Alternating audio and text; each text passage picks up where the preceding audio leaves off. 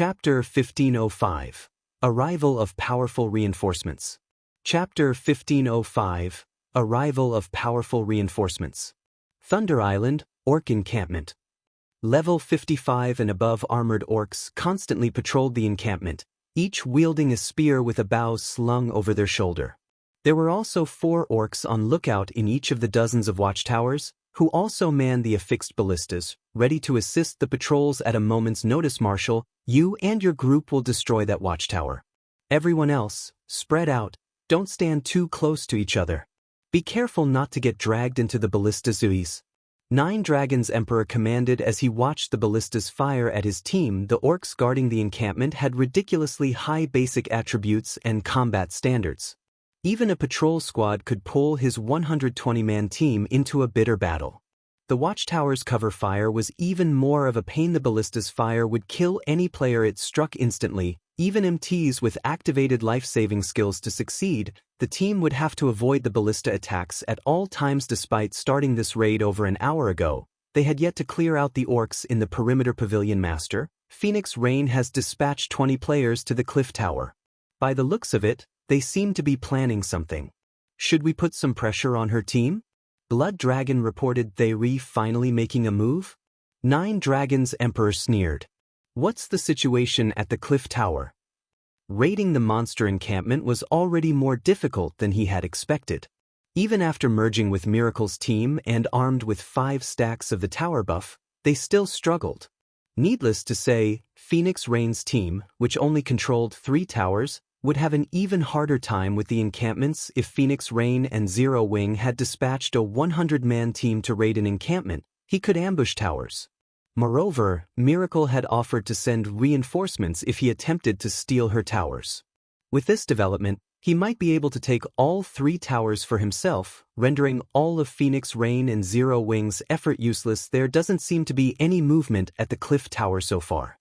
However, there is something strange, Blood Dragon said. Based on our spies' reports, Zero Wing seems to have found a way to bring in reinforcements. But even now, we don't know which superpower has agreed to cooperate with their team. Reinforcements? 9 Dragons Emperor sneered. So what if they found reinforcements? If they try to raid an encampment, we'll ignore the towers and attack their raid team instead. I want to see how they plan to secure a monster encampment with dead players. Tell our scouts to continue watching them for now. Report back if anyone moves. It was incredibly risky to attack an ancient tower. This was especially true if Phoenix Rain's team had truly found reinforcements. However, ambushing a raid team outside of the tower's range would be easy without the tower's attribute buff. Taking out Phoenix Rain's team would be a piece of cake. Even if he failed to annihilate Phoenix Rain's raid team, getting rid of a few dozen players would be more than enough to destroy Phoenix Rain's chances of securing a monster encampment. Understood. Blood Dragon couldn't help his grin when he heard this. In fact, he even hoped that Phoenix Rain and Zero Wing had found reinforcements. This way, they could proudly defeat Phoenix Rain and Zero Wing's team and restore their lost reputation. As the various superpowers frantically raided monster encampments, Phoenix Rain's anxiety grew as she waited for the reinforcements. Feng had mentioned the other superpowers were also watching the situation carefully. They hadn't expected 9 Dragons Emperor to be so ruthless. Phoenix Rain is finished. Not only did 9 Dragons Emperor deal a heavy blow to her team, but he's also limited her options of taking action. She'll likely fail to claim a single encampment. But the situation is strange. I never thought that Miracle would be willing to help 9 Dragons Emperor. What did Phoenix Rain do to provoke the guild? Don't you know? Phoenix Rain didn't provoke Miracle, but Zero Wing did. Remember the Dark Arena some time ago? Miracle's battle team suffered a miserable defeat at Zero Wing's hands. I'm sure that the guild wants to teach Zero Wing a lesson and restore its reputation. Phoenix Rain sure is unlucky. If not for her cooperation with Zero Wing, she might have had a chance to secure a monster encampment. Now that Miracle is helping 9 Dragons Emperor, she has lost all hope. I know, right? The various superpowers expressed their sympathy for Phoenix Rain. With a woman's tenacity, she should have been able to claim at least one encampment, but due to Zero Wing, Firmament had stabbed her in the back, and 9 Dragons Emperor allied with Miracle. The events gave the Heavenly Dragon Pavilion Master an overwhelming advantage. Big Sis Rain, I've just received a report stating that the Sacred Temple, Battle Wolves, Miracle, King's Return, and 9 Heavens Pavilion have captured their first monster encampments and are preparing to raid their second. If we don't hurry, it'll be too late to do anything, Blue Phoenix said anxiously. Based on the information they had gathered, the monster encampments were far more challenging than they had anticipated. Meanwhile, the contest was nearly half over. If they didn't take action soon, with only 3 ancient towers under their control, they might not have enough time to capture a monster encampment. Even 9 Dragons Emperor had begun his fight with the final Guardian boss in his first encampment. I understand, but we don't have the power to make a move before the reinforcements arrive, Phoenix Rain said, sighing helplessly. 9 Dragons Emperor had a huge numerical advantage, and he was even willing to give up some of his manpower to station teams on standby to steal their towers. If they tried to raid a monster encampment, she had no doubt that 9 Dragons Emperor would attack without hesitation. Thinking up to this point, Phoenix Rain contacted Feng once more. Team leader Yi Feng, what is the situation? Phoenix Rain asked. Quite a few guilds have begun to raid their second encampment. We're almost there, Feng said, chuckling when he noticed Phoenix Rain's anxiety. Give me another 10 minutes, and we'll have 49 more players. 49? At first, Phoenix Rain celebrated the news of Feng's return, but her joy faded after hearing Feng's final statements. Although he was returning with quite a few players, an additional 49 team members wouldn't change their situation. Even with these 49 players, there was still a massive gap between her manpower and 9 Dragon Empress. Relax. The people with me are quite powerful, Feng assured Phoenix Rain. I'll leave it to you then. Although Feng had tried to reassure her, Phoenix Rain didn't have much hope for Feng's plan, but she was resigned to see it through.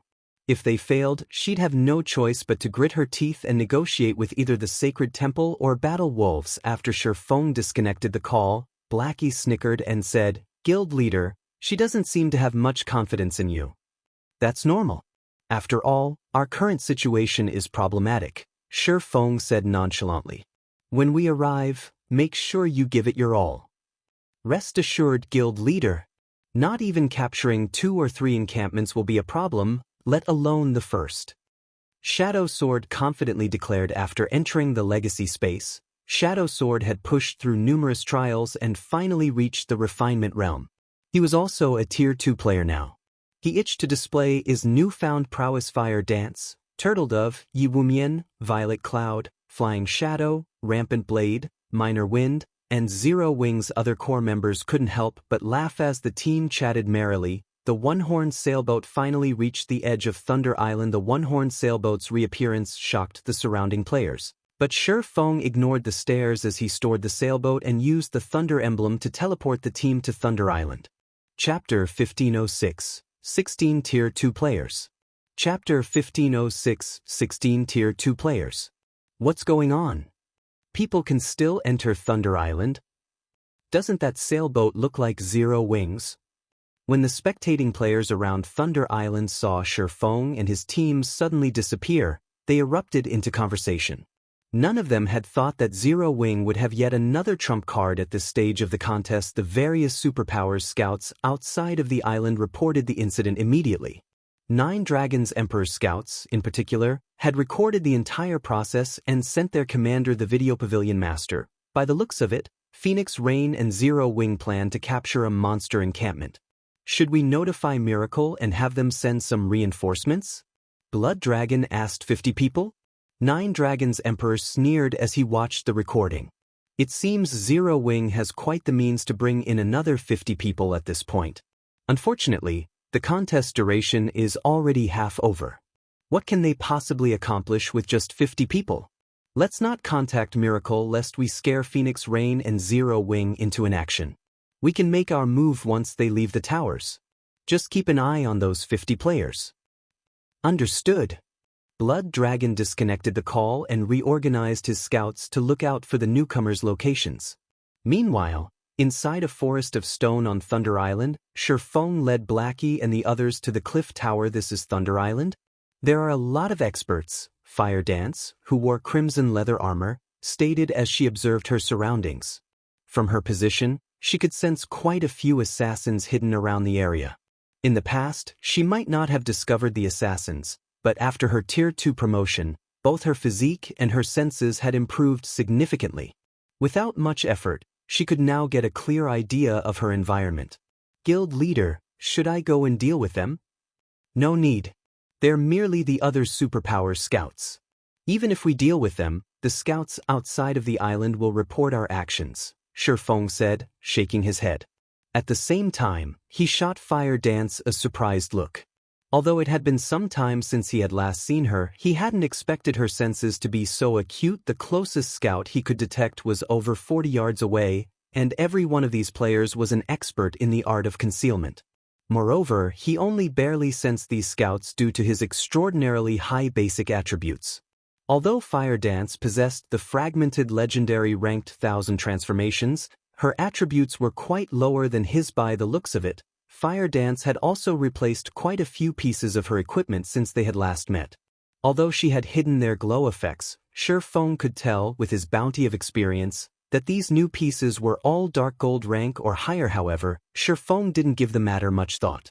The stronger Fire Dance became, the more she benefited the guild's development. After running for roughly 20 minutes, Feng's group reached the Cliff Tower Guild leader. You're finally back. Can we move out now? Aqua Rose asked, smiling when she saw her guildmates. Among the 49 players Feng had brought with him, 12 were Tier 2 players. Including Feng, Cola, Alluring Summer, and herself, they had a total of 16 Tier 2 players on the island now. With such a powerful team, they could even challenge Mythic field bosses if they had a strong enough magic array. Rearrange a new team of 50. We'll set out in 10 minutes. Feng nodded. He had wasted a lot of time to transport Fire Dance and the others to the island. As a result, he had sacrificed a lot of opportunities for the other participating teams. If he did not hurry, claiming a monster encampment would become far more difficult. Okay. Leave it to me. Aqua Rose immediately began to select players for the new team. 50 people? Guild leader, is that really enough? Gentle Snow asked curiously. At this point, the situations in the monster encampments were no longer secret. Trying to capture an encampment with only 50 players and the support of 3 ancient towers was aiming for the impossible. Relax. We're pretty strong. Feng chuckled. Could they all have? Gentle Snow suddenly considered a possibility. In response, Feng gave a silent nod. Immediately, Gentle Snow found herself both shocked and excited. She had already witnessed the prowess of a Tier 2 player, though Aqua Rose, Cola, and Alluring Summer. Even absolute experts like Bloodhand Yama and Shadowtooth could only rely on their techniques in combat, avoiding a head-on clash as much as possible. Just thinking about a group of Tier 2 players made her shiver. Very quickly, Aqua Rose organized a 50-man team. Aside from Zero Wings core members like Fire Dance, Aqua Rose had included Lifeless Thorn and his companions. Meanwhile, aside from Gentle Snow, Zhao Yueru, and a few others with slightly lower levels, everyone was level 50 or above. If the public learned of this force, everyone would be terrified. Guild leader, we can move out when you're ready, Aqua Rose stated. Phoenix Rain already sent us information on every monster encampment available on Thunder Island. She suggests that we go for Undead's encampment some distance south of us. None of the guilds have targeted that area yet, and even if Nine Dragons Emperor sends his forces to harass us, his nearest team is 40 minutes away from the encampment. We should have plenty of time to react if he tries to pull something. No, we're not going there. Feng shook his head. We're not going there? But that's the closest monster encampment available. If we go elsewhere, we'll risk provoking the other superpowers. Multiple enemies might even attack at once. Aqua Rose tried to dissuade Feng. Isn't there a closer encampment? Feng asked as he pointed to a valley on the map. But that's the encampment Nine Dragons Emperor is raiding right now. He also has detached forces nearby, and Miracle's forces aren't far either. By the time we get there, they'll be prepared to surround us, Aqua Rose said, shaking her head as she looked at the orc encampment. Feng had indicated it's impolite not to reciprocate a gift. Since Nine Dragons Emperor has organized his men to keep us at bay for so long, why don't we give him a surprise? Besides, he's already cleared out the monsters in the encampment's perimeter. We can save a lot of effort if we take his encampment. Feng said this. Hearing Feng's plan, Aqua Rose looked at the man as if he had gone mad. In contrast, Fire Dance and her companion's eyes shone with excitement. Guild leader, let's march over. Shadow Sword was already more than eager to head out. No, we'll teleport directly there, Feng said as he activated Spatial Gate. Suddenly, a spatial tear opened inside the ancient tower. The spatial tear gradually widened into a perfect circle before the spatial gate stabilized. The teleportation coordinates were none other than the Orc encampment. Before Zero Wing and Azura's members entered the spatial gate, they could see the fight on the other side of the gate. 9 Dragons Emperor's team was engaged in a battle against a level 60 specialized Grand Lord and 2 level 60 Grand Lords. Dazzling fireworks illuminated the entire encampment. Let's head out. Saying so, Feng stepped through the spatial gate with his team close behind him. When they emerged on the other end, they caught the attention of 9 Dragons Emperor's Team Miracles members, who kept watch beside the encampment, were stupefied to see Feng's people. None of them had expected Feng to take the initiative, turning around to harass 9 Dragons Emperor. 9 Dragons Emperor's subordinates and Miracles members surrounded the Orc encampment. Coming here was simply suicidal.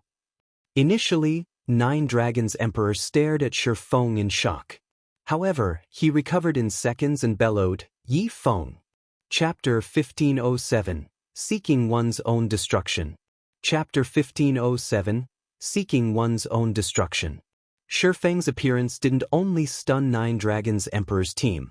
The spectating players watching the Orc encampment from outside of Thunder Island were stupefied as well. What? They sent 50 players to ambush an opponent? Just what is Yi Feng trying to do? They're crazy. They actually decided to ambush 9 Dragons Emperor under such circumstances. Are they not worried about annihilation? The monster encampments were a key factor in the contest for Thunder Island. While the various large guilds raided their encampments, they would take preventive measures to avoid leaving themselves open to attacks from other superpowers. Of course, 9 Dragons Emperor was no exception. Only 9 Dragons Emperor had left the guard duty to Miracle. Moreover, the players 9 Dragons Emperor had sent to keep an eye on Phoenix Rain's ancient towers weren't far from the encampment. They could join the main force in less than 10 minutes. Once 9 Dragons Emperor's forces gathered, Feng and the others would not be trapped even if they sprouted wings. Has 9 Dragons Emperor angered Yi Feng past the point of madness? Phoenix Rain was also stunned when she heard the news. Raiding a monster encampment with a 50-man team was already dangerous enough. Rather, it was impossible, yet Feng went a step further and intended to steal 9 Dragons Emperor's encampment while he raided it. Sending players to ambush another team during the contest was incredibly foolish. When players left a monster encampment on Thunder Island, the monsters would give up their chase and return to the encampment.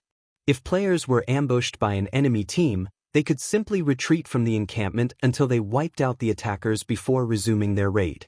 At worst, players would have to waste a little bit of time. However, if Feng and the others died, their team's overall combat power would plummet. Needless to say, this would affect their ability to raid monster encampments later on. Phoenix Rain couldn't fathom why Feng would do something so thankless. Before anyone could react to their arrival in the Orc encampment, Feng gave the order to attack as one. Once we chase them out, Cola, Turtledove, and Yi Wumian, prepare to tank the bosses. Understood.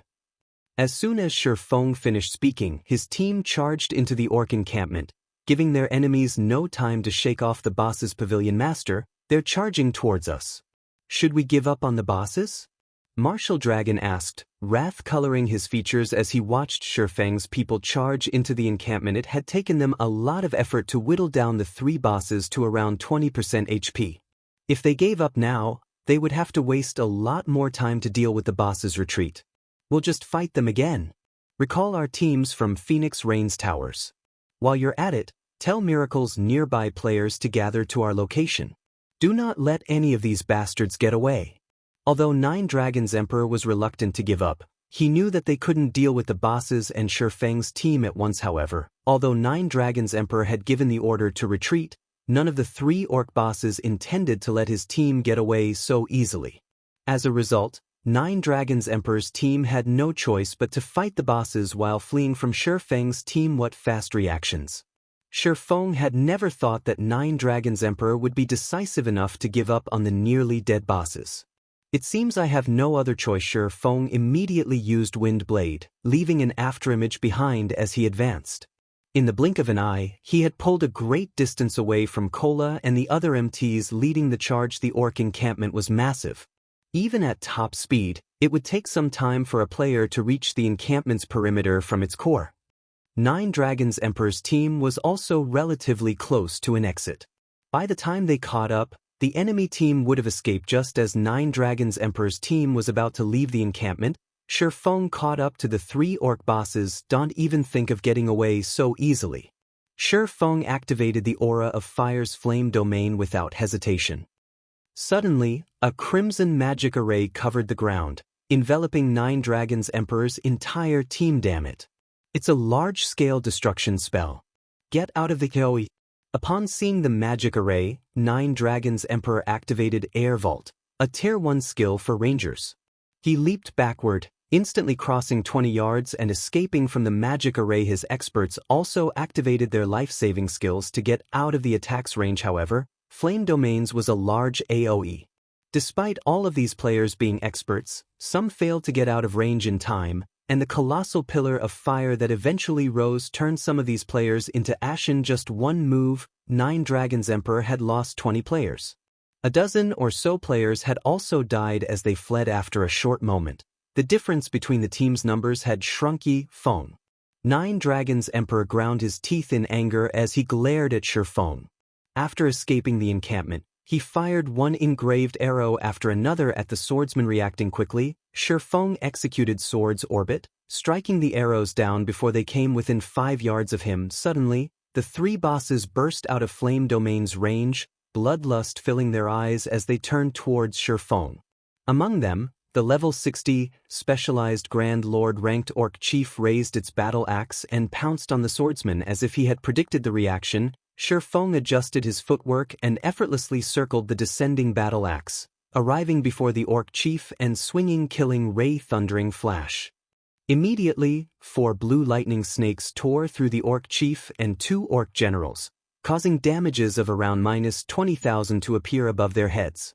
Nine Dragons Emperor and his people were shocked to see the high damage. They had fought tooth and nail against the Orc bosses, fortunate to deal -6,000 damage even with their 5 stacks of the tower buff, yet Feng, who only had 3, dealt over -20,000 with each hit. After executing Thundering Flash, Feng ignored the bosses, running back to his teammates' crap. Pavilion Master, we aren't Feng's target, the 3 bosses are.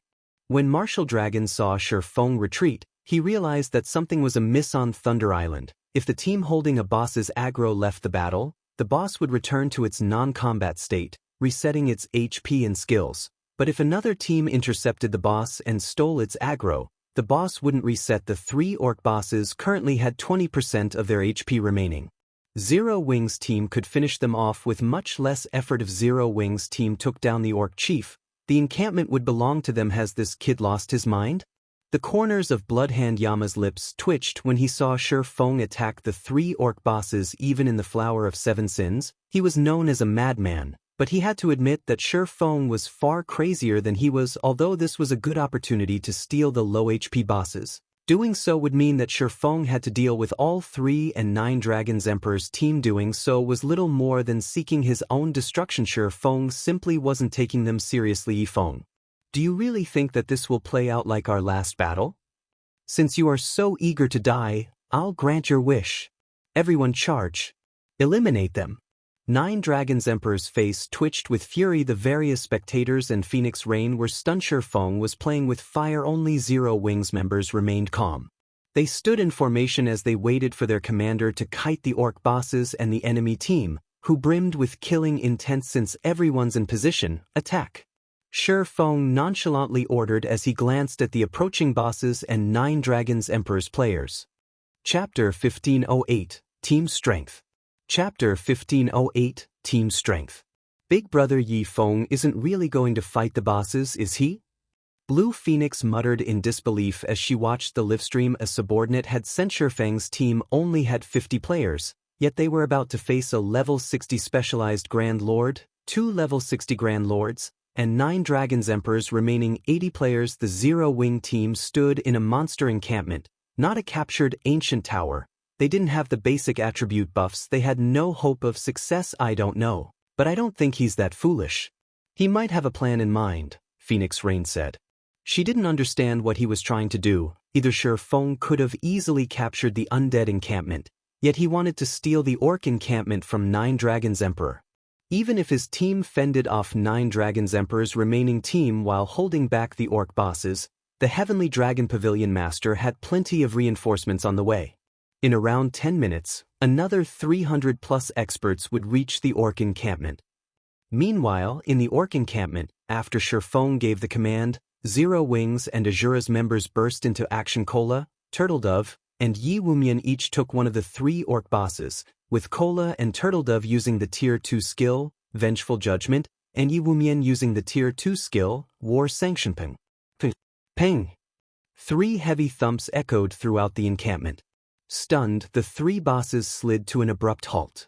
At the same time, a damage of over -18,000 appeared above each of their heads. Among the 3 MTs, Kola dealt the most damage, inflicting over -20,000 damage as he stopped the specialized Grand Lord's pursuit of Feng. Amazing. Solitary 9 and Dark Madness could not help but gasp when they saw this. If it were up to them, they would likely need several moves to stop a level 60 Grand Lord, yet Kola and the others had done so with a single attack, instantly dominating the boss's aggro. Moreover, all 3 MTs had accurately struck the boss's joints, enhancing their skill's impact. The 3 orc bosses promptly turned towards the 3 MTs and brandished their weapons, the orc chief swinging its battle axe and the orc generals swinging their greatswords. Seeing this, the MT trio calmly raised their shields and received the incoming attacks. Boom. Loud clangs reverberated in the watching players' ears.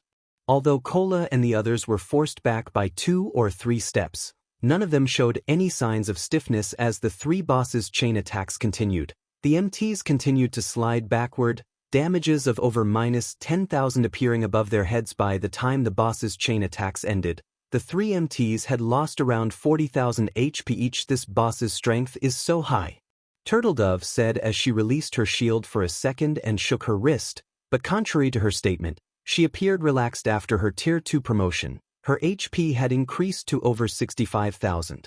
Hence, -40,000 damage was within an acceptable range. Violet Cloud, who had been triple casting from the rear line, released her spells immediately. A healing light touched each of the 3 MTs, restoring over 10,000 HP. At the same time, a healing aura enveloped the players, restoring a little over 3,000 HP every 0.65 seconds for 10 seconds, following which a faint, golden aura descended on every team member, increasing their maximum HP by 20% for 15 minutes. Immediately, Turtledove and Yi Wumian's HPs shot past 70,000, whereas Kola's exceeded 80,000. The buff also increased healing received by 30%. This move was none other than the Tier 2 spell, Holy Light, which Violet Cloud had learned after her Tier 2 promotion. After casting Holy Light, the team's survivability skyrocketed. However, that wasn't all. Afterward, Blackie used the Tier 2 spell, Song of Darkness, increasing the team's damage by 20% and movement speed and attack speed by 30% for 10 minutes. In the blink of an eye, the battle with the 3 orc bosses became much easier. 9 Dragons Emperor and his experts, who rushed towards Zero Wings members, suddenly had a bad feeling.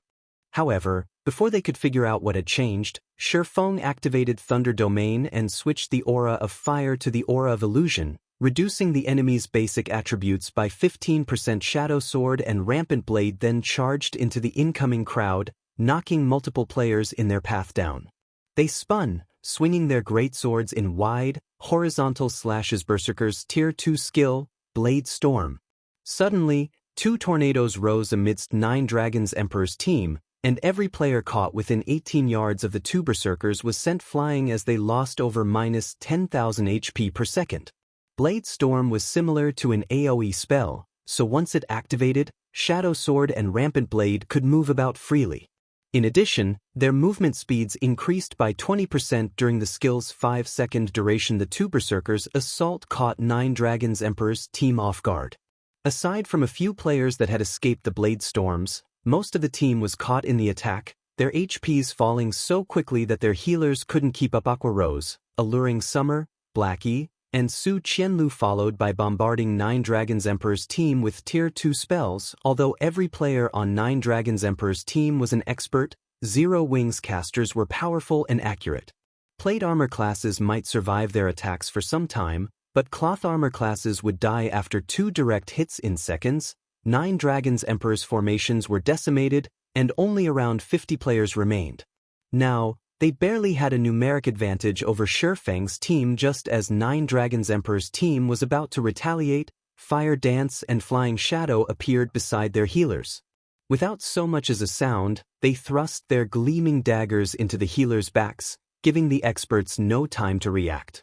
After killing their first targets, they promptly vanished and reappeared behind another nearby healer, repeating the process. Tier 2 skill, Phantom Walk.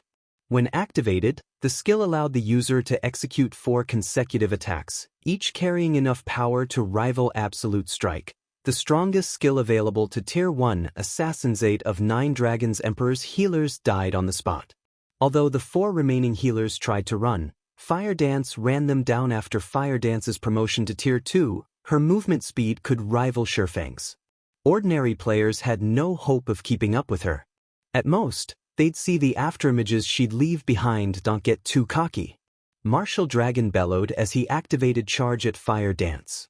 After appearing before the 4 healers, he brandished Silver Snow Indiscriminate Slash. Fire Dance simply smiled and casually brandished 1,000 transformations. She instantly cut down the dozen or so sword lights moving towards her. At the same time, Fire Dance activated 1,000 transformations Phantom skill, and 5 of her doppelgangers appeared beside her. 4 of these doppelgangers dashed at the 4 remaining healers as the last joined Fire Dance in a charge towards Martial Dragon. The doppelgangers possessed 100% of Fire Dance's attributes. Although they couldn't attack, their speed was not affected in the slightest. In addition, the doppelgangers couldn't take damage. Hence, they easily crossed the dozen or so yards between them and the enemy players. When Fire Dance split into 6 identical copies, Martial Dragon was momentarily stunned. All 6 clones radiated similar auras and possessed the same attributes. Not even Martial Dragon could tell the real deal from the fake scram. Martial Dragon shouted as he executed Whirlwind Slash to repel the Fire Dance clones, but the assassin refused to give him the chance as she hacked at the Berserker's greatsword with 1,000 transformations. Tier 2 skill, Broken Shadow. Broken Shadow was the fastest Tier 2 skill for assassins. Before Martial Dragon's Silver Snow could build up momentum, 1,000 transformations abruptly stopped and repelled the weapon. The collision's impact forced Martial Dragon back 5 steps. He flashed his opponent a dumbfounded expression. Meanwhile, the 4 doppelgangers reached the last of the enemy healers. Although they tried to react, and their allied ranged players provided cover fire, the attacks were ineffective against the doppelgangers. After stopping Martial Dragon, Fire Dance swapped places with the 4 clones, devouring the healer's remaining HP with one strike after another. Each of her attacks dealt over -15,000 damage, -30,000 with a critical hit. She even triggered Critical Point, which had a 20% chance of triggering, killing the enemy healer instantly. Although Martial Dragon tried to intervene, Fire Dance simply switched positions with another doppelganger before the man could hit her. In the end, Martial Dragon had to watch helplessly as the 4 healers died. Chapter 1509, Steamrolling. Chapter 1509, Steamrolling. When the 9 Dragons Emperor's 4 last healers died, silence descended on the team. How has she become so strong? Shock overwhelmed Martial Dragon as he stared at the healers' fading bodies. He still had a relatively clear impression of Fire Dance as he had fought her personally during the assault on Zero Wing's residence. She had been insignificant then, yet after some time, she had become powerful enough to suppress him. How does Zero Wing find so many experts? 9 Dragons Emperor's eyes were bloodshot as he watched Fire Dance move across the battlefield unhindered. Although the fight had been brief, It had been enough time to realize that Martial Dragon was no match for the assassin in a head-on confrontation. The skill she had used was particularly troublesome. It was impossible to differentiate Fire Dance's doppelgangers from the real player, and attacks against the clones were ineffective, yet the doppelgangers seemed more than capable of inflicting damage if they could not attack all 6 copies at the same time. Fire Dance would be practically invincible. However, Fire Dance's prowess wasn't the biggest issue. His team had just lost all of their healers. This had placed his team in an overwhelmingly disadvantageous position. In contrast, not only were Zero Wing's experts capable of dealing frightening amounts of damage, but they were also swift and nimble. Every one of 9 Dragons Emperor's team, not including Martial Dragon, Shadowtooth, Undead, and Bloodhand Yama, were little more than living targets for Zero Wing. They couldn't even slow the enemy players for a few seconds.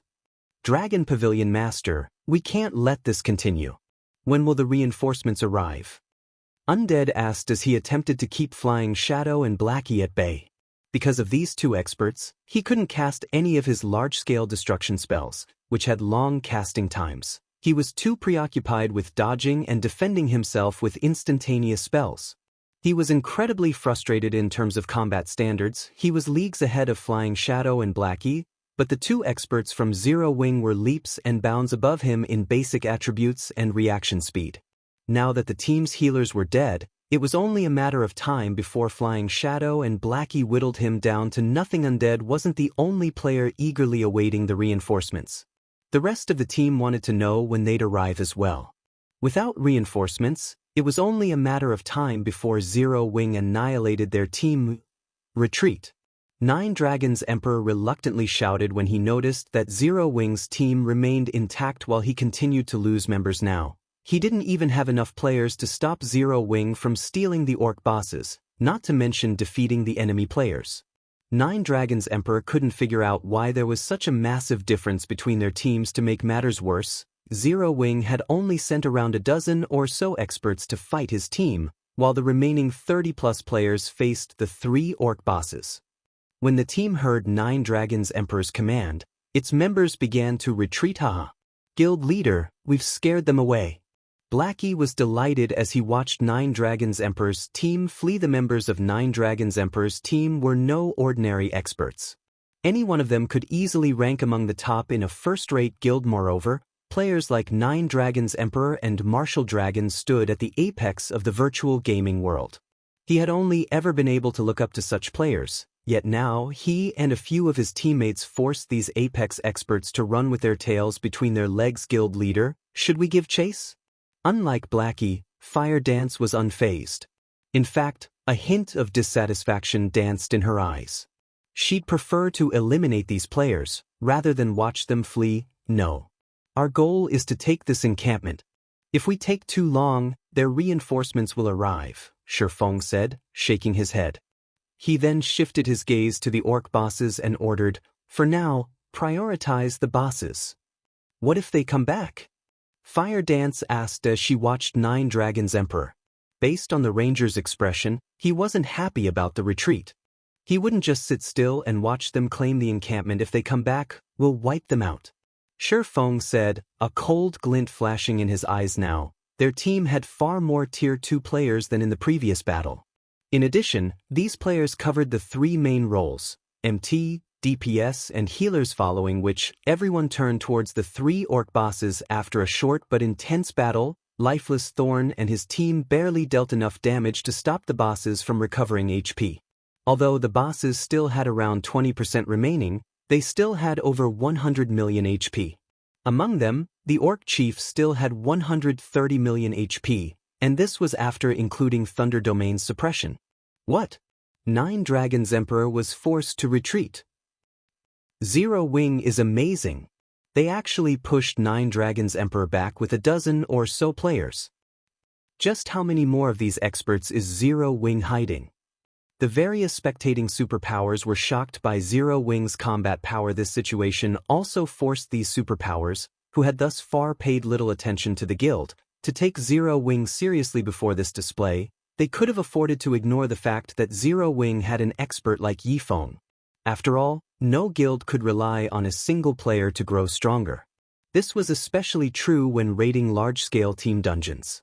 One player wasn't enough to clear these dungeons. But things had changed with the appearance of Aqua Rose, Fire Dance, Gentle Snow, Cola, Yiwumien, Shadow Sword, Flying Shadow, Alluring Summer, and others. Big Sis Rain, he did it. Big Brother Yi Feng actually did it. Blue Phoenix could not help but cry out when she saw 9 Dragons Emperor's team flee from the Orc encampment. Zero Wing is a truly unfathomable guild. Phoenix Rain sighed as she watched Zero Wing's members raid the 3 Orc bosses. She had to admit that the decision to ally with Zero Wing early on had been a wise one. Had she become the guild's enemy, she would have likely suffered the same fate as 9 Dragons Emperor. Meanwhile, outside the Orc encampment, once 9 Dragons Emperor realized that Zero Wing's members had stopped their pursuit, rage and humiliation tore at his heart. If some super guild had decimated his team, he could have accepted it, but he couldn't accept losing to a guild like Zero Wing. The most infuriating part was that Zero Wing was using him as a stepping stone to build its fame. If he did not pay back this insult, how was he supposed to survive in the virtual gaming world in the future? Marshall, contact Miracle and have them send over a 100-man team, 9 Dragons Emperor commanded coldly. Tell our nearby teams to gather and block the encampment's entrances as well. I refuse to let any of Zero Wing's members escape. The Orc bosses still had over 20% of their HP remaining. It would take Zero Wing's 50-man team at least 20 minutes to defeat the bosses. Meanwhile, he could gather his reinforcements within 10 minutes. He refused to believe that Zero Wing could come out victorious if he attacked alongside 400-plus players while the enemy team was distracted with the 3 bosses. Understood. Martial Dragon sensed the dense killing intent radiating off 9 Dragons Emperor. Hurriedly, he contacted Miracle and requested the 100 players. While 9 Dragons Emperor called for more reinforcements, the battle between Feng's team and the Orc bosses reached full swing. The Orc chief's HP is below 20%. Cola, activate your life-saving skill. Feng shouted as he glanced at the Orc chief and Orc generals. Hearing Feng's warning, Cola activated Protection Blessing. Once its HP fell below 20%, the Orc chief went berserk and tore off its armor. Its body enlarged slightly as its muscles bulged. Both the Orc chief's attack speed and damage increased significantly. Ping. Following which, the Orc chief brandished its battle axe at Cola, every attack forcing the MT back. Damages of over -20,000 appeared above the Guardian Knight's head while the healers frantically healed Cola. Fortunately, Cola received just enough heals to keep his HP above 50%. What destructive power! Too bad you're not quite strong enough, Cola quipped as he took a look at his HP. He then smiled and launched his counterattack Tier 2 skill, Retaliating Sanction. Instantly, Cola's defense increased by 50%. In addition, any attack he received from the front had a 20% chance to trigger an automatic counterattack, a ranged holy attack, which carried 240% of Cola's strength for the next 20 seconds. Due to the Orc chief's rapid assault, Cola's one-handed sword repeatedly released dazzling beams of light that struck the boss, each dealing around -40,000 damage. Feng and the other DPS players weren't falling behind in their damage output either due to Thunder Domain suppression. Their normal attacks dealt over -10,000 damage, whereas their skills dealt around 30 or 40,000 each. The Orc chief's HP fell visibly. It was obvious at a glance that Zero Wing's damage output was far higher than 9 Dragons Emperor's team. 20%. 10%. When the Orc chief fell to 1%, Feng activated Divine Providence and arrived before the boss. He followed up with Flame Burst and Dragon Breath. When the earth-shattering explosions ended, the Orc chief roared in anguish as it collapsed and dropped a bunch of items. Chapter 1510, First Kill Reward. Chapter 1510, First Kill Reward. After the Orc chief collapsed, Zero Wing's members watched as their experience bars increased by a large margin before they had the sound of a system notification. System, congratulations. You have defeated the Orc chief with less than 100 players, rewarding 10 Thunder Island reputation and 500 Thunder Island contribution points. What an abundant reward! It's no wonder how the various superpowers secured such a massive advantage in the past. There were 2 important things on Thunder Island. both of which the various large guilds and players hungered after. The first was Thunder Island reputation, while the second was Thunder Island contribution points. A player's reputation determined their authority and status on Thunder Island. Like the Sea God's Temple, players could use contribution points to purchase unique items on Thunder Island, such as the Thunder Potion. For players on the main continent, the Thunder Potion was utterly useless. To players exploring the Sea of Death, however, it was a godly potion. The Thunder Potion did not provide additional basic attributes, but it did give players the power of Thunder buff. With this buff, not only could players deal 20% more damage to sea monsters or monsters on islands, but it was also a deterrent, causing monsters to avoid them and reducing their chances of encountering an ambush. The potion also weakened monsters' perception of players. When teams had recruited members to explore the Sea of Death in the past, they had almost never accepted players without Thunder Potions. There might not be many sea and island monsters in the Sea of Death's outer region, but the number of monsters increased exponentially in the inner region of the sea zone. If one weren't careful, they could be surrounded and killed. The Sea of Death's inner region also contained most of the opportunities and treasures in the sea zone. Hence, if players wanted to reap a bountiful harvest from the Sea of Death, they'd have no choice but to venture to its inner region. Meanwhile, not only could the Thunder Potion allow safer passage in the inner region, but it also increased players' combat power, which was why the potion was a must-have item at sea. Players could only purchase the Thunder Potion with Thunder Island's contribution points, but they were considerably difficult to earn. Generally, players could only obtain a small number of CPs from completing the island's local quests. Unfortunately, as fate would have it, there weren't many of these quests. Not everyone could get their hands on one. Players would only receive high-ranking quests once they reached a certain status on Thunder Island.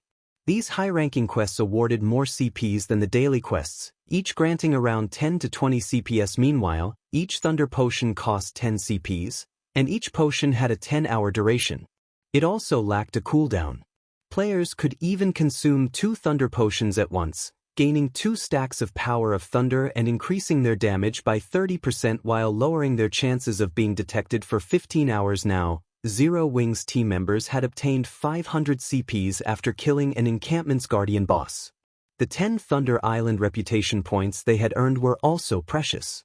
After obtaining 100 reputation points, players could accept more daily quests and a few high-ranking, hidden quests, increasing the amount of reputation they could earn each day. Unfortunately, aside from Feng, the team members were likely more interested in the Orc Chief's loot than the system's rewards. However, no one dared to focus on the items since the 2 Orc generals were still alive. Though, after the Orc Chief died, Phoenix Rain's team officially took control of the Orc encampment.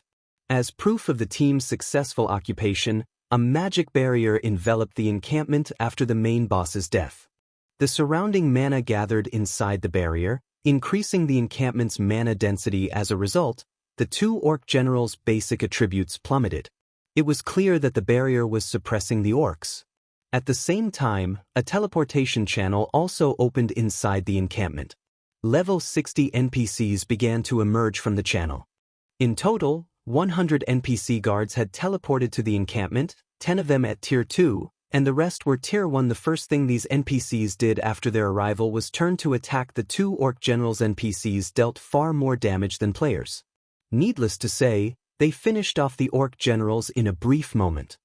Meanwhile, every watching superpower on Thunder Island was dumbfounded by the battle's outcome. None of them had thought that Zero Wing would actually take down an encampment with only 50 players.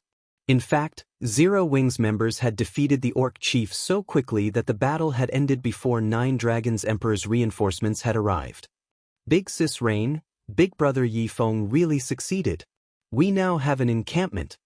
Blue Phoenix cheered as she watched the Orc encampment on the screen before her. Phoenix Rain couldn't help her building excitement. It was a miracle. She had to admit that Feng was a miracle worker. With a small team of 50 players, he had defeated 9 Dragons Emperor's 120-man team and occupied the Orc encampment before the enemy reinforcements arrived. This spectacular feat would go down in Thunder Island's history. Now that Feng occupied the Orc encampment, other players would have a very difficult time trying to steal it from him. Not only would the encampment's magic array suppress enemy players, but the defending players would also have the aid of the NPCs in battle. A few hundred players simply weren't enough to steal an encampment. They were almost guaranteed to hold an encampment throughout the contest. With a monster encampment, they would obtain 2 temporary teleportation arrays on Thunder Island. They would also qualify to compete with the other superpowers during the next contest. In addition, they now qualified to negotiate with super guilds like the Sacred Temple and Battle Wolves. Meanwhile, 9 Dragons Emperor's team and the players from Miracle stared at the magic barrier around the orc encampment in silence. Pavilion Master, what should we do now? Martial Dragon asked. Retreat, 9 Dragons Emperor stated, clearly livid. For a moment, he even looked as if he would faint from anger. Feng had taken the orc encampment he had spent hours clearing in 10 short minutes. He'd like nothing more than to eat Feng's heart raw. However, he knew that he couldn't take the encampment back even if he had 400+ players on his side. Aside from the fact that Feng could transport reinforcements to the encampment, the current 50 players in the barrier were a massive threat. Furthermore, if his team members entered the encampment, their basic attributes would plummet. After considering the Tier 1 and Tier 2 NPC guards, his team had no hope of taking back the encampment. Watching 9 Dragons Emperor silently turn and walk away, Martial Dragon gave the encampment one last glance. This was the first time he had met someone who could push 9 Dragons Emperor this far. Not even the various super guilds had ever done so, yet Feng had. Moreover, Feng had rendered 9 Dragons Emperor powerless to retaliate. Back inside the orc encampment, everyone's experience bars rose by a significant chunk as the orc generals died. However, unlike the orc chief, the 2 orc generals hadn't dropped a single item. Blackie and the others were confused, but Feng remained unfazed on Thunder Island. Only the guardian bosses dropped any loot. After finishing off the 2 orc generals, Feng made his way towards the pile of items the orc chief had dropped. He then began to appraise the items, and the watching Zero Wing members grew nervous. Suddenly, Feng received a call from Quiet Melody. Confused, Feng accepted the call. Congratulations. With this victory, Zero Wing will have an easy time traveling to and from Thunder Island. Quiet Melody congratulated Vice Temple Master Melody. Have you contacted me just to offer congratulations? Please get to the point, Feng said calmly. Elder Yi Feng is quite straightforward. Since that is the case, I won't mince words. My guild leader wishes to speak with you in private. May I know if you are interested? Quiet Melody said. Chapter 1511, Thunder God's Charm, Speak with me privately? Feng's confusion grew. He had never expected Eternal Dead to seek a private conversation. The Sacred Temple was a bona fide super guild. It was in a completely different league than the Dragon Phoenix Pavilion. Not even the super first-rate guild, Miracle, could stand up against the Sacred Temple. This was why Phoenix Rain had wanted to work with the Sacred Temple and Battle Wolves. Had she gained the 2 super guilds' cooperation, she could have easily suppressed 9 Dragons Emperor and Miracle. That's right. My guild leader is very interested in Zero Wing. Quiet Melody nodded. In truth, Quiet Melody was also confused as to why Eternal Dead wanted to speak with Feng. Not even Phoenix Rain had elicited such a reaction from her guild leader, as he usually sent a Vice Temple Master for such discussions. Only the Dragon Phoenix Pavilion's Great Pavilion Master qualified to speak with Eternal Dead personally. Oi. When will he contact me? Feng agreed. He had assumed that the Sacred Temple would wait until after the contest to contact him, but the fact that Eternal Dead had reached out now was a good thing. After all, it wasn't easy to wrestle control of Thunder Island. Despite so many superpowers struggling to claim the island for themselves, they had been forced to share its management. In the past, the island had a total of 17 monster encampments. A guild could only dominate Thunder Island after they captured all 17. Currently, the various superpowers would be fortunate to claim 2 or 3 encampments. Attempting to monopolize the island right now was unrealistic. As soon as Feng asked his question, he received a friend request. It was from none other than Eternal Dead. How fast? Feng immediately clicked agree. In God's domain, players couldn't call each other directly until after they added each other as friends. At most, players could send messages. However, the majority of the game's players generally blocked incoming messages from outsides, only accepting missives from friends. Guild leader Eternal, to what do I owe this unexpected call? Feng asked, smiling at the somewhat stern, middle-aged man in the screen. During Feng's previous life, Eternal Dead had achieved many feats throughout his 10 years in God's domain. One of his crowning achievements had been his decision to focus on developing the Sacred Temple's navy early in the game. It had given the Sacred Temple a massive advantage over the other superpowers, becoming one of God's domain's top-ranked navies. Take the present Thunder Island contest, for example. During this contest, the Sacred Temple had dispatched 710 players, forming the largest team in the contest from the very onset.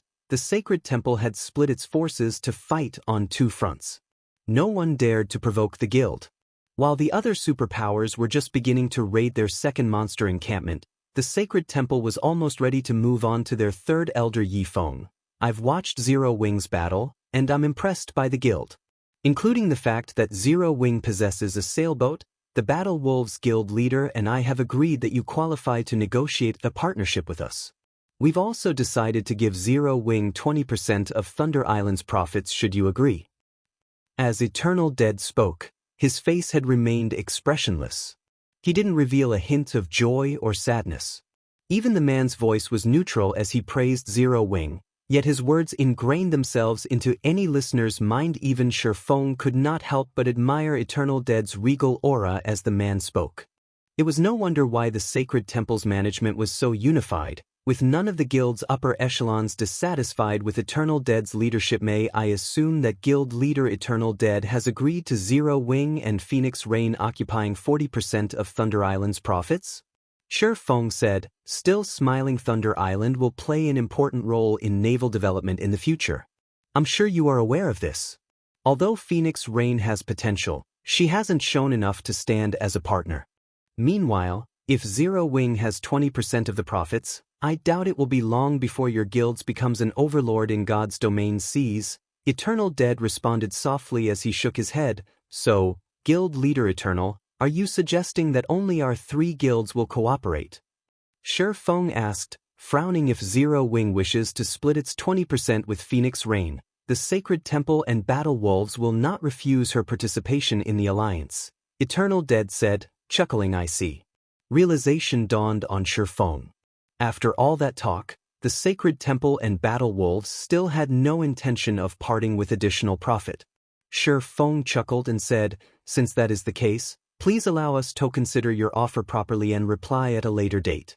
Is that acceptable? Alright. In any case, there is still a month before the next contest. It would be wise to take your time in considering our offer. Confusion bubbled in Eternal Dead's mind as he watched Feng, who appeared quite calm. He had never expected this man to refuse such a profitable offer. After Eternal Dead disconnected the call, a playful smile appearing on his face. Guild leader, did he agree? Quiet Melody could not help but ask. No. He rejected it. It seems Phoenix Rain has a good eye for allies, Eternal Dead said, smiling. However, he is foolish to pass up an opportunity to cooperate with our guilds for the sake of a partner. The struggle for Thunder Island was more complex than he had anticipated. With the various superpowers in one's place, the Dragon Phoenix Pavilion was insignificant, much less the Phoenix Pavilion. If it had been that simple, he wouldn't have allied with Battle Wolves. Now that Zero Wing had rejected his offer, it might not even secure 5% of the island's total profits. Quiet Melody was stunned. She was surprised to learn that Feng was so daring and straightforward. If it were up to her, she might have agreed without hesitation, yet Feng had calmly rejected it. Although she was happy for and envied Phoenix Rain as the woman's good friend, neither Phoenix Rain nor Zero Wing would obtain any profits on their own. Following which, Quiet Melody related this news to Phoenix Rain. Big Sis Rain, Eternal Dead is really despicable. He actually tried to poach our ally midway through the contest. Fortunately, Big Brother Feng refused the offer. Blue Phoenix couldn't help but curse Eternal Dead when she heard about the deal. Although Eternal Dead's offer was underhanded, he wasn't wrong about us lacking naval strength. Phoenix Rain smiled bitterly. At the same time, she also felt lucky and touched. If not for Zero Wing, she would have been eliminated from this contest. Meanwhile, in the Orc encampment, Feng didn't react to the previous conversation with Eternal Dead, continuing to appraise the Orc chief's loot. It's no wonder why the various superpowers had been so eager to obtain the Guardian boss's loot in the past. They drop quite an abundance of good items. Feng excitedly gazed at the items in his bag. The orc chief had dropped 32 items, 20 of which were various rare materials. 7 of the remaining 12 were level 55 and 60 weapons and pieces of equipment, and the weakest of which was fine gold rank. The orc chief had also dropped the Tier 2 skill book, Holy Prayer, a skill for healers. Holy Prayer was one of the rare Tier 2 AoE healing spells. It could easily go for several thousand gold on the market. The loot also included a bronze speedboat and 2 dark gold rank tools, the Magic Rain Gun and Thunder Beast skin. The Magic Rain Gun could replace a speedboat's weapon and would display the power of a peak Tier 2 attack. The gun's attack speed was very high, and its attacks would inflict the poison debuff, causing targets to lose HP over time and reducing movement speed. As for the Thunder Beast skin, it was similar to the Magic Whale skin. When used on a ship, the Thunder Beast skin increased the ship's magic resistance by 10%, movement speed by 4%, and durability by 10 points. These items were all worth a fortune. However, even added together, they weren't worth as much as the simple necklace. The Guardian boss had dropped the Thunder God's Charm. Chapter 1512, Strategic Tool, Guild Leader. What did the boss drop? When Aqua Rose and the others saw Feng's joy, they knew that something amazing had dropped. The loot consists mainly of materials and equipment, but we also got lucky enough to obtain a bronze speedboat and a skill book for the Tier 2 healing spell, Holy Prayer, Feng said, smiling. On top of that, the boss dropped something that will help us take another monster encampment. Everyone gasped when they heard Feng's reply. They could not believe that the loot would be so frightening. Even the various superpowers had only obtained a limited number of bronze speedboats thus far. If this matter went public, the other guilds would die with envy. As for the Tier 2 Holy Prayer, it could rival a dozen or so healing spells when used in a team. It could easily sell for several thousand gold on the market, but none of these items were worth the attention compared to an item that could help them secure another encampment. Although they were confident of claiming another encampment with their 50-man team, that was assuming they had enough time. With less than half of the contest duration remaining, it would be very difficult for them to finish another raid in time. This was because their opponents wouldn't be limited to monsters, but players as well. The various superpowers had already begun to raid their second encampments. Meanwhile, Thunder Island only had 17 monster encampments available. This limited how many they could raid. Moreover, as time passed, the superpowers that successfully secured a second monster encampment would try for a third. If their team could not clear out an encampment fast enough, the other teams on the island would target them. They'd face far more powerful opponents than 9 Dragons Emperor. Yet, despite knowing this, Feng had determined that they could secure another encampment with the help of a particular item. One could just imagine how valuable this item was. Alright, we've had enough rest. Aqua, contact Phoenix Rain and tell her to send 50 players to defend the orc encampment. We'll prepare to secure another encampment in the meantime, Feng hurriedly instructed. He had no intentions of explaining the Thunder God's Charm in detail. The Thunder God's Charm was an extraordinary item. Feng didn't expect them to be lucky enough to obtain it from their first Guardian boss kill. Even after raiding the encampments numerous times, only a few superpowers had secured a Thunder God's Charm in the past. Meanwhile, the superpowers that had Thunder God's Charms had banded together and monopolized Thunder Island. After which, only superpowers with Thunder God's Charms qualified to join the island's co-managers. Unlike the Thunder Emblem, the Thunder God's Charm would not suppress enemies' basic attributes. In fact, it was a dark gold necklace without any basic attribute bonuses. The necklace only had one skill, Thunder God's Blessing. When activated, Thunder God's Blessing would give all allies within a 30-yard radius the Thunder God's power buff, allowing everyone's attacks to deal 100% lightning damage to the island's monsters. At the same time, monsters would receive a stackable electrified debuff when struck. Each debuff stack would reduce monsters' reaction speed, attack speed, and defense by 3% for 6 seconds, stacking a maximum of 10 times. The Thunder God's Blessing had a 2-hour duration and 4-hour cooldown. With the Thunder God's Charm, a team's overall combat power would rise to a whole new level when raiding monster encampments. This was also why the superpowers with Thunder God's Charms had an absolute advantage over those who did not. Now, Feng had both the Thunder Emblem and the Thunder God's Charm. Even if he had a small team and had wasted a lot of time earlier, He could secure another encampment with these 2 items. You still want to raid another monster encampment? Phoenix Rain was stunned when Aqua Rose contacted her. For a moment, she did not even know how to react. There are only 2 monster encampments left, but they're pretty far away from your location. Those monsters are also the most difficult of any of the island's encampments. Are you really intending to raid one of them? In her opinion, Feng's successful procurement of one encampment was already a miracle. She was satisfied with the result. As for securing another encampment, she didn't even dare to consider the option. Phoenix Pavilion Master, please tell your players to hurry. If we wait any longer, other guilds might try to raid those 2 encampments, Aqua Rose said, nodding. She then disconnected the call. Big Sis Rain, isn't this a little too risky? Ignoring the fact that they'll disrupt the other guilds, those 2 encampments' guardian bosses are level 60 Grand Lord ranked archaic species. They're impossible to raid. In addition, each of the guardian bosses has the protection of 2 specialized Grand Lords. With a 50-man team, Blue Phoenix said worriedly the difficulty of dealing with those 2 encampments' guardian bosses was precisely the reason that the other superpowers, even those who had spawned close to the encampments, had decided to save them for last. It was one thing if Feng's team wasted a lot of their time trying to raid the encampments, but there would be consequences if they gave the other superpowers an advantage. I don't know. But there isn't much we can do since Zero Wing had made its decision. Let's just send some people over for now. The more time we waste, the more difficult their raid will be, Phoenix Rain said, shaking her head. She simply could not understand why Feng tried so desperately. Immediately, Phoenix Rain led 50 of the Phoenix Pavilion's core combatants to the Orc encampment. After the 10 minutes or so it took Phoenix Rain's group to arrive, Feng opened a spatial gate and transported his team to the Rock Giant encampment. Among the various monster races on Thunder Island, the Rock Giants had the highest defense. The various guild scouts outside of Thunder Island quickly detected the movement and related the news to their superiors. Zero Wing's members are wildly arrogant. Just because they defeated 9 Dragons Emperor, they think they can raid an encampment that the superpowers have hesitated to challenge? They want to take on the Rock Giant encampment with only 50 players?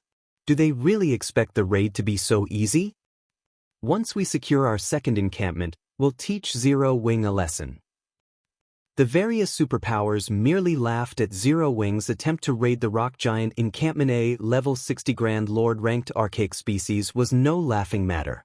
Even with the 5 ancient tower buffs, it was impossible to raid the Guardian boss without a 200-man team.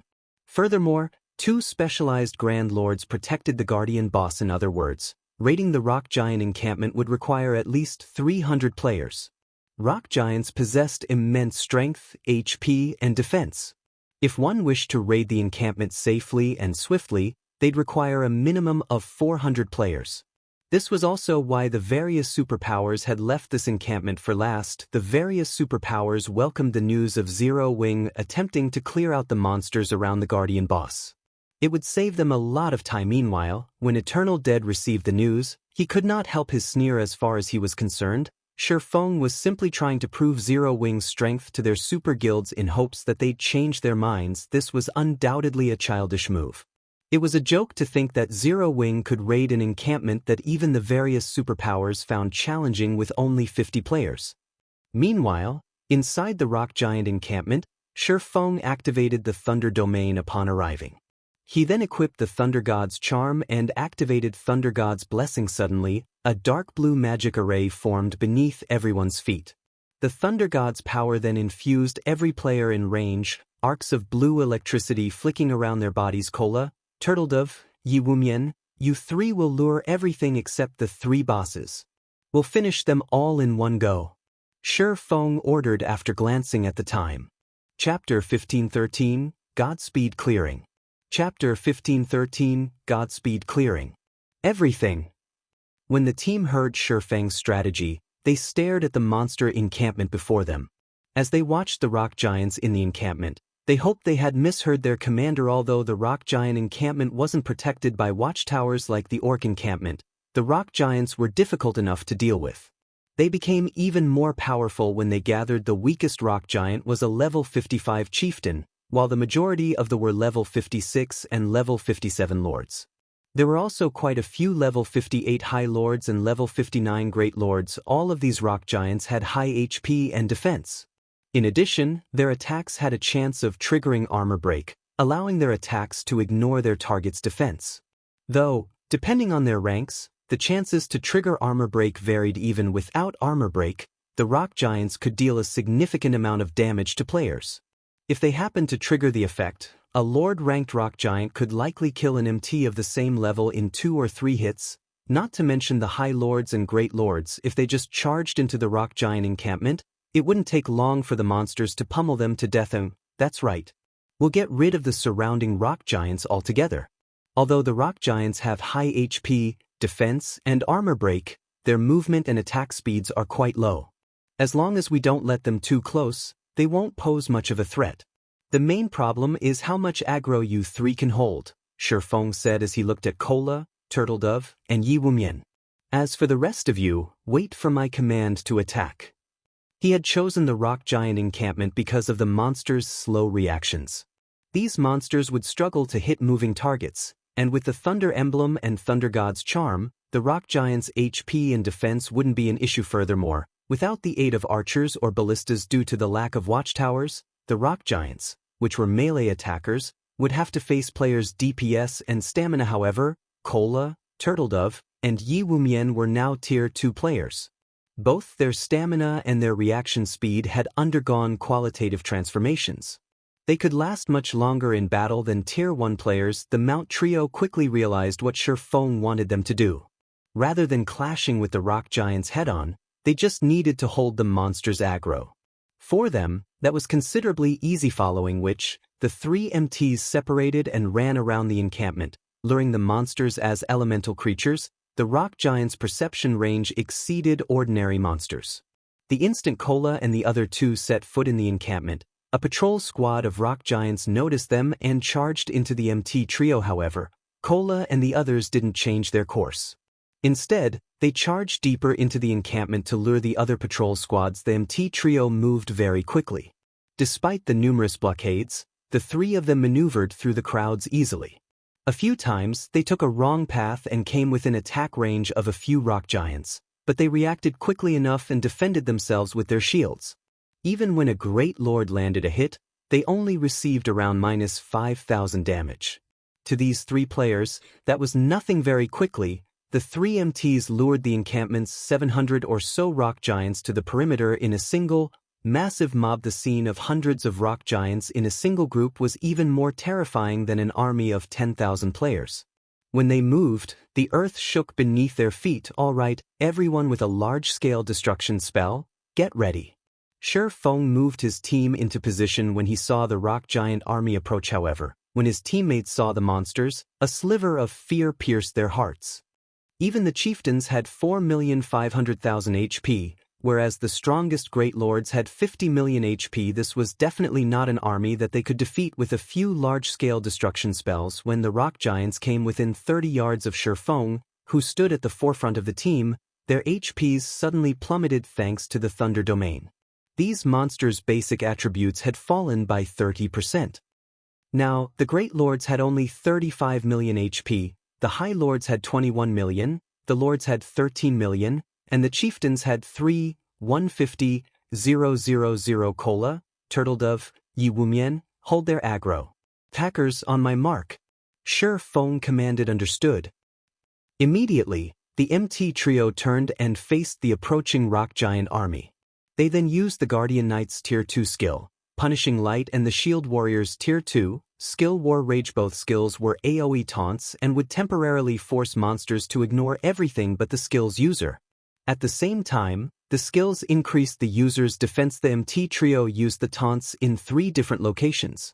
Although they could not pull every rock giant's aggro, they held the majority of the monsters. Seeing the MTs stabilize their hold, Feng followed up with Flame Domain. Towering pillars of fire rose from the ground, devouring every monster in the rock giant army.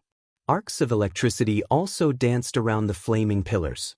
Not only did the first attack deal over -400,000 damage to each of the rock giants, but it had also inflicted the monsters with 4 stacks of the electrified debuff, decreasing their defense and reaction speed. By the time Flame Domain's 7-second duration ended, quite a few chieftain-ranked rock giants were dead. Feng then followed up with Lightning Edge, dealing over -300,000 damage to the remaining rock giants every second for 5 seconds. None of the chieftain-ranked rock giants had survived the 2 AoEs, reducing the monster army's numbers by half. As a result, Kola and the others had an easier time gathering the remaining rock giants in a single location. Good DPS. Feng commanded Zhao Yueru, Blackie, Aqua Rose, Alluring Summer, and Violet Cloud immediately released their large-scale destruction spells. Although none of their attacks did as much damage as Feng's, when combined, the damage was astounding. Moreover, the rock giants now had 10 stacks of the electrified debuff, which eased the burden on Kola and his fellow MDS. After the wave of large-scale destruction spells, the battlefield was void of Lord-ranked rock giants. Now, only 40+ half HP High Lords and 6 Great Lords with 2/3 of their HPs remained. With this, the impossible task of clearing the encampment became a reachable goal. Everyone, prioritize the High Lords. All MTs, separate them. Kite them and don't let them near you. Feng commanded. With 10 stacks of the electrified debuff, even Tier 1 MTs could easily evade the Great Lord's attacks. As long as they maintained the 10 stacks, they could kite the monsters without issue. Solitary 9 and Dark Madness dashed forward and pulled some of the rock giants' aggro, which was currently chaotic due to the previous bombardment. They then kite their monsters around the team, allowing the ranged players to attack. Zero Wing and Azura's members were treating the rock giants, which other teams had deemed impossible to defeat, like target practice.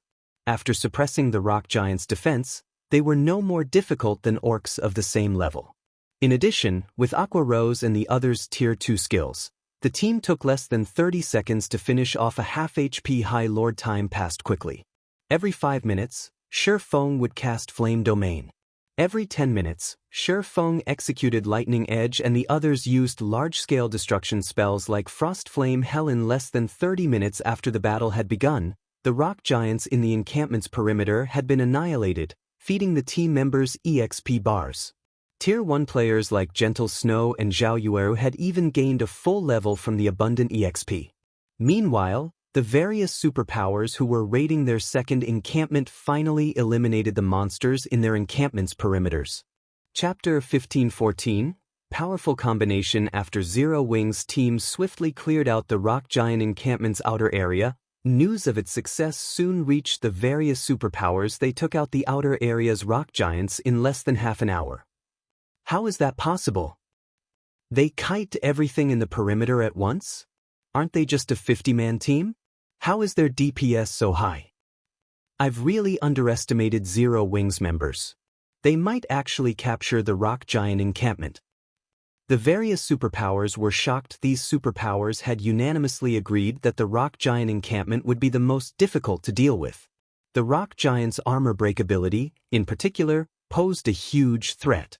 If MTs tried to tank the monsters, they'd likely die. Hence, when fighting these monsters, the players would need to dodge as many attacks as possible. However, the rock giants were massive, which gave them a larger attack range than ordinary monsters. This made it very difficult for MTs to dodge the rock giants' attacks. Even if a player were a refinement realm expert, constant evasive maneuvers would tax their bodies. Yet if one relied on small evasive maneuvers, they'd fail to escape the monster's attack range. Relying on large evasive maneuvers for a short period wouldn't be a problem for heavily armored MTs, but as fate would have it, the rock giants had both high HP and defense. It would take a considerable amount of time to kill them. On the off chance that the MTs ran out of stamina midway through the fight, the team would have to flee and start all over again. The amount of time a team would waste in dealing with the rock giants was only a small part of the problem. The bigger issue was the levels players would lose when they died. If players lost too many levels, they might not be able to use their current weapons and equipment, forced to use old items or retire from combat completely.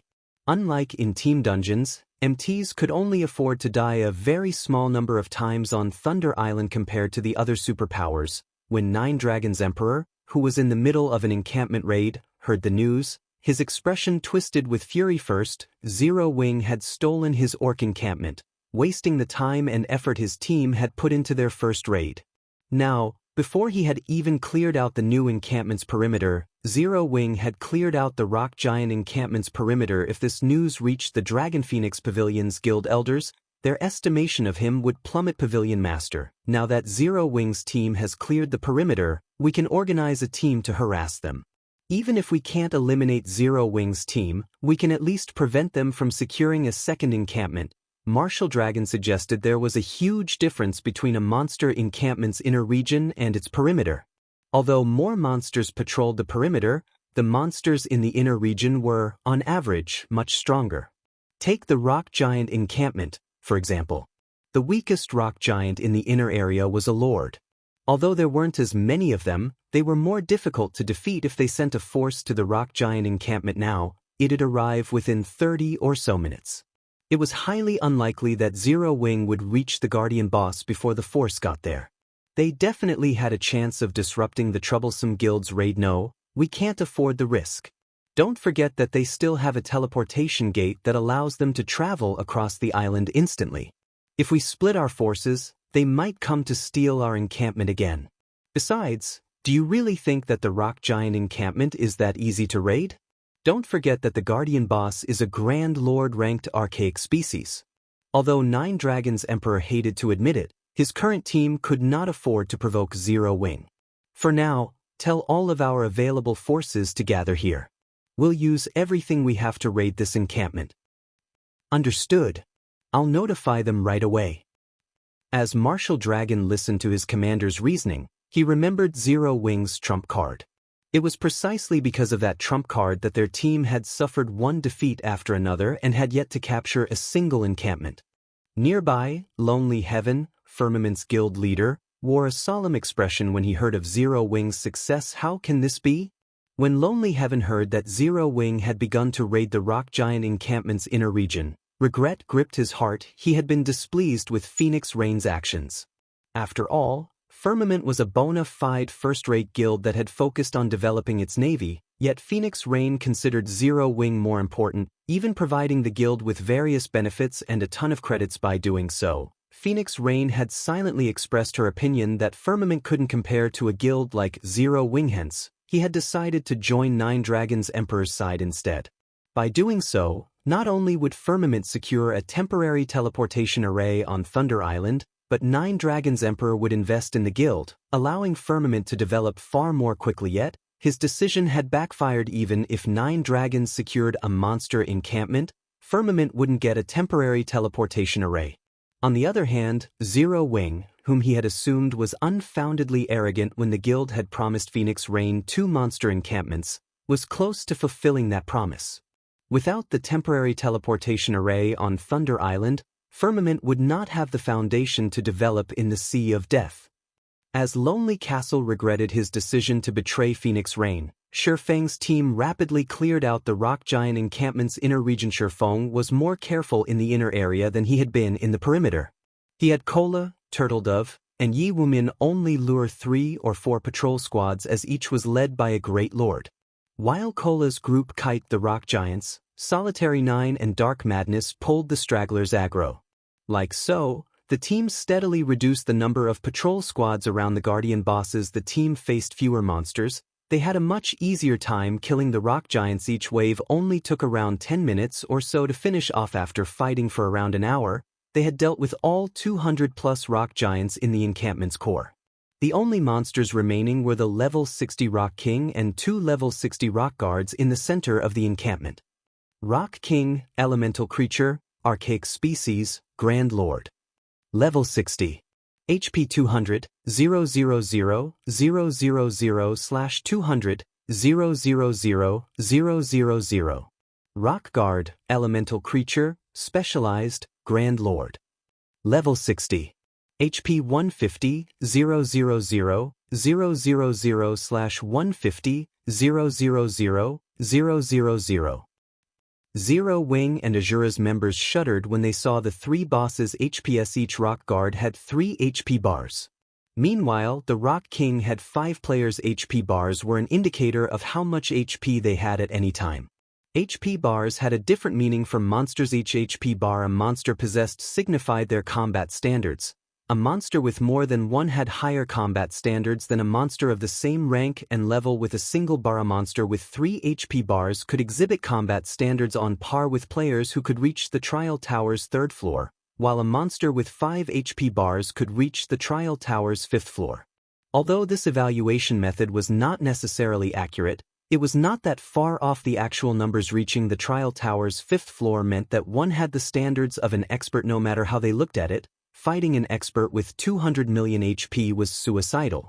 Besides which, their team only had 50 players. Guild leader, how should we fight it? Aqua Rose asked as she watched the Rock King. She had no idea how they should raid this guardian boss. Cola, Yi Wumian, and Solitary switch shields with each other. Cola will use Solitaries, Yi Wumian will use Colas, and Solitary will use Yi Wumian's. Cola will tank the Rock King, and I'll support you from the sides. Turtledove and Yi Wumian will tank the 2 specialized bosses with Solitary and Dark support. When the fight begins, lure the 2 specialized bosses away. Everyone else, focus your attacks on the Rock King. If no one has an issue with that plan, let's begin. Although Feng had never raided any of the monster encampments on Thunder Island during his previous life, he had watched plenty of raid videos. Hence, he more or less knew how to raid the Rock King. However, at the end of the day, the Rock King was an archaic species. For safety's sake, it would be best if Cola used the Titan Guard switch shields? Cola was confused. He currently had the epic-ranked Dragon Scale shield equipped, yet Feng wanted him to use Solitary 9's shield. Chapter 15:15. Oppressing an Archaic Species. Chapter 15:15. Oppressing an Archaic Species. When Gentle Snow and the other Zero-Wing upper echelons heard Feng's command, they gave him confused looks. Since Cola would tank the Rock King, he should use the best items they had, yet Feng didn't want him to use the Dragon Scale shield. This would undoubtedly make raiding the Rock King even more difficult. Moreover, they were more surprised to hear that Feng would support Cola's side from high HP and defense. The Guardian Knight and Shield Warrior classes also had passive skills that reduced the damage and paralysis effect they suffered from attacks. The Swordsman class did not possess such skills. Meanwhile, the more powerful a boss was, the longer a player would be paralyzed after receiving one of its attacks. If the paralysis remained for too long, the MT could fail to keep up their defensive cycle and die. Hence, teams rarely relied on non-MT plate armor classes to support lead MTs, generally relying on Shield Warriors and Guardian Knights. However, after Cola received the Titan Guard and checked the shield's attributes, his jaw dropped. For a moment, he even wondered if his eyes were playing a trick. What amazing attributes! Cola stared at the Titan Guard with wide eyes. Originally, he had been somewhat reluctant to part with the Dragon Scale shield, but he fell in love with the Titan Guard at first sight. Fragmented legendary items were practically myths in God's domain. Although the Titan Guard was an epic item right now, he could upgrade it to fragmented legendary rank once he gathered 100,000 magic crystals. He'd even dare to provoke a mythic monster with the shield equipped, not to mention a Grand Lord ranked archaic species. Furthermore, even at epic rank, Titan Guard's attributes and skills were far more impressive than the Dragon Scale shield. A moment later, everyone moved into position and prepared to deal with the Rock King and its Rock Guards. Even from over 100 yards away, the team members could feel the Rock King's terrifying aura. Their breath quickened. This was especially true for the melee players. The Rock King's massive frame, 30 meters tall, loomed like a tall building. They did not doubt that they could die instantly should they fail to cope with its attacks appropriately. MTs, start the raid. Feng shouted once everyone was ready. With Feng's command, Cola, Turtledove, and Yi Wumian exploded into action, charging at the level 60 Rock King and Rock Guards separately. The moment the MTs were within the monster's 100-yard perception range, the 3 bosses, which stood at the altar in the center of the encampment, opened their crimson eyes. The instant the 3 bosses opened their eyes, Feng activated Thunder Domain to suppress the rock giants. However, the ability wasn't as effective, only suppressing the Rock King and Rock Guard's basic attributes by 20%. Even after Thunder Domain activated, the Rock King had 180 million HP. Thunder Domain suppression enraged the Rock King. The Guardian boss bellowed and flexed its arms. It then slammed its fists against the ground. Boom. Upon impact, the ground shattered and a powerful shockwave radiated away from the Rock King like a tidal wave. the ground around the Rock King rose over 10 meters high as it surged towards Kola and the others. The Earth Tsumane's length was impossible to avoid. Tier 3 spell, Earth Pulsation. Seeing this, the MT trio did not dare to be careless as they immediately activated their life-saving skills Protection Blessing. Shield Wall. The healers on the rear line instantly began to cast magic shields and hot, heal over time, spells on the 3 MDs. Upon colliding with the Rock King's Earth Pulsation, the magic shields protecting Kola and the others shattered, and the 3 MTs were thrown over a dozen yards backward.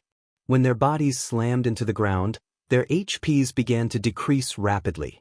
Only after falling past the 50% threshold did their HPs stop. Seeing this, Gentle Snow and the others gasped. A single hit had devoured over half of their 3 MTs' HP. Moreover, this was after they had activated their life-saving skills. Without their life-saving skills, the MT trio would have died. Fortunately, Feng had only sent these 3 first MTs. Secure aggro. Healers, use everything you have on the MTs. Everyone else, only attack after the MTs have the aggro. Feng remained unfazed. After all, this was merely the Rock King's opening attack. Although he had never raided the Rock King personally, he had watched recordings of numerous Thunder Island contests. He was very familiar with the island's guardian bosses. He knew all of their skills and weaknesses. 2 factors made the Rock King a particularly challenging foe: Meteor Bombardment and Life Division. Both were powerful team-wipe moves. If these not dealt with appropriately, these skills would annihilate a team. Players would not even have a chance to escape.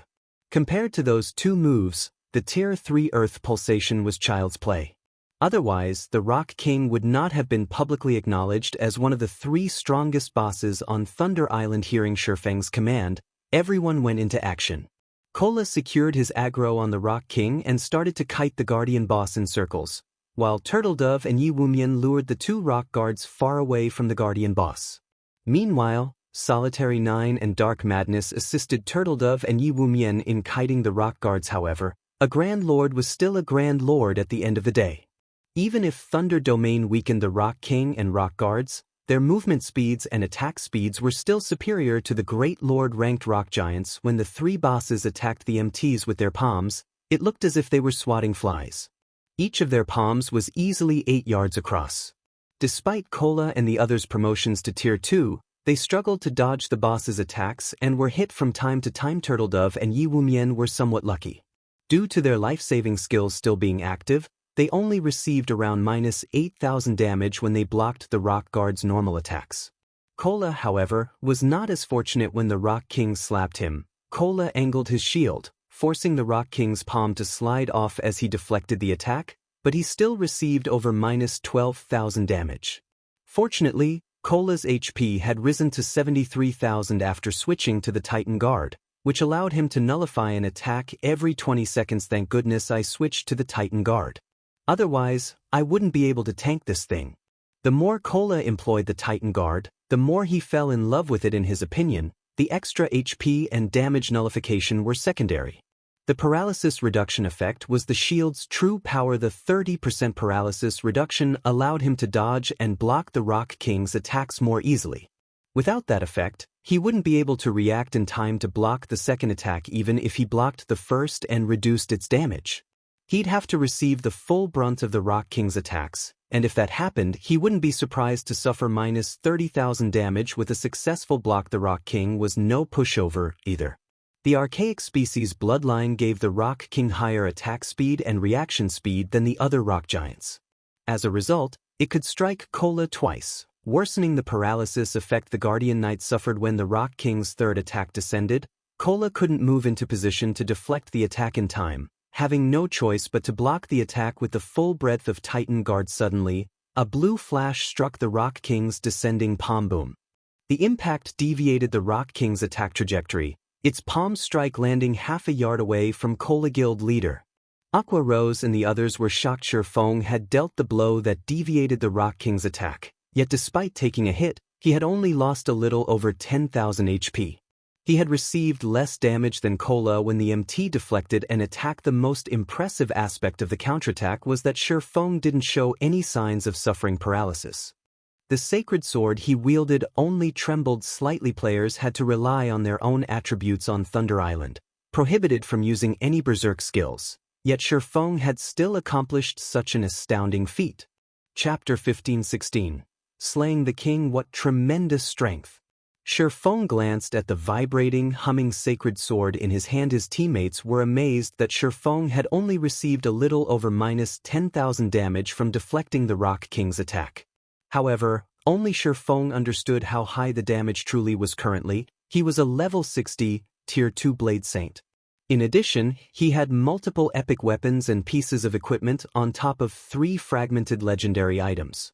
Although rings and capes provided a much lower boost than weapons, they were still precious fragmented legendary items. Epic items simply couldn't compare. He also had the Aura of Earth, which increased his defense and decreased incoming damage, activated. Yet despite these factors, he still took over -10,000 damage from just redirecting the Rock King's attack. Had he received the Guardian boss's attack head-on, the consequences would have been dire. After Feng deflected the Rock King's attack, the latter swung its other arm, attacking Cola again.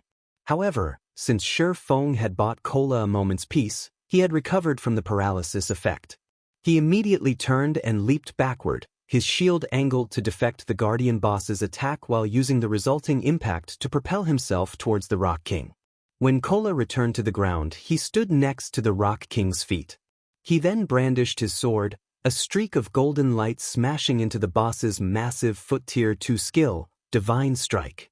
Suddenly, a high amount of damage appeared above the Rock King's head. 52 for 97. But Cola wasn't satisfied. The Tier 2 Divine Strike was his strongest skill, and Thunder God's power added lightning damage to his attack, yet he only dealt a little over -50,000 damage. If he were fighting any other boss, he would deal over -80,000 damage. However, due to this attack, Cola had stabilized his aggro on the boss. Everyone, focus your fire on the Rock King. Feng commanded immediately. The ranged classes launched one attack after another. Unfortunately, most of the damages weren't particularly high. On average, Tier 1 skills only dealt around -14,000 damage to the Guardian boss, whereas Tier 1 players' normal damage hovered between 5,000 and 6,000. Moreover, this was including the bonus damage from Thunder God's power. Just how high is this Rock King's defense? Everyone winced when they saw their meager damages. Their damage and levels currently ranked at the very peak of God's domain, yet against this boss, their damage was pitiful. The Rock King's current maximum HP was 160 million. It could regenerate 1,600,000 HP every 5 seconds, 320,000 HP every second. Meanwhile, their team only included 35 DPS players. If everyone only dealt an average of -10,000 damage per second, they'd barely do any actual damage to the Guardian boss. Fortunately, they had the damage increase from Thunder God's power. Otherwise, they'd have no hope of defeating this Guardian boss. Only now did Zero Wing and Azura's experts understand why the various superpowers had saved the rock giant encampment for last. It wasn't just because of how challenging the ordinary rock giants were to clear out, but because of the difficulty of raiding the Rock King. However, when Aqua Rose and the other Tier 2 ranged players made their move, damages over -20,000 began to appear above the monster's head. Some attacks even dealt over -40,000 damage after the first wave of ranged attacks. Fire Dance, Shadow Sword, Flying Shadow, Rampant Blade, and Gentle Snow and the other Tier 1 melee players finally assaulted the boss. Tier 2 skill, Successive Shadow Steps. Tier 2 skill, Blade Storm. Tier 1 taboo skill, Frozen River. When the Tier 2 players' numerous skills struck the Rock King, the rest of the team was astonished. 56 for 87. -124,678. -58,037. -42,054. -31,675. Massive amounts of damage appeared above the Rock King's head, one after another, swiftly reducing the Guardian boss's HP. Fire Dance's attacks, in particular, were absurdly strong. Her normal attacks alone dealt over -13,000 damage each, nearly -30,000 damage with a critical hit. When she used her skills, she could easily deal over -50,000 damage, over minus 100,000 damage if she achieved a critical hit. Fire Dance alone dealt more damage than 5 Tier 1 melee players combined. Big Sis Fire really is too fierce.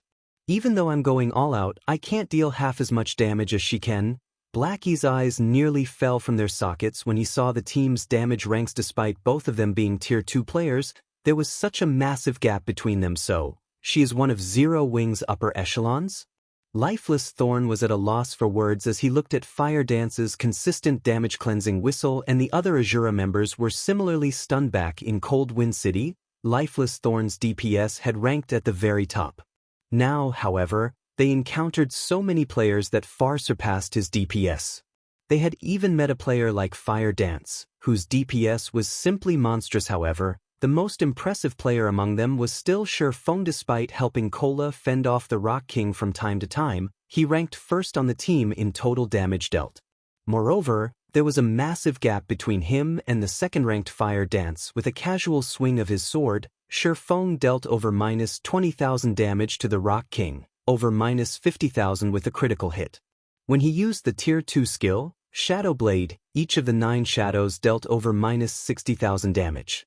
When he used Flame Burst, each of the 15 attacks dealt over minus 200,000 damage. In addition, Feng had the doppelganger he summoned with Phantom Kill. Although the doppelganger only wielded 90% of Feng's attributes, it still dealt about the same amount of damage as Fire Dance. The team continued to chip away at the Rock King's HP. Even after Cola's protection blessing ran out and the Guardian Knight began to take around minus 26,000 damage when deflecting the Rock King's attacks, he was able to keep his HP above a safe threshold with Feng's timely help in deflecting attacks. Time passed quickly. When the Rock King's HP fell to 50%, its body abruptly curled.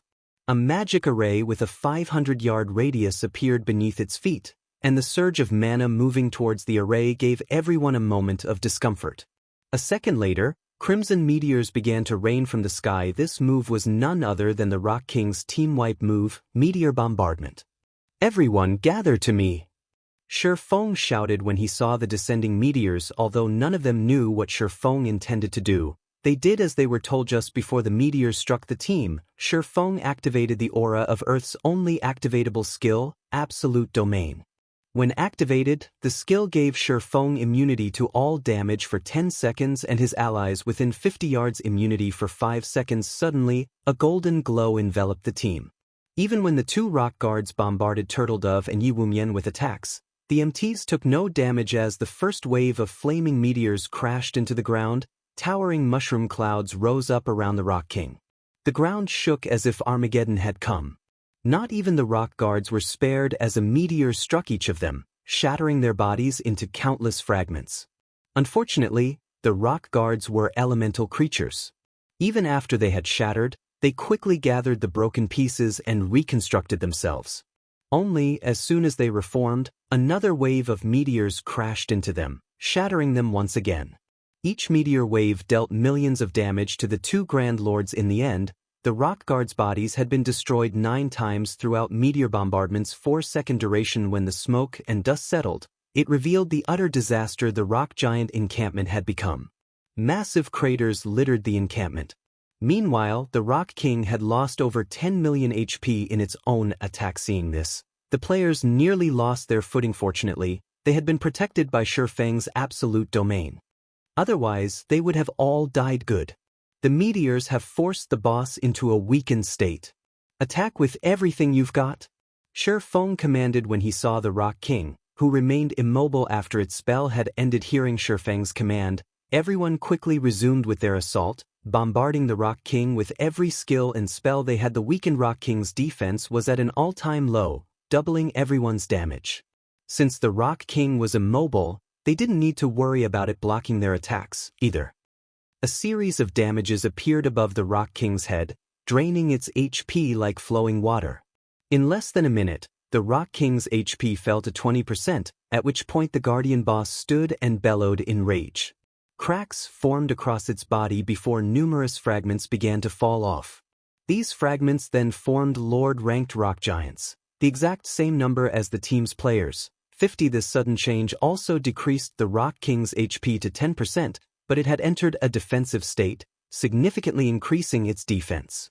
Now, the team members' attacks dealt less than 20% of what they did originally. This was the Rock King's other team wipe move, Life Division.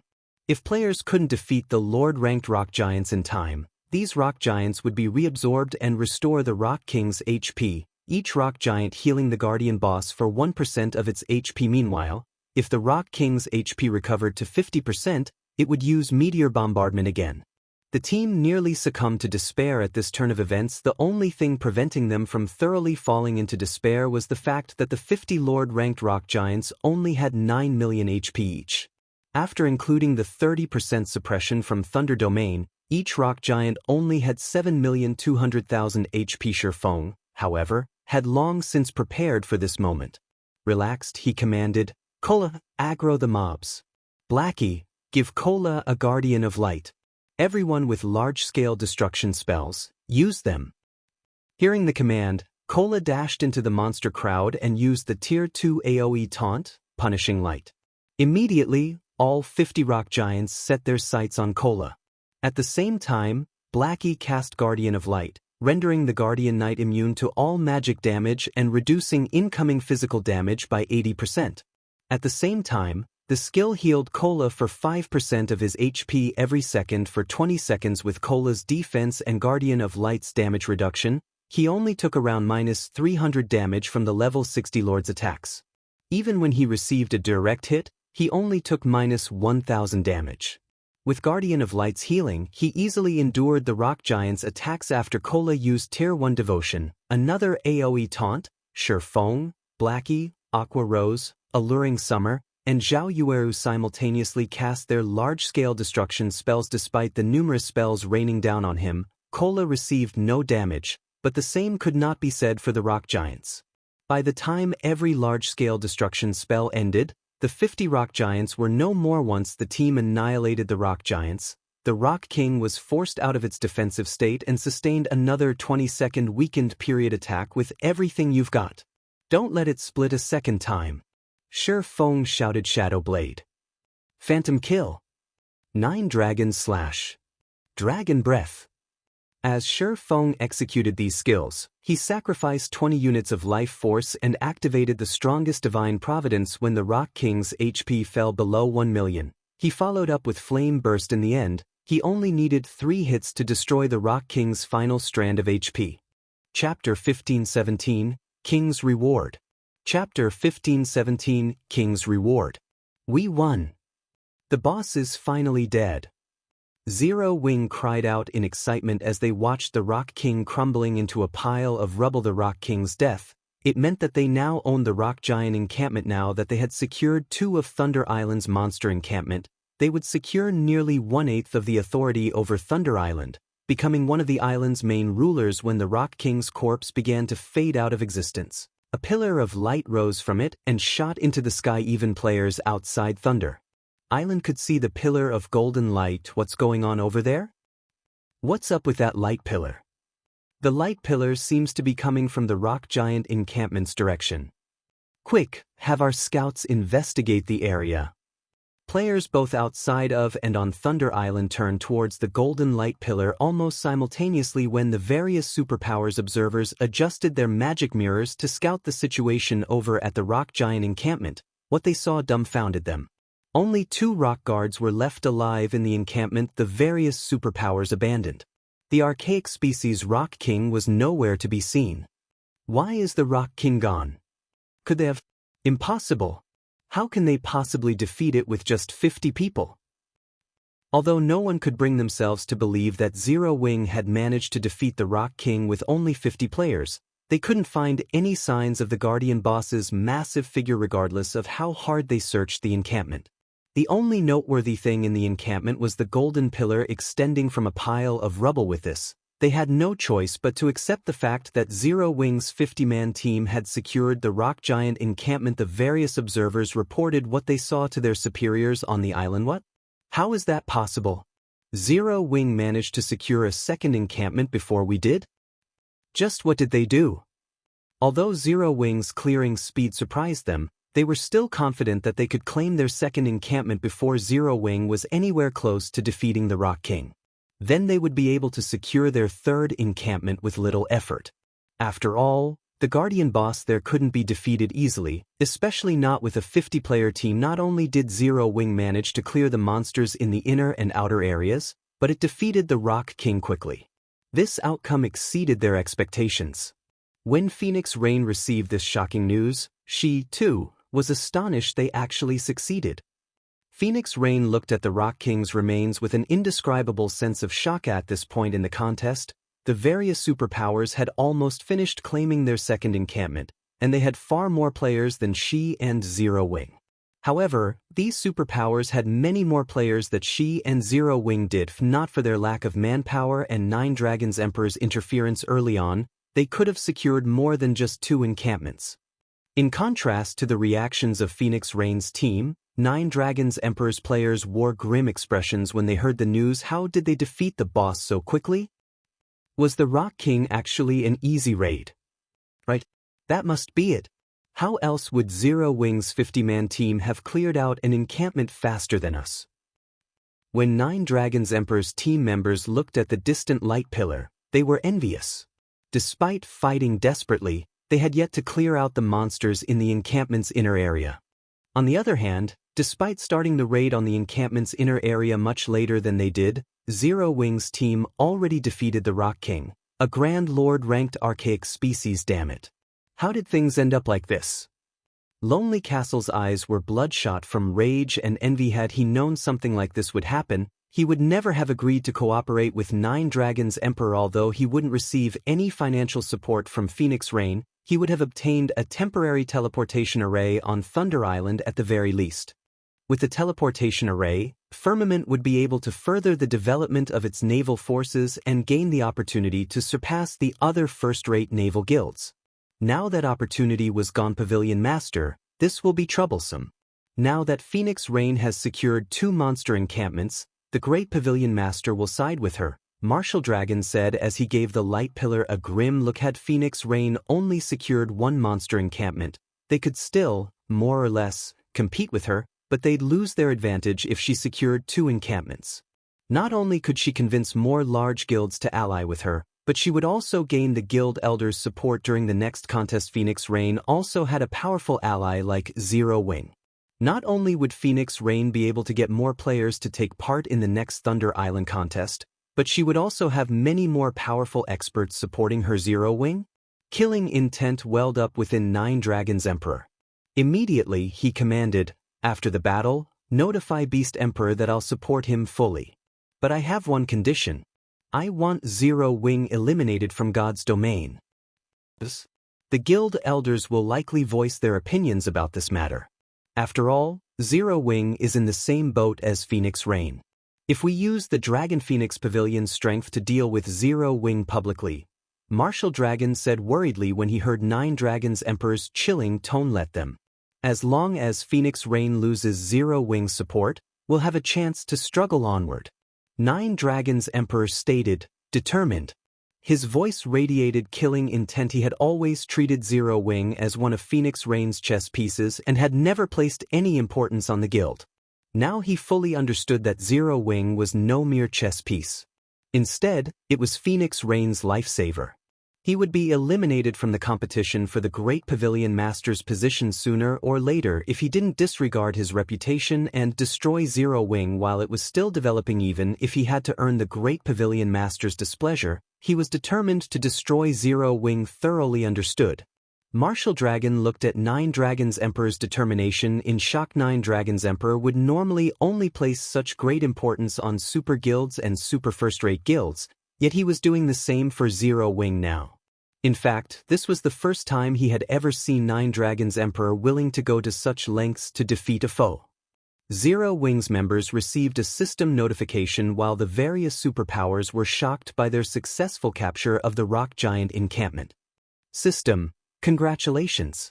You have defeated the Rock King with less than 100 people. Rewarding 15 Thunder Island reputation and 800 Thunder Island contribution points. System, congratulations. You have defeated the Rock King during the first struggle for Thunder Island. Rewarding 20 free mastery points, 5 legacy skill points, and 1,000 Thunder Island contribution points. 2 system notifications appeared consecutively, stunning the team. While they might not know the value of Thunder Island's contribution points, they knew the importance of mastery points and legacy skill points. When one had enough mastery points, their base damage would increase. As for legacy skill points, players typically received some when they leveled up. With the 5 points they just received, they could easily learn an additional Tier 1 legacy skill. They could even learn a Tier 2 legacy skill if they obtained some more points, greatly enhancing their combat power. It was true that Feng's leadership had allowed them to defeat the Rock King so easily this time, but another reason that quite a few players in the team possessed Tier 2 skills, which allowed their team's overall damage to exceed the Rock King's battle recovery. After the system notifications ended, the light pillar rising from the center of the encampment began dissipating. Gradually, dazzling items of various shapes and color then rained down from the sky, forming a small mountain where the Rock King's corpse had previously lain. The brilliant glow and powerful aura the mountain of items radiated moved the team members' hearts. The reward for the first kill of Thunder Island's 3 great bosses is tremendous. Feng was also quite surprised. Although he had expected the Rock King's loot to be extraordinary, he hadn't expected this much. The amount of loot here could already rival the loot from killing 3 or 4 Grand Lord ranked archaic species of the same level. Chapter 1518, Magic Workshop. Chapter 1518, Magic Workshop. The Rock King's loot did not shock only Feng and his team. Even the players watching the encampment from outside of the island drooled when they saw the small mountain of items. Giant the Rock King only an archaic species? Why did it drop so many items? By the looks of it, there should be more than 150 items. If I had that loot, I could make a fortune overnight by selling them. Everyone felt a deep jealousy of Zero Wing as they looked at the rock giant's loot. The Rock King was a level 60, Grand Lord ranked archaic species. The most common item would drop would be at least level 50 plus fine gold equipment. If one were lucky, it might even drop level 50 plus dark gold equipment. Even super guilds and super first-rate guilds experts would drool over level 50 plus fine gold equipment, not to mention dark gold equipment. Epic items were simply too rare. Not even superpowers peak experts necessarily had one at a glance. They could spot over 30 weapons and pieces of equipment among the loot. One could just imagine how valuable that miniature mountain was. The various superpowers experts were very close to level 50 and urgently trying to collect level 50 top-tier equipment for the level 50 large-scale team dungeons. Now that Zero Wing had all of these weapons and pieces of equipment, it would gain a definite advantage over other guilds when raiding large-scale team dungeons. Meanwhile, in the rock giant encampment, Feng began to organize the loot once he recovered from his shock. He left the remaining 2 rock guards to Turtledove, Yi Wumian, and the arriving Tier 2 NPCs. Although the rock guards were specialized Grand Lords, they were no longer a threat to the 2 MTs under the suppression of the encampment's magic array. It was only a matter of time before they fell. By the time 2 rock guards died, Feng finished going through the loot. The abundance of the Rock King's loot had greatly exceeded Feng's expectations. In total, the Rock King had dropped 183 items. Among them, 55 were super rare materials, 71 were gemstones of various kinds, 24 were magic scrolls, and 32 were weapons and pieces of equipment. The most inferior of the weapons and equipment was level 50 fine gold rank, while the best items were 3 level 55 dark gold weapons. Each of these weapons could easily fetch over 1,000 gold on the market. However, what surprised Feng most were the 3 pieces of the Breaker set, a level 55 dark gold set equipment. The Breaker set was an 8-piece set equipment for the Berserker class. Normally, it only dropped in super large-scale team dungeons. Feng had never expected the Rock King to drop level 55 dark gold set equipment. Moreover, the Breaker set was a unique dark gold set equipment. If players collected 2 or more pieces of the set's level requirement would decrease by 5 levels. This meant that level 50 players could equip the items in terms of basic attributes. The individual pieces of the Breaker set were only slightly weaker than level 50 epic equipment. The Guardian boss had also dropped a piece of epic growth type equipment called the Soul Robe. The Soul Robe wasn't restricted to a specific class, although its skills and attributes were suited for healers. When equipped, the robe increased the potency of the wearer's healing spells by 5%. The robe also offered the passive skill, Soul Fluctuation. This passive skill would recover the wearer's mana even when in combat. This skill was akin to an everlasting mana recovery potion during battle. With this skill, a healer could support their allies without worrying about mana. When Feng shared the Soul Robe's attribute panel with the team, it earned a round of gasps. During the game's early stages, players didn't place much importance on their mana, but as they reached higher levels, their skills and spells increased in both quantity and quality. As a result, their mana consumption increased as well. The higher-tiered a skill or spell was, the more mana it consumed. Hence, if players wanted to raid bosses, the Soul Robe was a must-have item, following which, Feng handed the Soul Robe to Violet Cloud. Whether players were up against other players or monsters, a powerful healer on a team was of the utmost importance. Giving the robe to Violet Cloud was undoubtedly the wisest decision. Not only would it improve her healing, but she'd also have an easier time managing her mana. She'd have more leeway when choosing spells and could maximize the team's survivability. However, the last item the Rock King had dropped was the only one that truly attacked Feng's attention: the Magic Workshop design. For a moment, Feng even wondered if he were hallucinating as he gazed at the thick, dusty tome in his hands. The Magic Workshop was one of the 3 major buildings players could construct in a guild residence, but only a small number of guilds had ever constructed one for themselves in the past. The first reason was the Magic Workshop design's low drop rate. Normally, only level 60+ mythic field bosses had a sliver of a chance of dropping the design. Unfortunately, mythic monsters were exceedingly rare in the fields. The second reason was the construction materials.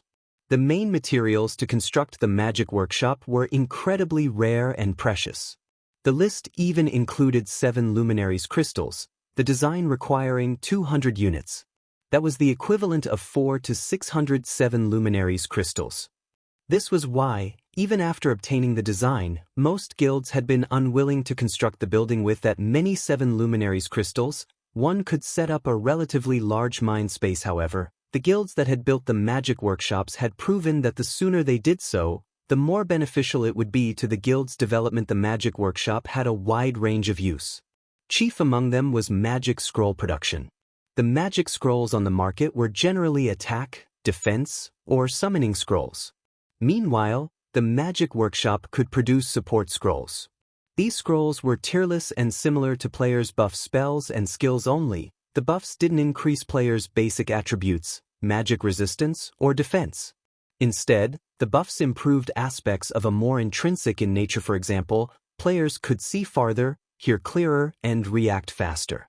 These buffs allowed players to exhibit more of their own strength, covertly helping them become stronger. It was similar to the difference between a refinement realm expert and an ordinary expert.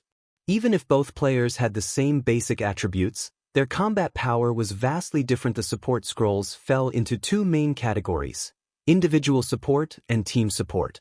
They were extremely useful when exploring the maps and raiding dungeons. Unfortunately, players needed to gather the required materials before paying the Magic Workshop's NPCs to produce the scrolls for them. But after obtaining the support scrolls, players' leveling speed and survivability would improve significantly. These scrolls' effectiveness depended on the Magic Workshop's rank. The higher a Magic Workshop's rank, it would produce a wider variety of and stronger support scrolls. However, it was not easy to upgrade a Magic Workshop. This was another reason that guilds were recommended to construct the building as soon as possible. In the past, a rumor had floated around stating that the support scrolls from a 7-star Magic Workshop would grant an ordinary expert the temporary ability to contend with a refinement realm expert on equal footing. However, Feng had never seen or heard of any guild successfully upgrading their Magic Workshop to 7 stars. The highest rank he had seen was a 5-star Magic Workshop. Even so, a 5-star Magic Workshop could improve guild members' strength by leaps and bounds. Many of the first-rate guilds that had hesitated to construct their Magic Workshops after obtaining the design had regretted their decisions. After Feng finished examining the Magic Workshop design, he stored it in his bag, afraid that he would lose it accidentally. After dealing with the rock giant encampment, Feng didn't attempt to raid another encampment. He simply guarded the rock giant encampment while waiting for the contest to end. They simply didn't have enough time to raid another encampment, and Thunder God's power was still on cooldown. Without the Thunder God's charm skill to assist them, it would take a very long time for their 50-man team to raid an ordinary monster encampment, not to mention the remaining encampment that had a Grand Lord-ranked archaic species as a guardian boss. Meanwhile, the Sacred Temple, which raided its third encampment, encountered an unexpected problem. Halfway through the raid, Miracle attacked the Sacred Temple and stole the encampment, becoming one of the only 2 guilds on Thunder Island to secure 3 monster encampments. Despite their arrogance, the bastards from the Sacred Temple ended up with only 2 encampments, just like us. Blackie could not help but laugh when he heard this news. The rest of the team nodded and expressed their agreement. The Sacred Temple had looked down on Zero Wing and displayed zero sincerity in their negotiations. It would be a lie to say that they hadn't been insulted. Although the Sacred Temple wasn't an enemy, they were still delighted over the Super Guild's setback. While Zero Wing's members chatted, the system eventually notified players that the contest on Thunder Island had come to an end. At the same time, the magic barrier around Thunder Island disappeared. Everyone on the island was then teleported out of the contest area to Thunder Town. Yet, even after arriving in Thunder Town, no one showed any signs of relaxing. Instead, they shifted their gazes towards the large, stone monument erected in the center of the town plaza. After the Thunder Island contest ended, the system would rank the various participants by their performances. The ranks would then determine each power's status and authority on the island. Hence, all of the involved upper echelons were incredibly nervous. Quick, look! The system is releasing the ranks. Slowly, words began to appear on the stone monument. Chapter 1519, Thunder Island Rankings. I wonder who will get first place? I've heard that first place gets to control the only large shipyard on Thunder Island. Whoever gets that shipyard will definitely have an easier time developing in the Sea of Death. That's right. I've heard that the large shipyard on Thunder Island can produce unique speedboats and cargo ships. Anyone that gets the shipyard will easily be able to expand their naval forces. All of the rewards for the top 5 ranks are pretty good. The top 5 guilds will share authority over a large repair yard, giving them easy access to ship repairs. As words began to appear on the stone monument, players in the plaza and waiting outside of Thunder Island watched with building excitement. Even players who didn't belong to the various superpowers were paying close attention to the ranking because the powers on the list would be in control of Thunder Island for some time. If one had a rocky relationship with the ruling superpowers, they'd likely have to avoid Thunder Island and the Sea of Death until the next contest. It was incredibly difficult to avoid damage to a ship in naval combat, and as ships' durability decreased, players would need to repair them if one were an enemy of the powers controlling Thunder Island's shipyards or repair yards. This contest's results could deal a devastating blow to their naval development. Thunder Island was the only location that offered repairs in the Sea of Death, and traveling to and from this zone was troublesome and time-consuming. As for obtaining a temporary teleportation array, that was impossible. There weren't even enough teleportation arrays for all of the participating superpowers. All minor characters like themselves could do was stand by and watch from the sidelines as players quietly chatted. The first place guild's name appeared on the monument. Miracle. How is it Miracle? Didn't the Battle Wolves secure 3 encampments as well? It should be because of the impromptu merge between Nine Dragons Emperor and Miracle's teams. Don't forget, Nine Dragons Emperor's side also secured an encampment. With this, Miracle technically has 4 encampments under its control. Naturally, it secured first place. Wow, Nine Dragons Emperor really did that? Won't he lose all authority over Thunder Island by merging with another team? It can't be helped. Nine Dragons Emperor dug his own grave by starting a fight with Phoenix Rain. Had he not done so, he could have easily gained a share of authority over Thunder Island. While the watching teams were slightly surprised by Miracle's success, they also sympathized with Nine Dragons Emperor. There was a massive difference between those who had authority over the island and those who did not. With this authority, even controlling a fraction of the island allowed these powers to decide Thunder Island's development model. At the same time, they would have control of a repair yard.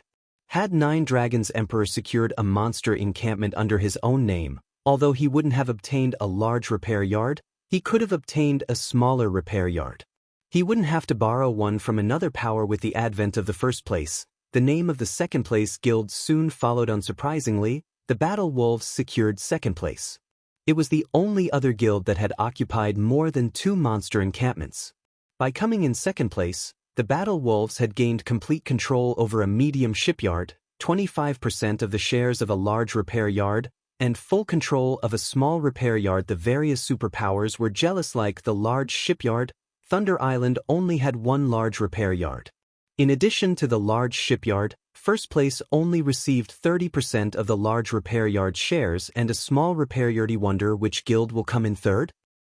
It should be either the Sacred Temple or Nine Heavens Pavilion.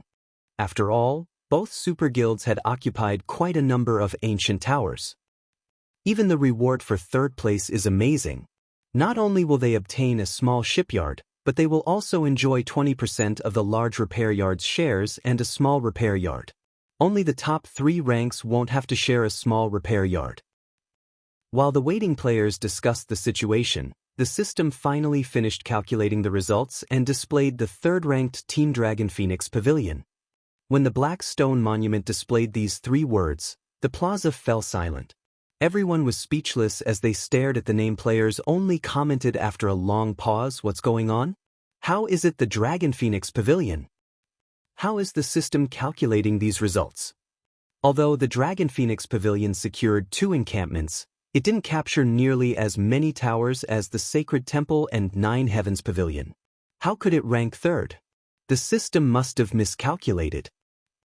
The various superpowers weren't pleased with the rank. The Sacred Temple and Nine Heavens Pavilion's members, in particular, were furious about the result. Both of their guilds had surpassed Phoenix Rain's team in terms of member count and captured ancient towers. No matter how they looked at it, Phoenix Rain's team should not have secured third place. In fact, it should have been a miracle if her team even ranked 5th. "Big Sis Rain, look, we actually got third place." Blue Phoenix shouted excitedly when she saw their rank on the stone monument. She paid 0 attention to the other superpowers' grumbling and voices of dissent. When Phoenix Rain saw her team's rank, she, too, was astonished. She turned her gaze on Feng, curiosity filling her eyes. As far as she was concerned, she should thank the heavens if her team ranked 5th in this contest. After all, the few other superpowers participating had also occupied 2 encampments. Moreover, they had claimed more than just 3 ancient towers. Yet her team had ranked 3rd in the contest. This was simply inconceivable. The only possibility was that Zero Wing had done something to increase their team's overall rank. However, Feng merely shrugged his shoulders, expressing that he wasn't sure either, in response to her curious look. Seeing his response, she decided that the matter wasn't worth pursuing. Even so, Phoenix Rain flashed her ally a grateful look. Now that she had secured 3rd place in the Thunder Island contest, she had qualified to compete in future contests. Even if she had lost Firmament's naval support, with the small shipyard and a small repair yard on Thunder Island, she could develop a considerably powerful fleet of her own in 1 month. Guild leader, you really don't know anything about this? Aqua Rose quietly asked. Of course I know. But I don't want to reveal this secret just yet, Feng said, chuckling. He then explained, it is true that the system calculates the contest's ranks based on the number of occupied encampments, but not all encampments are equal. Some are more difficult than others. Naturally, the more difficult a monster encampment is, the more points a team can gain by capturing it. The Rock Giant encampment we captured is one of the 3 most difficult encampments on Thunder Island. Naturally, we earned more points than our competition. Current players hadn't yet discovered the matter of different encampments rewarding a different number of points. Players had only reached this conclusion in the past after multiple contests when a team had limited strength. Those who knew this information could earn a better result. Although their team had only captured 2 monster encampments on paper, the Rock Giant encampment awarded the most points of any encampment on Thunder Island. The encampment awarded the equivalent of 1.5 times an ordinary encampment. Hence, Feng wasn't surprised that their team had ranked 3rd in the contest. In fact, this was precisely why he had chosen the Rock Giant encampment over an easier target. Phoenix Rain. Jealousy tore at Nine Dragons' Emperor as he shot Phoenix Rain a nasty look. Despite all of his effort and resources, he had only obtained a temporary teleportation slot. In contrast, Phoenix Rain had secured a portion of authority over the island and ranked third in the contest. The Great Pavilion Master and previously neutral elders would definitely give her their full support now. Meanwhile, Lonely Heaven's stomach twisted with regret. If he had access to a small shipyard and repair yard on Thunder Island, furthering Firmament's naval forces and surpassing the other first-rate guilds would be easy. A heavy silence loomed over the sacred temple's upper echelons. Eternal Dead, in particular, wore a solemn expression. Guild leader, the Battle Wolves, has stated that they want to reopen negotiations with Phoenix Rain and Zero Wing. What should we do? Quiet Melody hesitantly asked the silent man beside her. The contest's outcome was unexpected. Their original plan was to share control of half of Thunder Island's sole large repair yard with Battle Wolves. However, that was no longer possible. Chapter 1520, Change in Positions. Chapter 1520, Change in Positions. The Battle Wolves plan to renegotiate with Phoenix Rain and Zero Wing? A frown appeared on Eternal Dead's solemn face when he heard Quiet Melody's words. I understand. Tell the Battle Wolves that we'll leave negotiations to them. If the Battle Wolves decide to accept Phoenix Rain and Zero Wing's conditions, we won't argue. He had hoped to teach Zero Wing the difference between their guilds, but he never expected this kind of outcome. Together, Phoenix Rain and Zero Wing had actually outperformed the Sacred Temple now. He had no choice but to lower himself and reopen negotiations with Feng. Understood. Quiet Melody nodded. Eternal Dead's reply didn't particularly surprise her. After all, he had climbed to the guild leader's position with the unanimous support of the previous guild leader and various elders because he always kept the guild's best interest in mind. Rather, Quiet Melody was curious about Zero Wing. Very few existences in the virtual gaming world were capable of forcing Eternal Dead to admit defeat. It would seem that Zero Wing had become one of them. While everyone was shocked about Phoenix Rain and Zero Wing's rank, the stone monument in the plaza continued to reveal the following ranks. In the end, the Sacred Temple ranked fourth in the contest, obtaining 15% of the large repair yard's shares and 50% of a small shipyard's shares. The Nine Heavens Pavilion came in fifth. At fifth place, the Super Guild acquired the final 10% of the large repair yard's shares and 50% of a small shipyard. The crowd paid little attention to the remaining ranks since sixth place and below hadn't earned any shares of Thunder Island's large repair yard. In fact, they weren't even granted any control of a small shipyard. They only gained the right to vote for Thunder Island's development path and temporary teleportation arrays. Meanwhile, after the ranks were announced, news quickly reached the ears of the various naval forces outside of Thunder Island. The Phoenix Pavilion was the dark horse in the competition and even surpassed the Sacred Temple and Nine Heavens Pavilion. I recall that Phoenix Rain had secured 2 monster encampments. She should have 4 temporary teleportation arrays now. Since Firmament betrayed her, and Zero Wing only needs 1, she should have 2 teleportation arrays to spare. If we ally ourselves with Phoenix Rain, we might have a chance of obtaining one of them. Thank goodness we didn't agree to work with Nine Dragons Emperor. We would have lost any hope of befriending Phoenix Rain. The various first- and second-rate naval guilds quickly took note of Phoenix Rain's remaining teleportation arrays. Unlike Phoenix Rain, the other superpowers had already reserved their extra temporary teleportation arrays for their allies. Some superpowers had even failed to meet their original goals and acquire enough teleportation arrays. On the other hand, one of Phoenix Rain's partners had betrayed her, so it was entirely possible to ally with her team and obtain one of the arrays. Big Sis Rain, several large guilds with relatively powerful navies have contacted us, stating that they're willing to work under you. However, they have requested a temporary teleportation array in return, Blue Phoenix excitedly announced. In addition, several superpowers have congratulated us, stating that they would find time to negotiate cooperation in the future. The Battle Wolves have also sent a representative to reopen negotiations regarding cooperation on Thunder Island. Although the Dragon Phoenix Pavilion was a super first-rate guild, Phoenix Rain could only mobilize a small portion of the guild's power. Hence, before today, very few naval forces had been willing to ally with her. The various superpowers were of a similar opinion now. However, first- and second-rate naval guilds and superpowers began to pay attention to Phoenix Rain.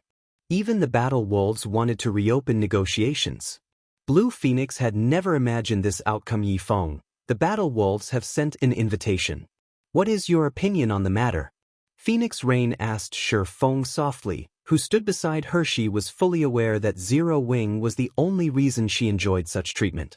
Furthermore, their relationship had long since grown past that of an employer and employee to a partnership. Since the battle wolves had taken the initiative to reopen negotiations, she had to seek his opinion on the matter. Let them wait for a bit. We're not in a hurry, Feng said, smiling. He was not particularly surprised by the situation. Instead, we should focus on recruiting strong naval forces.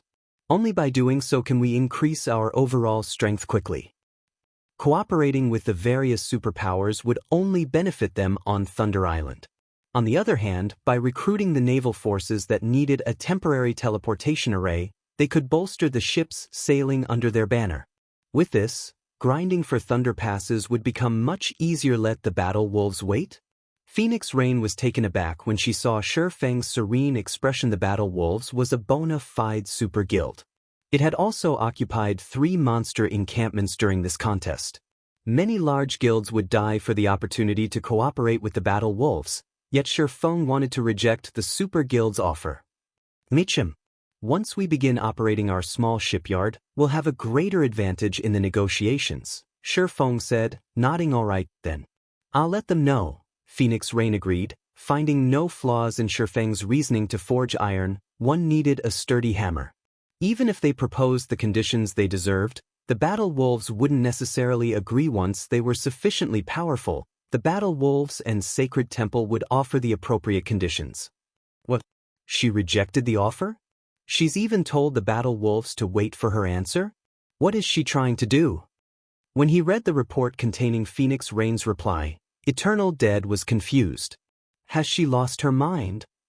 In his opinion, the fact that he and the battle wolves had even agreed to reopen negotiations was incredibly generous, yet Phoenix Rain and Zero Wing had rejected the offer. Guild leader, what should we do? Quiet Melody asked. We wait. If they don't come looking for us, we won't seek them out, either. I refuse to believe that Phoenix Rain and Zero Wing will sit by and do nothing, Eternal Dead replied seriously.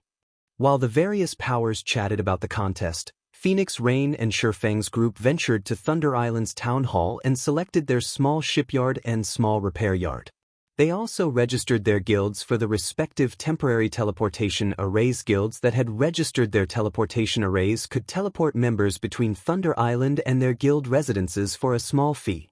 They wouldn't have to waste the time traveling by ship. In addition, although the small shipyard and small repair yard were not as effective as their large counterparts, they were more than enough for current players. Once they finished dealing with those issues, Feng used a return scroll. Leaving Thunder Island, the most important thing he needed to deal with was the magic workshop's construction. Although constructing the magic workshop would put a dent in the guild's coffers, the building would quickly pay for itself. Moreover, the magic workshop's value to the guild would grow as the game progressed. Now that he had the design for the building, he had to erect it as soon as possible. While Phoenix Rain and Feng had completed the necessary procedures, Nine Dragons Emperor had watched from a short distance away, glaring daggers at the two players. After Feng's group left from the town hall, Nine Dragons Emperor opened his mouth and asked, Marshal, have you made contact with Beast Emperor yet? Rest assured, Pavilion Master, Beast Emperor has guaranteed that Zero Wing will soon be removed from God's domain, Marshal Dragon said. Good. Once his people are ready, we'll take action. I can no longer stand to watch Zero Wing survive. Nine Dragons Emperor hissed, a cold glint flashing in his eyes. Meanwhile, as Feng made his way to the Candlelight trading firm after returning to White River City, the sound of a system notification reached his ears. System, congratulations. The construction of your city in Witch's Hill is complete.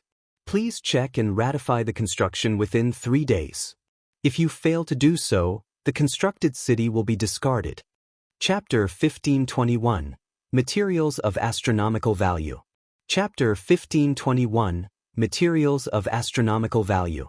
It's finally finished. Feng could not help his elation when he saw the system notification in God's domain. The income from a guild town was limited to its shops and establishments. While the money from these sources might sustain a small guild, it was nowhere near enough to cover a large guild's operation costs. Furthermore, guilds were required to pay exorbitant system management fees every month. The monthly management fee for a basic town was 5,000 gold. For an intermediate town, it was 15,000 gold, and for an advanced town, it was 50,000 gold. If a guild couldn't afford the fee, the system would temporarily freeze the guild's authority over the town. If the guild couldn't pay the fees within 3 months, they'd lose the town. The system would then hold an auction and sell the toe to the highest bidder. Aside from the monthly management fees, the guild was responsible for hiring the various NPCs that operated the town. Hence, when the various large guilds considered constructing a town, they had to consider whether or not they could afford to run it. A guild city's expenditures were even higher. The monthly management fee alone could bankrupt an ordinary large guild several times over. A basic city already cost 200,000 gold per month. No ordinary large guild could gather that much in 2 or 3 months, not to mention one, unless it abandoned the guild's development and pooled all of its money for the city's development. Naturally, a guild city also had more income sources. Aside from the shops and establishments, a guild was allowed to collect tolls from players entering the city. Guild towns didn't offer this function. As long as a guild city attracted a sufficient number of players, the income from the tolls could easily surpass the shops and establishments by several folds. Hence, site selection was extremely important when building a city.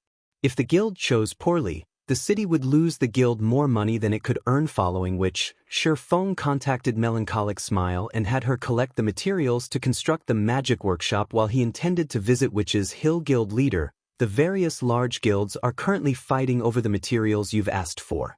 They're selling for very high prices. Some of the materials only drop from special 100-man Hell mode team dungeons.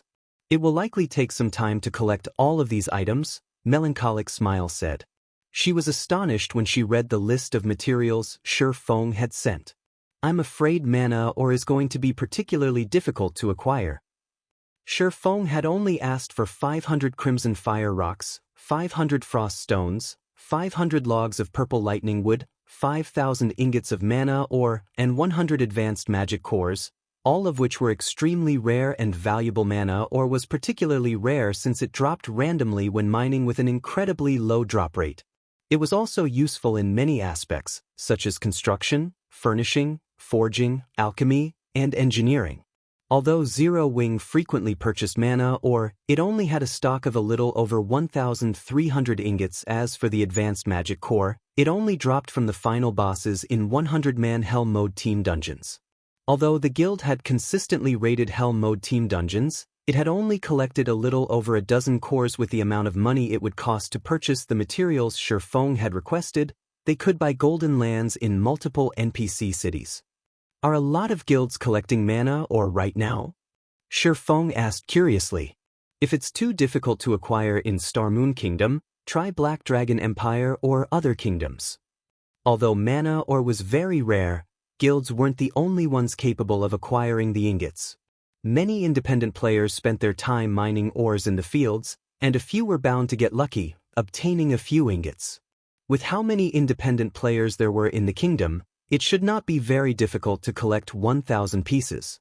Among the materials he listed, the mana ore should be the easiest to obtain. The list he had given Melancholic Smile hadn't even included the 7 luminaries crystals. Had he added that to the list, Melancholic Smile would have fainted from shock. Rather than a building, it seemed like he intended to construct a display of pure gold. Guild leader, the ore is very difficult to acquire. Searching other kingdoms and empires won't change that. The various large guilds have already purchased every ingot on the market, and any new mana ore will be highly contested over, Melancholic Smile said, smiling bitterly. Why? Feng asked curiously. As far as Feng could remember, while mana ore had been rare and in high demand, guilds hadn't necessarily fought over it. Even in the past, mana ore hadn't been cheap, each ingot selling for 30 to 40 silverits due to the Orc Empire's sudden rise. The Orcs have affected several kingdoms and 2 empires already, and these countries have dispatched their armies to hold the Orcs back. As a result, an exchange system activated on the front lines. So far, many items are available for purchase, including the common mounts, which most guilds have been searching desperately for. There are even bronze mounts available to purchase these mounts. Players have to complete all sorts of large-scale quests and earn contribution points. However, these large-scale quests are extremely difficult. They either required players to reinforce or capture towns. Meanwhile, not only are there a lot of orcs, but their combat standards are also quite high. In addition, when the orcs show up, a strange mist covers the area, driving players' mana into chaos and decreasing their combat power. Players are only able to stabilize their mana with mana charms, a consumable tool that's crafted with mana, or aside from that, a lot of ancient ruins have appeared because of the fog. The monsters in these ancient ruins have very high drop rates. There have been rumors that claim that these ruins contain siege tools from ancient times. Hence, the kingdoms and empires' major powers are frantically collecting mana or in hopes of raiding these ruins and acquiring guild mounts as quickly as possible. This, in turn, has resulted in the mana ore shortage on the market. The ore's price has also increased by several times. Melancholic Smile's explanation surprised Feng. Although he had known that the Orc Empire's rise would change the game, he hadn't expected the situation to develop like this. I understand. In any case, try to collect as many of these materials as possible.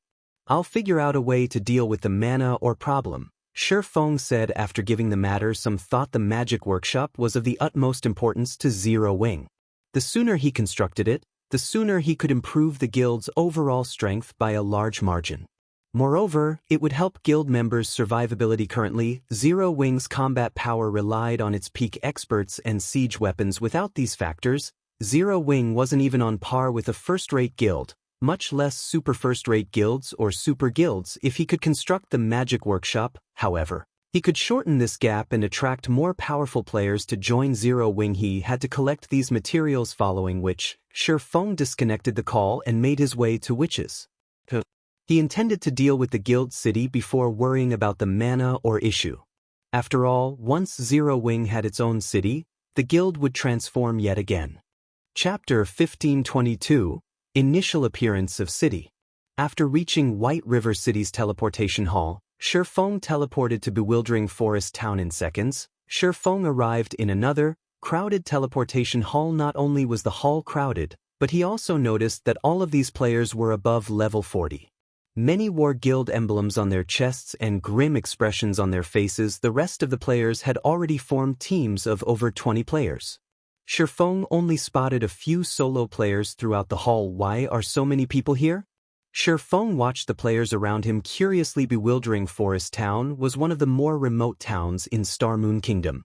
Moreover, most of the leveling maps around it were below level 30. Although it was the closest NPC town to the Witch's Hill, even with a mount, it would take players over 7 hours to reach the map. Furthermore, Witch's Hill wasn't the most resource-rich map in this level range, and Star Moon Kingdom's largest forest separated Bewildering Forest Town and Witch's Hill. The Maze Forest. The monsters in the Maze Forest were between level 40 and level 50. Although the entire forest was not particularly dangerous, its inner sanctum was a maze. Players who weren't familiar with the terrain could easily lose their way.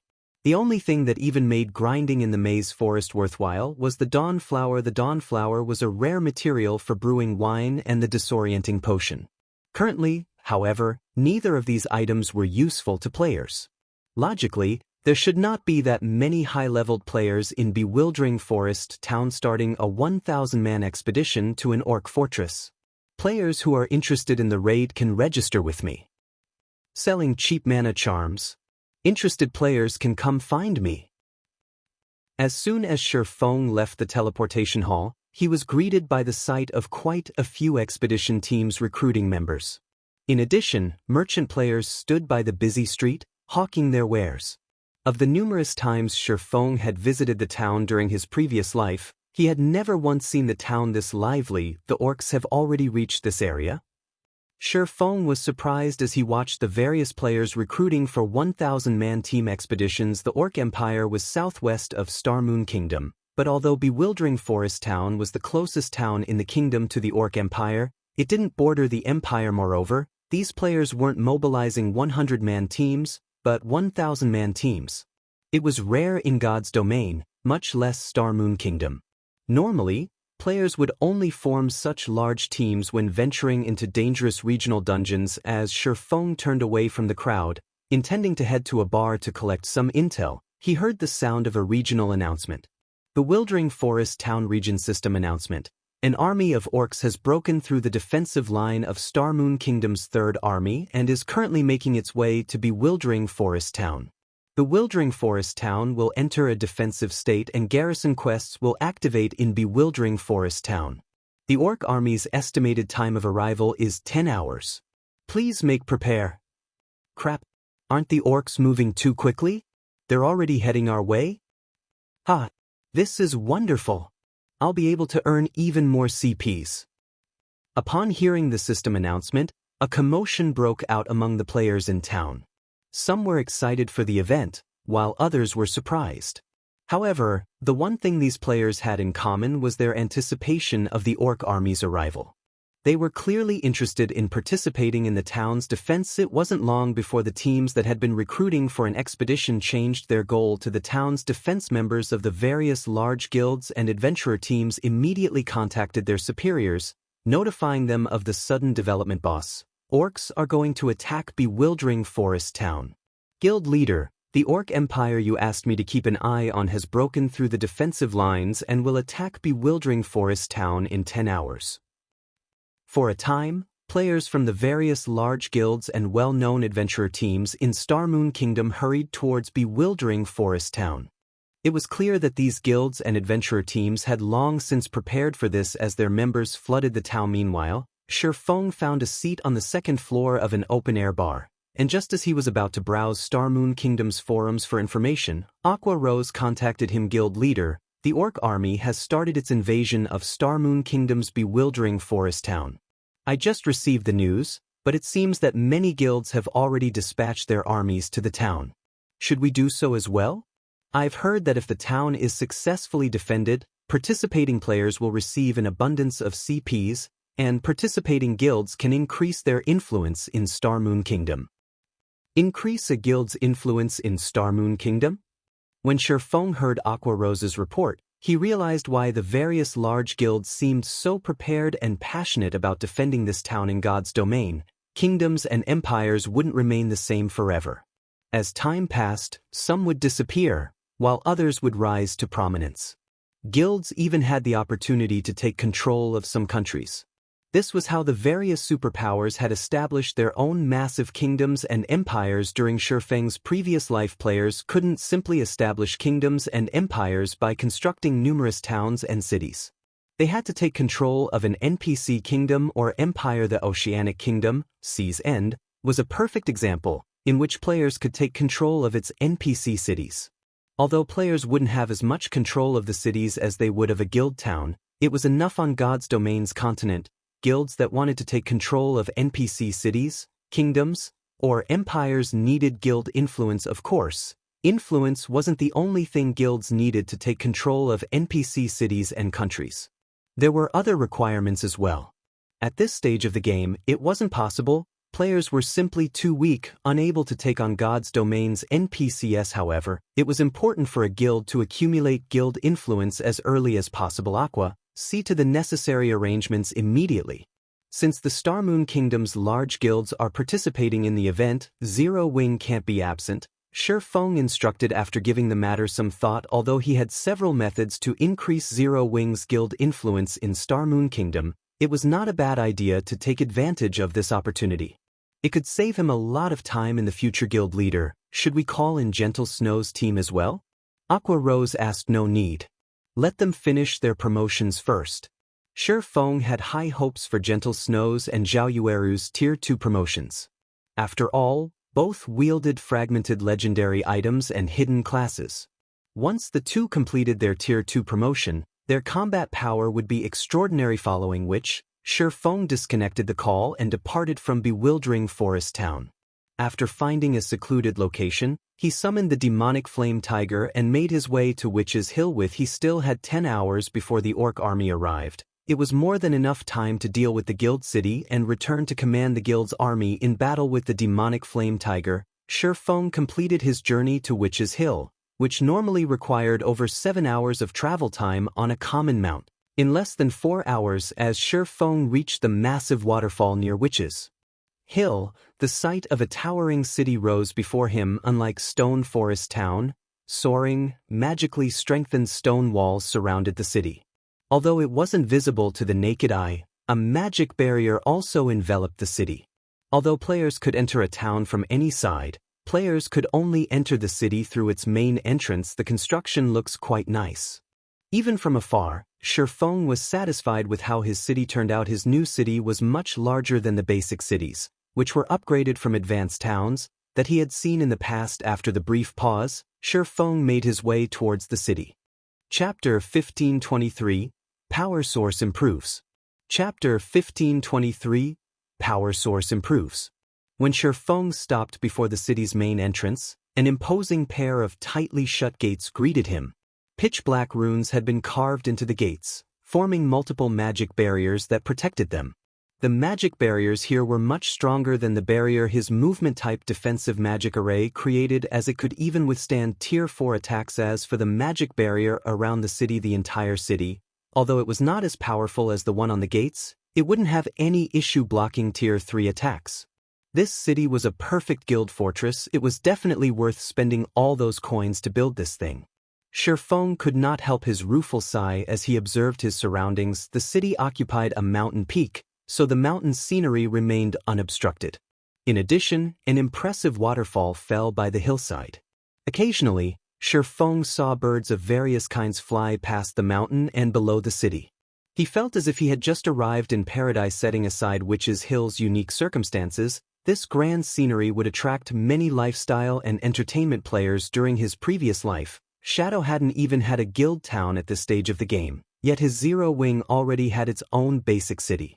Not even super guilds had achieved this feat currently. Only Sea's End's major powers controlled cities. Unlike Sea's End's major powers, however, he had complete control of his city.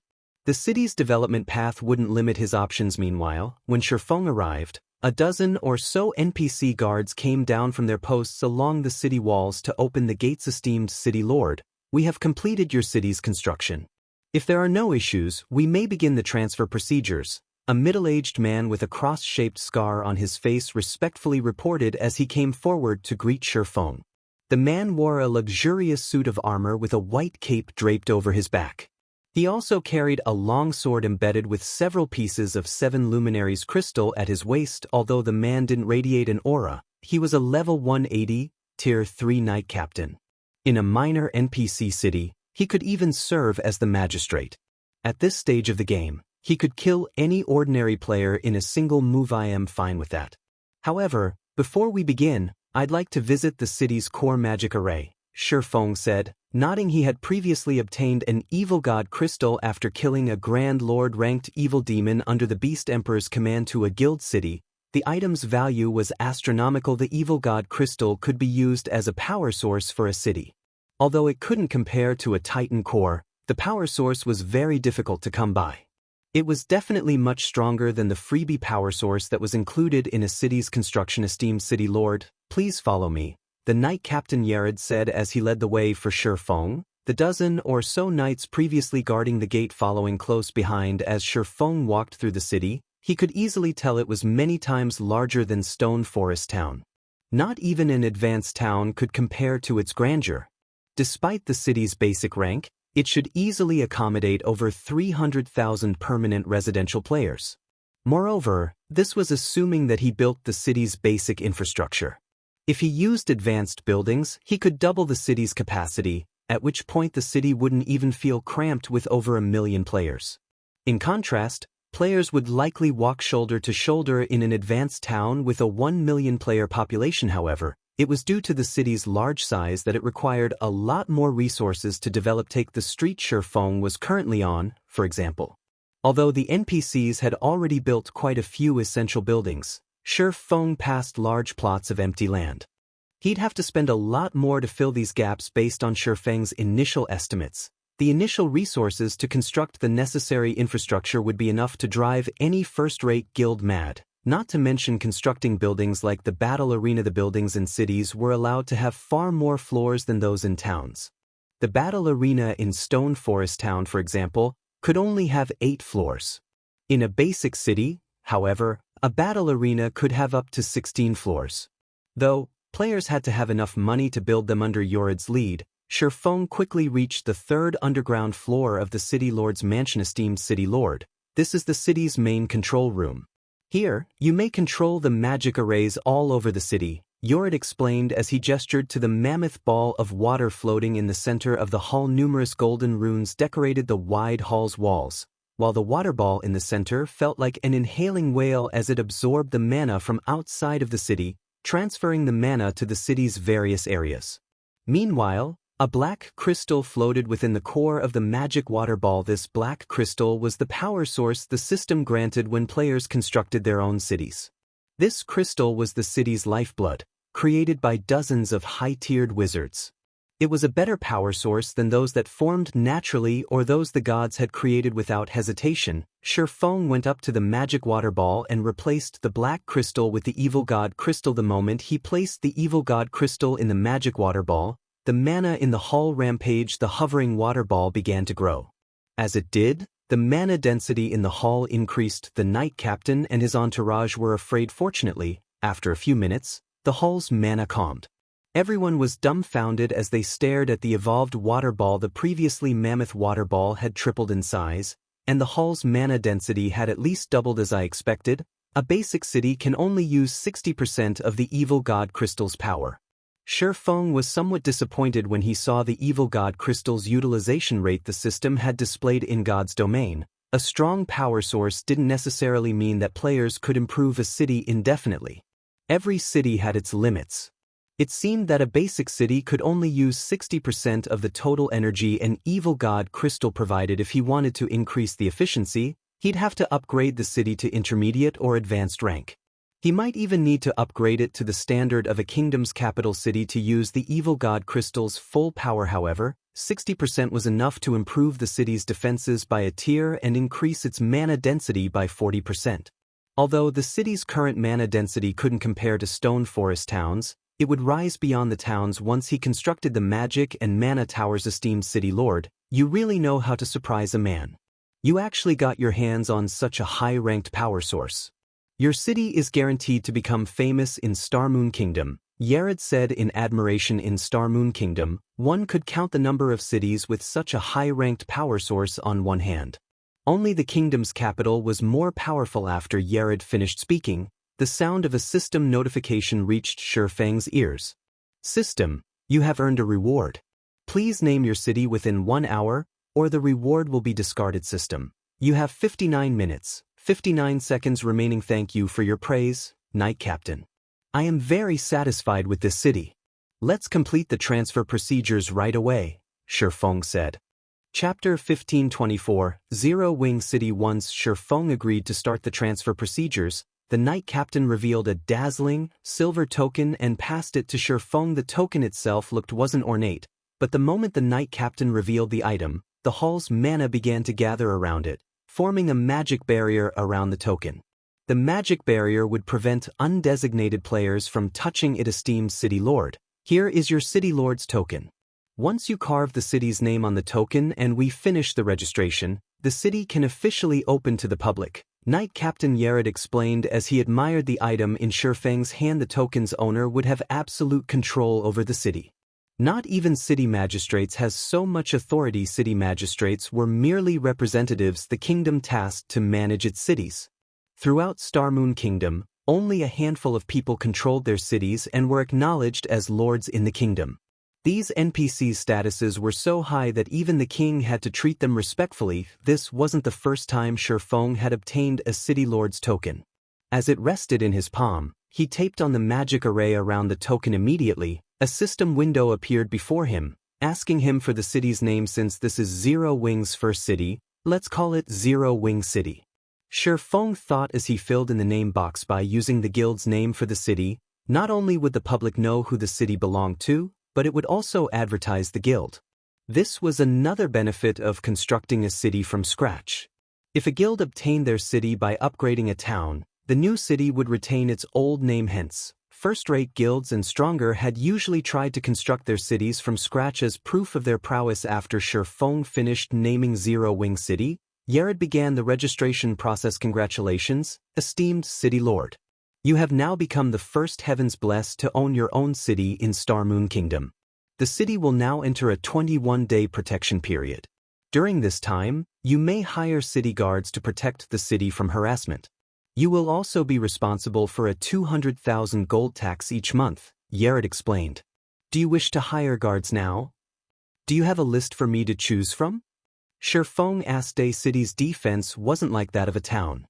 The system would only allow players to hire up to Tier 2 NPCs in a town. After all, Tier 3 NPCs could serve as small cities' magistrates. Although he could hire Tier 3 NPC guards in a basic city, he could only hire 5. Moreover, Tier 3 NPCs had different strengths and specialties. To ease the burden of the city's defense, it was necessary to choose the Tier 3 NPC guards carefully. Here is a list of the Tier 3 guards we can currently provide. Unfortunately, since there are so many Tier 1 and Tier 2 guards to choose from, I am unable to provide a precise list. If you would like a more detailed list of your options, you may hire these guards from the Adventurers Association, Yared explained as he handed Feng a list. The list showed the general prices for the Tier 1 and Tier 2 NPC guards as well as a brief introduction of the various Tier 3 NPC guards available for hire. Hiring 10 level 150 elite guards for 21 days would cost 100 gold, 300 gold for 10 level 150 Tier 1 guards, and 700 gold for 10 level 150 Tier 2 guards. Each of the Tier 3 guards had different prices. There were a total of 37 Tier 3 guards available, and they cost anywhere between 800 and 1,400 gold for 21 days. The cost of hiring one of these NPCs could already rival that of 2 squads of Tier 2 guards. Even for Zero Wing, the expenditure wasn't easy to shrug off, yet Feng had no choice. He hadn't constructed Zero Wing City near any NPC towns or cities, so it could easily come under monster attack. This was especially true at night. For Zero Wing City, which didn't have its defensive constructs yet, powerful guards were a must. Furthermore, Feng hadn't expected the rise of the Orc Empire, which had already turned its sights to bewildering Forest Town. The Maze Forest was the only thing standing between the town and Witch's Hill. On the off chance that the Orc army decided to attack Zero Wing City, Tier 1 and Tier 2 NPC guards wouldn't be able to fend off the attack. Only Tier 3 NPCs had enough of an advantage over the Orcs, following which, Feng chose to hire 5 Tier 3 guards, 1 healer, 2 MTs, and 2 magical classes. Among them, the magical classes were the most expensive, each costing 1,300 gold. Each of these magical class NPCs had 2 Tier 3 large-scale destruction spells and a Tier 3 curse in their arsenal. He decided to hire these 5. In addition, I wish to hire 800 elite guards, 150 Tier 1 guards, and 50 Tier 2 guards, Feng said, returning the list to Yared after making his decision. If Aqua Rose or Gentle Snow were present, they would have a heart attack over hiring so many guards. The cost of hiring NPC guards was much higher than NPC soldiers, yet Feng still chose to hire 1,000 NPC guards at once. But Feng knew the necessity of the decision. Cities were much larger than towns, and without enough NPCs, a city would be impossible to defend, and public security wouldn't be maintained. Moreover, as the city's environment was more beneficial than a town's, it didn't cost as much to hire NPC guards. If he hired this many guards in a town, it would drop Zero Wing's finances into the red. This was an advantage that the system provided when players constructed their own city from scratch. Alright. The total cost for the guards you've chosen is 21,000 gold. Once you've made the payment, the Adventurers Association will send them to the city, Yared said without hesitation. Feng handed 21,000 gold to the Knight Captain. Fortunately, he had recently posted plenty of rare materials he had obtained from Cold Wind City in Zero Wing's auction house. While he had been on Thunder Island, most of the materials had sold, and after deducting his base cost, he had made a profit of 33,527 gold. This was why he dared to hire so many Tier 1 and Tier 2 guards despite Zero Wing's current financial situation. Moreover, that was only the profit from the first shipment. After time passed, Cold Wind City's players would stockpile a ton of materials again. If he purchased and resold those materials, he would earn another 30,000 gold.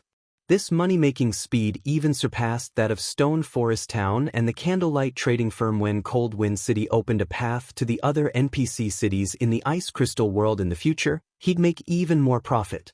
It wasn't unlike owning his own gold mine after Yared confirmed the payment. He bowed respectfully to Feng before leaving with the other knights, following which, a series of system notifications and system announcements reached Feng's ears. System, congratulations.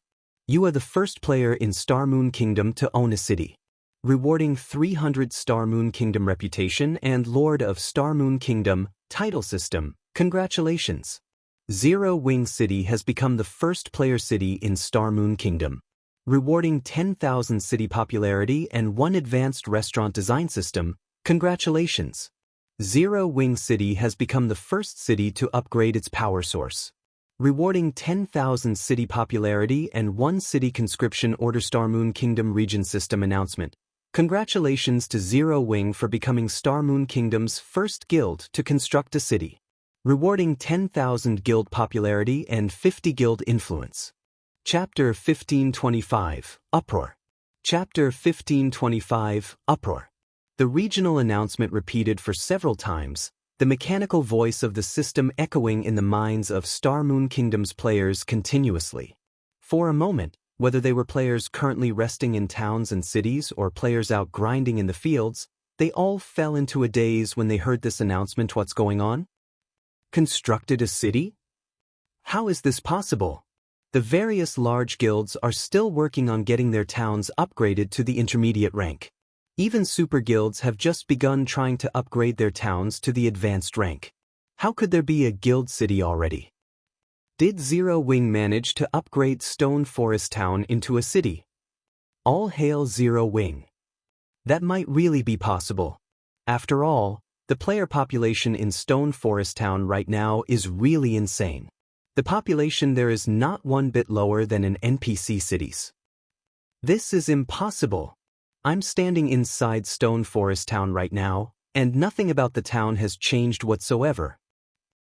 Practically everyone on Star Moon Kingdom's official forums was discussing Zero Wing and the city it built right now. Although the players of God's Domain currently did not have any concrete information about guild cities, they could generally guess how amazing a guild city would be just by looking at the various guild towns currently in the game.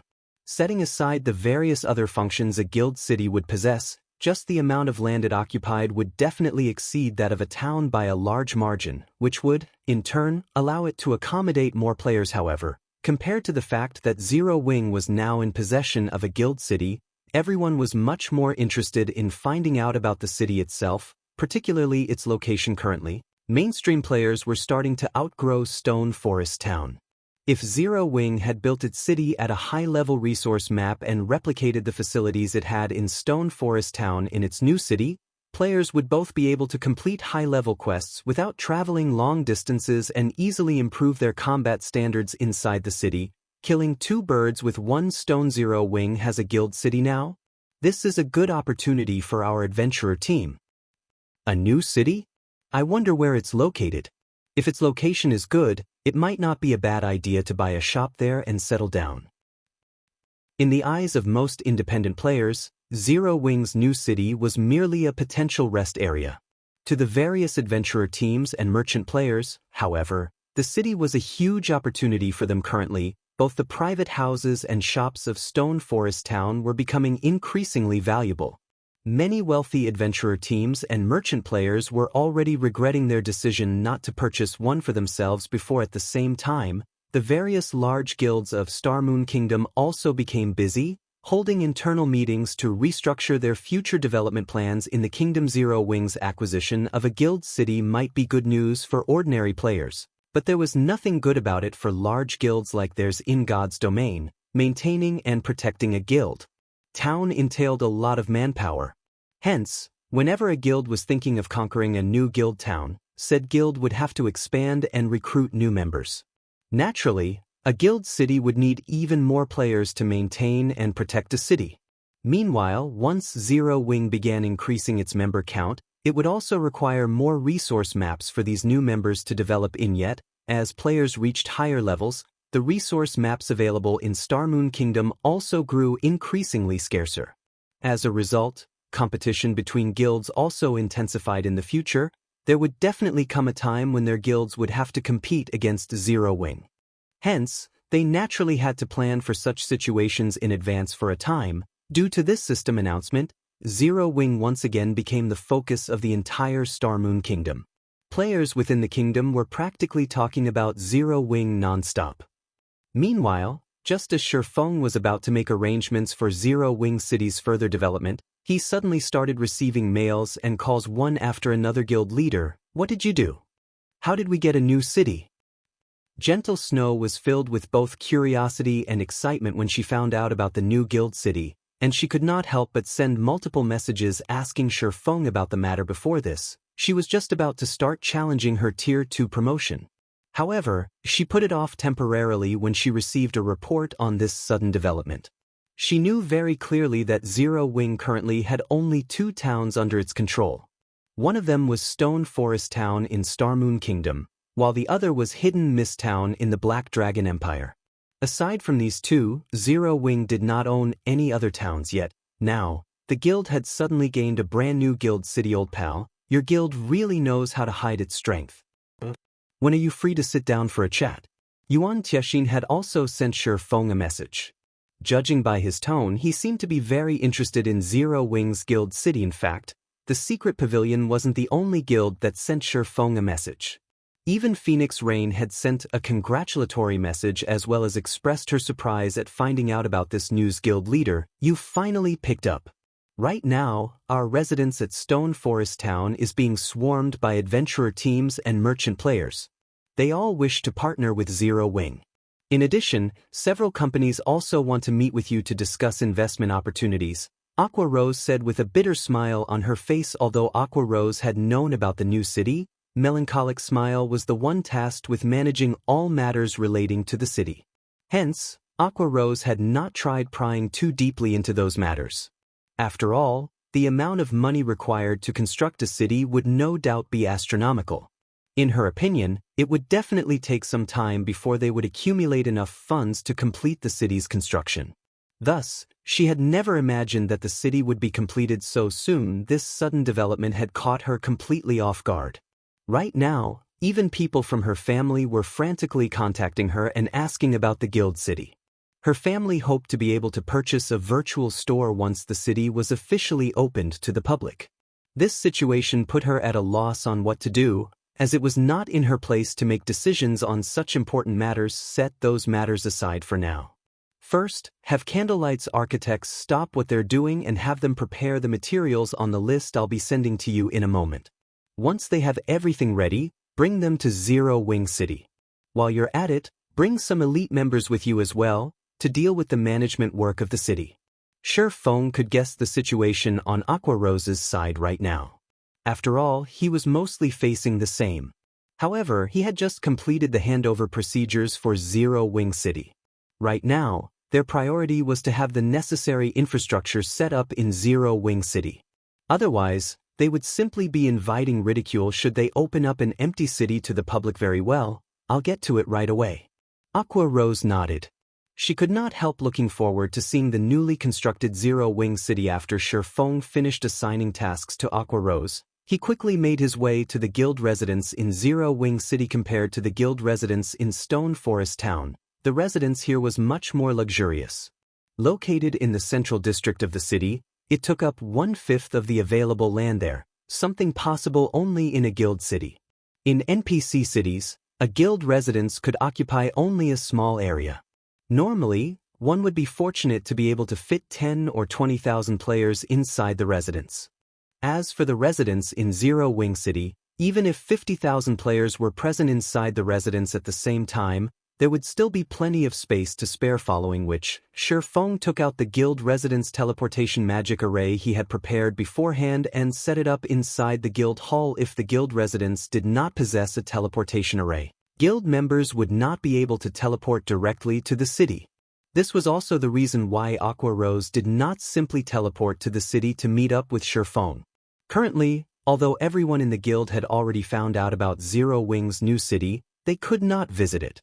They could only wait until Feng was done setting up the teleportation array. Once Feng set up the teleportation array, he made a slight adjustment to its permissions, allowing only guild members with a certain level of authority to teleport to the city, to avoid unnecessary trouble that would disrupt the city's construction speed. After he settled the matters that required immediate attention, he sat down in his office to catch his breath.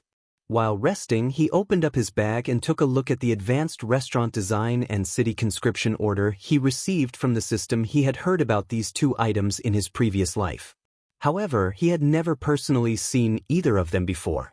He had never thought that he would actually receive these two items just by constructing Zero Wing City. These were truly an unexpected harvest. Chapter 1526, Strengthening Players.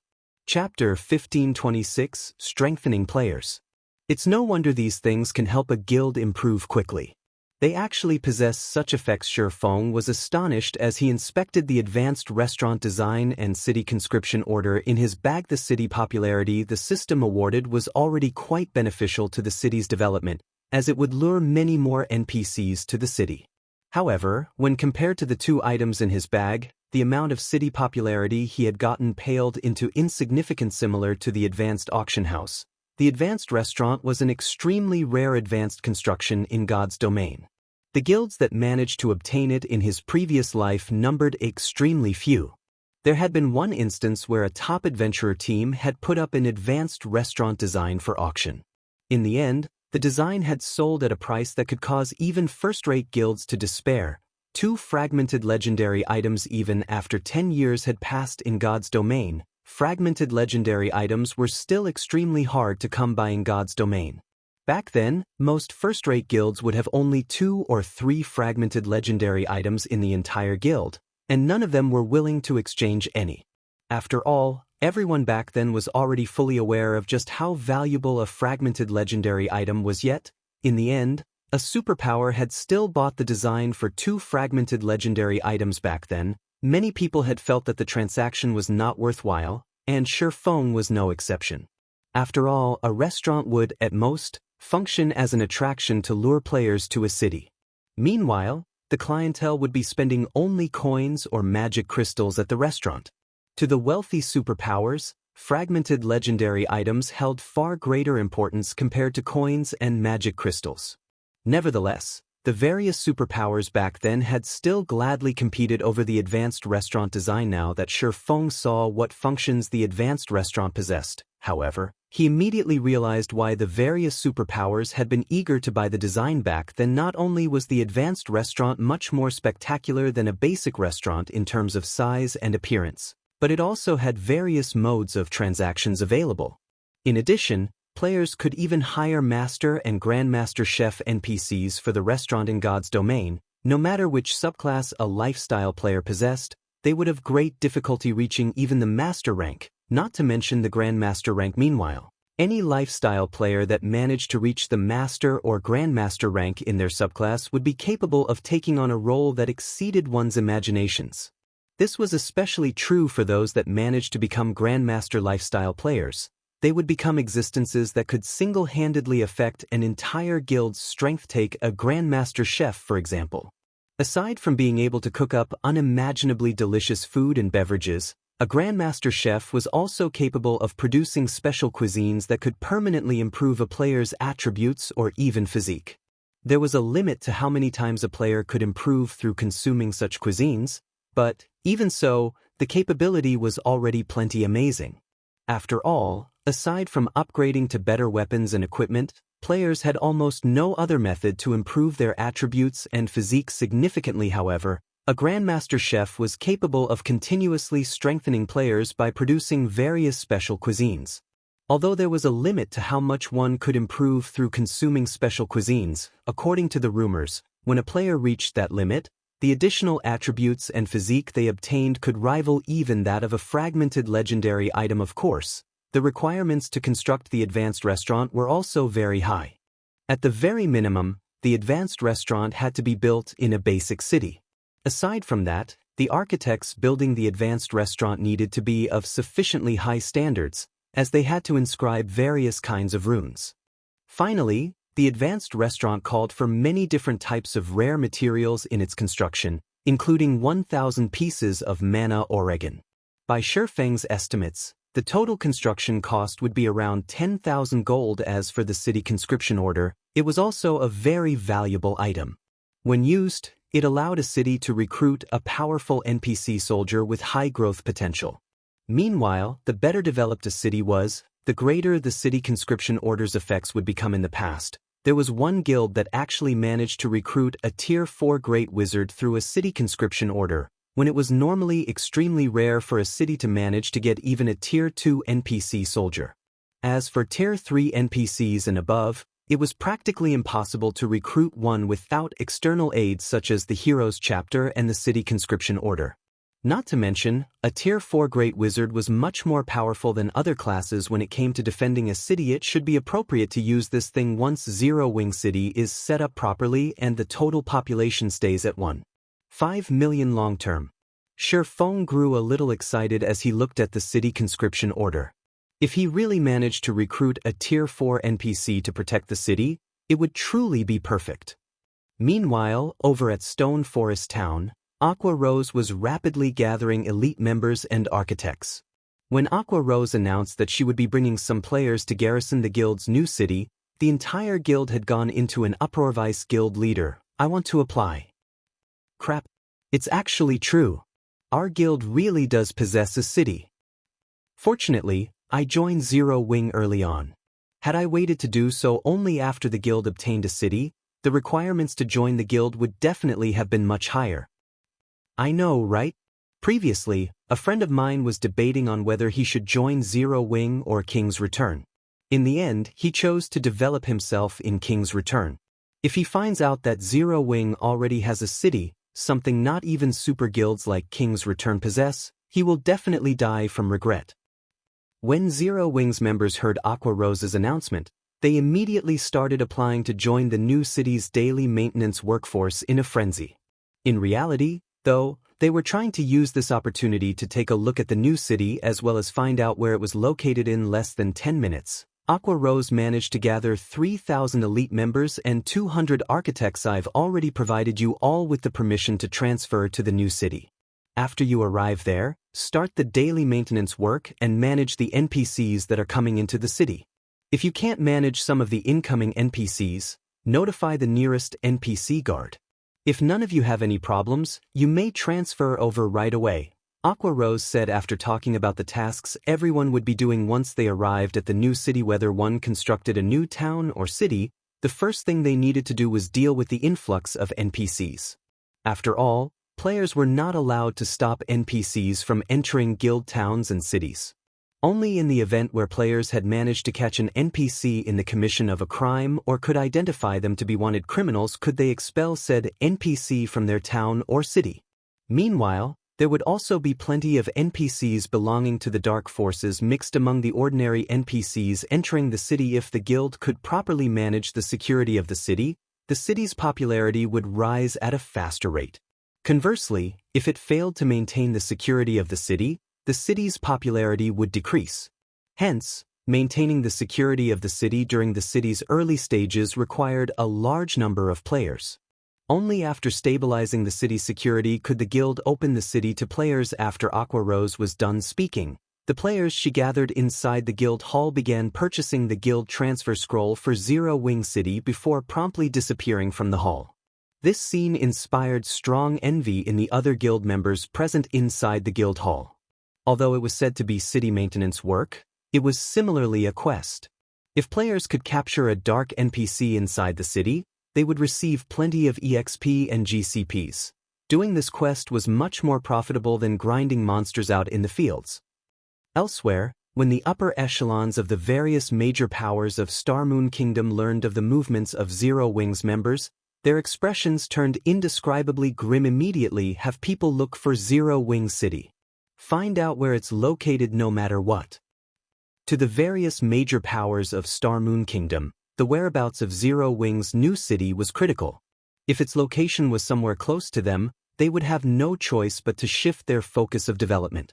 At the same time, there were also some guilds that began having designs on Zero Wing's new city for a time, the various major powers all began dispatching a large number of people to locate Zero Wing's new city.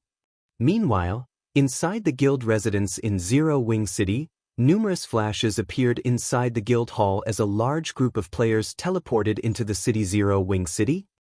This place is our guild city. When everyone exited the guild hall, they were momentarily dumbfounded by what they saw. Although they knew that the new city would definitely be much better than Stone Forest Town, they never thought the city would be such a spectacular sight. The difference between Zero Wing City and Stone Forest Town was like the difference between heaven and earth. Chapter 1527, Guild's New Benefits. Chapter 1527, Guild's New Benefits. This place is our guild's new city. The mana density here is amazing. Although it's still no match for Stone Forest Towns, with this place being so large, at least the city won't be as crowded as Stone Forest Town. Wait, something's not right. Look around. There doesn't seem to be any magic towers here. The mana present here should be something the city naturally gathered by itself. What? A city is actually so much stronger than a town. If magic towers are constructed inside the city, won't the mana density here become much higher than even Stone Forest Towns? After Zero Wing's members exited the guild hall and observed their surroundings, they quickly noticed a marked difference between a guild town and a guild city. This was especially true in the case of mana density. Everyone was already sure that Zero Wing City would become overcrowded with players. Just how much resources did the guild leader invest in building this city? Aqua Rose was indescribably shocked when she looked at the city around her. Although she knew that a guild city would be much better than a guild town, she had never thought the disparity would be to such a degree. With the high mana density in the city would attract not only a large number of expert players to visit but also lifestyle players. In the future, there would be no need to worry about Zero Wing being unable to recruit capable experts and lifestyle players. After a moment of shock and awe, Aqua Rose had the elite members she brought begin accepting the city's patrol quests. As for herself, she took the 200 architects to meet up with Feng at an empty plot of land in the city. Guild leader, I've brought all the available architects in the Candlelight trading firm over already, Aqua Rose reported quietly as she looked at Feng, who was currently surveying the terrain of the city. 3 all here. Feng muttered to himself as he sent a glance at the architects standing some distance behind Aqua Rose. Nodding in approval, he continued, "Advanced architects, come forward." Immediately, 40-odd players stepped forward nervously. Among them, nearly 30 were male and over a dozen were female. Although the levels of these players ranged between 24 to 35 only, if placed in a first-rate guild, any one of these players would definitely receive VIP treatment in the Candlelight trading firm. However, they were merely normal members. After all, the Candlelight trading firm already had master lifestyle players at the helm. Compared to them, advanced lifestyle players were insignificant existences. Meanwhile, when these advanced architects looked at Feng, who had disguised himself using the demon mask, their eyes were filled with reverence and excitement. After all, the man before them was none other than Black Flame, the guild leader of Zero Wing. At the same time, he was also the #1 expert of Starmoon Kingdom. They might have the qualifications to act proudly in front of the guild leaders of any other guild. After all, those guild leaders were definitely no match for themselves in terms of subclass development. However, it was a different story for their own guild leader. Even in terms of subclass development, their guild leader was an existence they had no choice but to look up to. The reason for this was their knowing that their guild leader had already become a master forger some time ago. Now, one could say that he was the bona fide #1 forger in Starmoon Kingdom. Excellent. From now on, you all will be tasked with constructing Zero Wing City's advanced constructions. If any among you isn't an inner member, you can come to me to sign the contract to become one. If any of you does not wish to become an inner member, you may return to the group behind. Feng was considerably surprised at the number of advanced architects present. He had not expected that after not seeing Melancholic smile for some time, the woman had actually recruited many more advanced architects. Moreover, among the advanced architects present, he managed to spot 3 familiar figures. One of them was a middle-aged man named Happy Mo, who looked to be in his 40s. He wore a monocle and radiated an indescribably calm feeling. The second person was a muscular youth named Boiled Fish, who carried a scimitar on his back. As for the last one, she was a short-haired beauty named Wind Chimes in the past. All three of these players were very famous architects in Star Moon Kingdom. To be precise, they were part of the top 10 architects in Star Moon Kingdom. Only, these three players all belonged to first-rate guild. Feng had never imagined that these three people had actually joined Zero Wing this time. Among the three, Happy Mo was the strongest. In the past, he had constantly pushed his limits in order to become a Grandmaster. Unfortunately, the rank of Grandmaster was not easily attained. At the very least, the amount of help a first-rate guild could provide towards reaching this rank was minimal. Happy Mo had never managed to become a Grandmaster Architect. After everyone heard Feng's words, most of the advanced architects that had joined the Candlelight trading firm recently chose to sign the contract right away. Only Happy Mo, Boiled Fish, and Wind Chimes remained hesitant, exchanging glances with each other. After a moment, as if having come to an agreement, they nervously turned to look at Feng. Guild leader, if we become inner members, can we use our GCPs to exchange for a private house inside the guild city? Happy Mo, who was the eldest among the three, stepped forward and asked carefully. Although Feng looked younger than himself, the feeling the man gave off was akin to that of a prehistoric beast. While standing in such close proximity, Happy Mo found himself growing breathless. In the past, when he heard others mentioning such a reaction, he had simply taken their words as jokes. Only after personally experiencing this feeling did he realize that those words were no joke at this moment. He felt as if he would be doomed forever if he made even the slightest mistake. Upon hearing Happy Mo's question, everyone nearby could not help but perk up their ears. They never thought that Happy Mo would be so courageous as to propose such a demand to the guild leader. Are you all interested in the private houses of Zero Wing City? Feng asked as he looked at Happy Mo's group of three. The environment here is quite good. I feel that if it is here, my research would be more successful, Happy Mo stated. Boiled Fish and Wind Chimes nodded their heads in agreement. Initially, the three of them had considered living in Stone Forest Town. However, after taking a look at Zero Wing City, they felt that this place was much better. Even if the mana density in the city was not comparable to Stone Forest Town's right now, they had a feeling that Zero Wing City would very quickly surpass Stone Forest Town as time passed. That's not a bad suggestion. Since you've already raised it, I'll use this opportunity to talk about the new benefits Zero Wing and Candlelight will be offering. From now on, members may use their GCPs to exchange for private houses in the guild's towns and cities.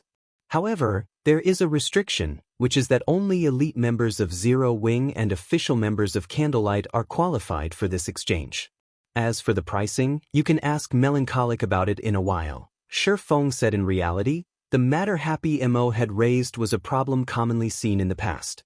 After all, whether it was a guild town or city, the amount of land available was limited. Generally, guilds would try to attract as many visitors to their towns or cities as possible. At the same time, in order to maximize the town's or city's income, they would construct only a small number of private houses, opting to build hotels and other facilities instead. Hence, private houses could not simply be bought just because one had the funds to do so. This was especially true for popular towns and cities. However, in order to attract and recruit independent experts and capable lifestyle players, guilds would still build some private houses to use as bait, making them available for exchange using GCPs only. When Feng mentioned about this new benefit, cheers immediately erupted from the crowd before him. What? The guild leader is so generous. All hail the guild leader. Ha! With this, I will also have an opportunity to own a private house in Zero Wing City. When I get one, my friends will definitely die of envy. Currently, the various large guilds were all trying to earn as much money as possible from their guild towns to further develop themselves. Hence, they would only construct a few private houses for show.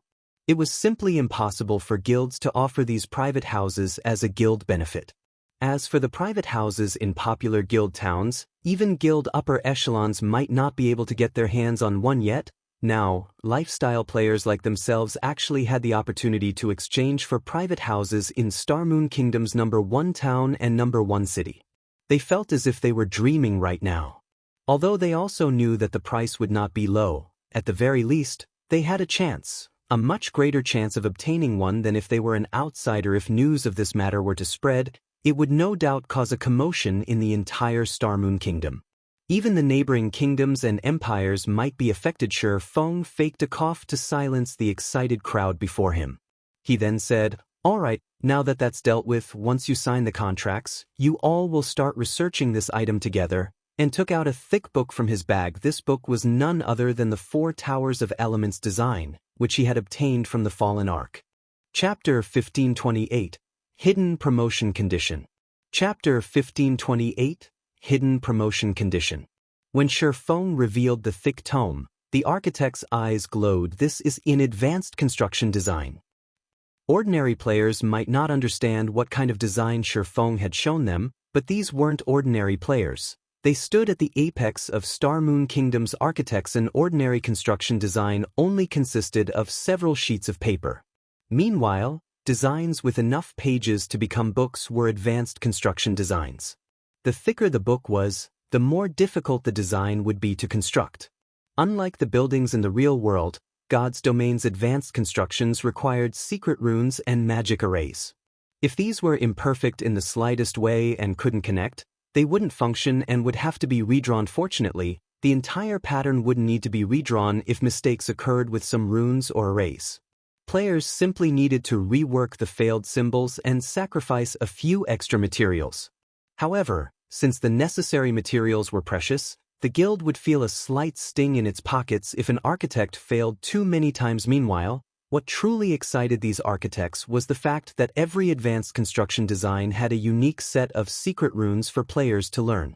Learning these secret runes would help them when they designed their own in the future.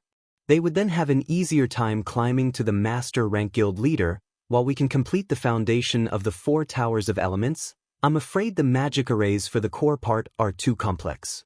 They are at least advanced magic arrays. We aren't capable of drawing them right now. After taking a look through the Elemental Tower's design, Happy Mo discovered the design's most challenging aspect. Although they frequently researched magic arrays, they were only capable of completing basic magic arrays at the moment. They were still some time from being able to draw intermediate magic arrays. Meanwhile, the Four Towers of Elements core required advanced magic arrays, which were used to harvest energy within the 7 luminaries crystals. Architects of their rank weren't yet capable of achieving this feat. Your task is to build the tower's foundations. I'll draw the magic arrays for the cores. You just need to deal with the secret runes and magic circuits. Feng explained. You'll draw them, guild leader? The lifestyle players were stunned when they heard Feng's plan. They stared at the man as if he were a monster. Not only was Feng a master forger, but he could also draw advanced magic arrays. How were they supposed to compare to someone like this? What these players didn't realize was that players had to learn to draw magic arrays to develop their subclasses. In the past, players had only discovered this fact after reaching level 100. Regardless of the subclass, players would encounter magic arrays as they increased their lifestyle ranks. Only, the difficulty varied depending on the subclass. For example, forgers, alchemists, and engineers needed to be able to draw intermediate magic arrays at the very minimum if they wanted to reach the master rank. The requirement was even higher to become a grandmaster. When crafting a higher quality item, the production process would require more mana. Without a magic array to help guide the mana to the item, the production process would fail. Because of this, the various large guilds fought over the rare magic array designs, particularly the high-ranked ones. This was also why powerful lifestyle players preferred to join powerful guilds. As an individual, not only was it difficult to obtain high-quality materials in large quantities, but it was also extremely difficult to collect a large variety of magic array designs. Such a task required sufficient strength and a large number of players. This was the reason that the various kingdoms and empires restricted the circulation of magic array designs. Aside from the Four Towers of Elements design, Feng had also revealed the advanced restaurant design and instructed the advanced architects to research it together. With this, they could improve their secret rune standards far more quickly and complete the Four Towers of Elements with more precision. Seeing this, the other architects present could not help their envy. Now, they were even more eager to reach advanced rank. After all, There was a massive difference between the amount of GCPs they could obtain from constructing an advanced construction and a basic construction. Moreover, Feng had stated that as long as they qualified and had enough GCPs, they could purchase a private house in Zero Wing City, following which every architect went into action while the advanced architects focused on the 4 towers of elements. The other architects focused on the hotels, bars, private houses, shops, the battle arena, and other basic constructions. Elsewhere, Feng published the news of Zero Wing City on Star Moon Kingdom's official forums. After all, the city wouldn't remain a secret for long, and with how massive Zero Wing had become, the guild certainly had quite a few spies among its ranks. Rather than letting only the other guilds in on the secret, it was more beneficial to announce it to the kingdom, increasing the city and guild's fame. When the information went public, a sensation swept through the kingdom. The spectacular view from the city alone was mesmerizing, not to mention its functions. However, players were more excited about the city's mana density. The city's mana density is so high even without any magic towers. With this, Zero Wing will definitely rise in God's domain. Once Zero Wing finishes constructing magic towers, the city's mana density will be even higher than in Stone Forest Town. But why is Zero Wing City constructed in Witch's Hill? Although the average levels of the area's maps are quite high, their resources are average at best. They chose a far better location for Stone Forest Town. Zero Wing might have other reasons. Just look at Witch's Hill. It has the high-level resource map, Shadow Forest, and the Hell Mode regional dungeon, Mournful Ruins. When players reach level 60, Witch's Hill will be a prime leveling spot. I wonder when Zero Wing will open its city to the public. That's right. When is Zero Wing going to open the city? It would be great if our adventurer team can garrison in Zero Wing City. Hopefully, the private houses won't be too expensive. Although Feng had only released a small amount of information, it was enough to stir players' interest when the various large guilds saw Feng's post. Some celebrated, while others wept. Those who celebrated were the guilds whom the city couldn't threaten right now. After all, God's Domain's mainstream players were still some distance from level 40. It would still be some time before mainstream players would head to level 50 to 70 areas like Witch's Hill to develop. Once players reached level 50, Zero Wing City would become a disaster. Gather more manpower immediately. We need to earn as many contribution points as possible during Bewildering Forest Town's defense. For a time, the various large guilds assembled and dispatched their forces to Bewildering Forest Town. If their guilds wished to develop quickly, they had to deal with their lack of mounts as quickly as possible. Bewildering Forest Town's defense was the best opportunity to do so. As a result, more players flooded to the already crowded town. Among the new arrivals, the lowest level was level 40, while the majority were level 42 and 43. As one large guild after another arrived with its forces in Bewildering Forest Town, many of the independent players, who were there to earn some contribution points, were amazed. Expert players, which were normally difficult to encounter, swarmed the town. Their equipment was simply blinding. Normally, players in full level 40 dark gold equipment attracted a lot of attention, but now, these players were a dime a dozen. In fact, they barely attracted any attention. Many of the players who had come to Bewildering Forest Town wore full sets of level 45 dark gold equipment, but some even wielded weapons and equipment that radiated the epic rank glow effect. Among the various large guilds that had arrived, one guild stood out. Upon this guild's arrival, the other guilds in the teleportation hall opened a path for its members. Not only were these guild members' levels quite high, but the other guilds' upper echelons also drooled over their equipment. In addition, every one of these players sat comfortably atop their mounts, with the majority riding pitch-black warhorses. These players also wore a black cape draped over their shoulders. As they moved, they looked like a well-trained army. The several dozen players leading this group even rode bronze rank and above mounts. Compared to these players, the other guild's members looked like hoodlums. What guild is that? It's so amazing! Have you never been to a neutral map outside of Star Moon Kingdom? You don't know about Heaven's Burial? Heaven's Burial? How is this possible? I remember that Heaven's Burial suffered a devastating defeat when it tried to compete with Zero Wing for the position of #1 guild. How does it have so many high-level members? They even have mounts. You must have never been to a neutral map before then. After Zero Wing defeated the guild, Heaven's Burial shifted its focus. Now, it thrives in neutral maps. Have you heard of Bonewind Town? I've heard of it. I think it's one of the 3 orc towns players captured after the Orc Empire's rise. Let me tell you then. Heaven's Burial is the guild that captured Bonewind Town. Because of that, a large corporation decided to invest in the guild. Heaven's Burial used those investments to recruit a large number of experts and well-known workshops from other kingdoms and empires. Now, the guild's strength has reached a new level. If Heaven's Burial clashed with Zero Wing in the fields now, it might have a chance of victory. As the crowd discussed Heaven's Burial, another series of flashes illuminated bewildering Forest Town's teleportation hall. Unlike Heaven's Burial's members, however, none of these players rode mounts. But despite standing there quietly, the crowd couldn't help but turn towards them. Look.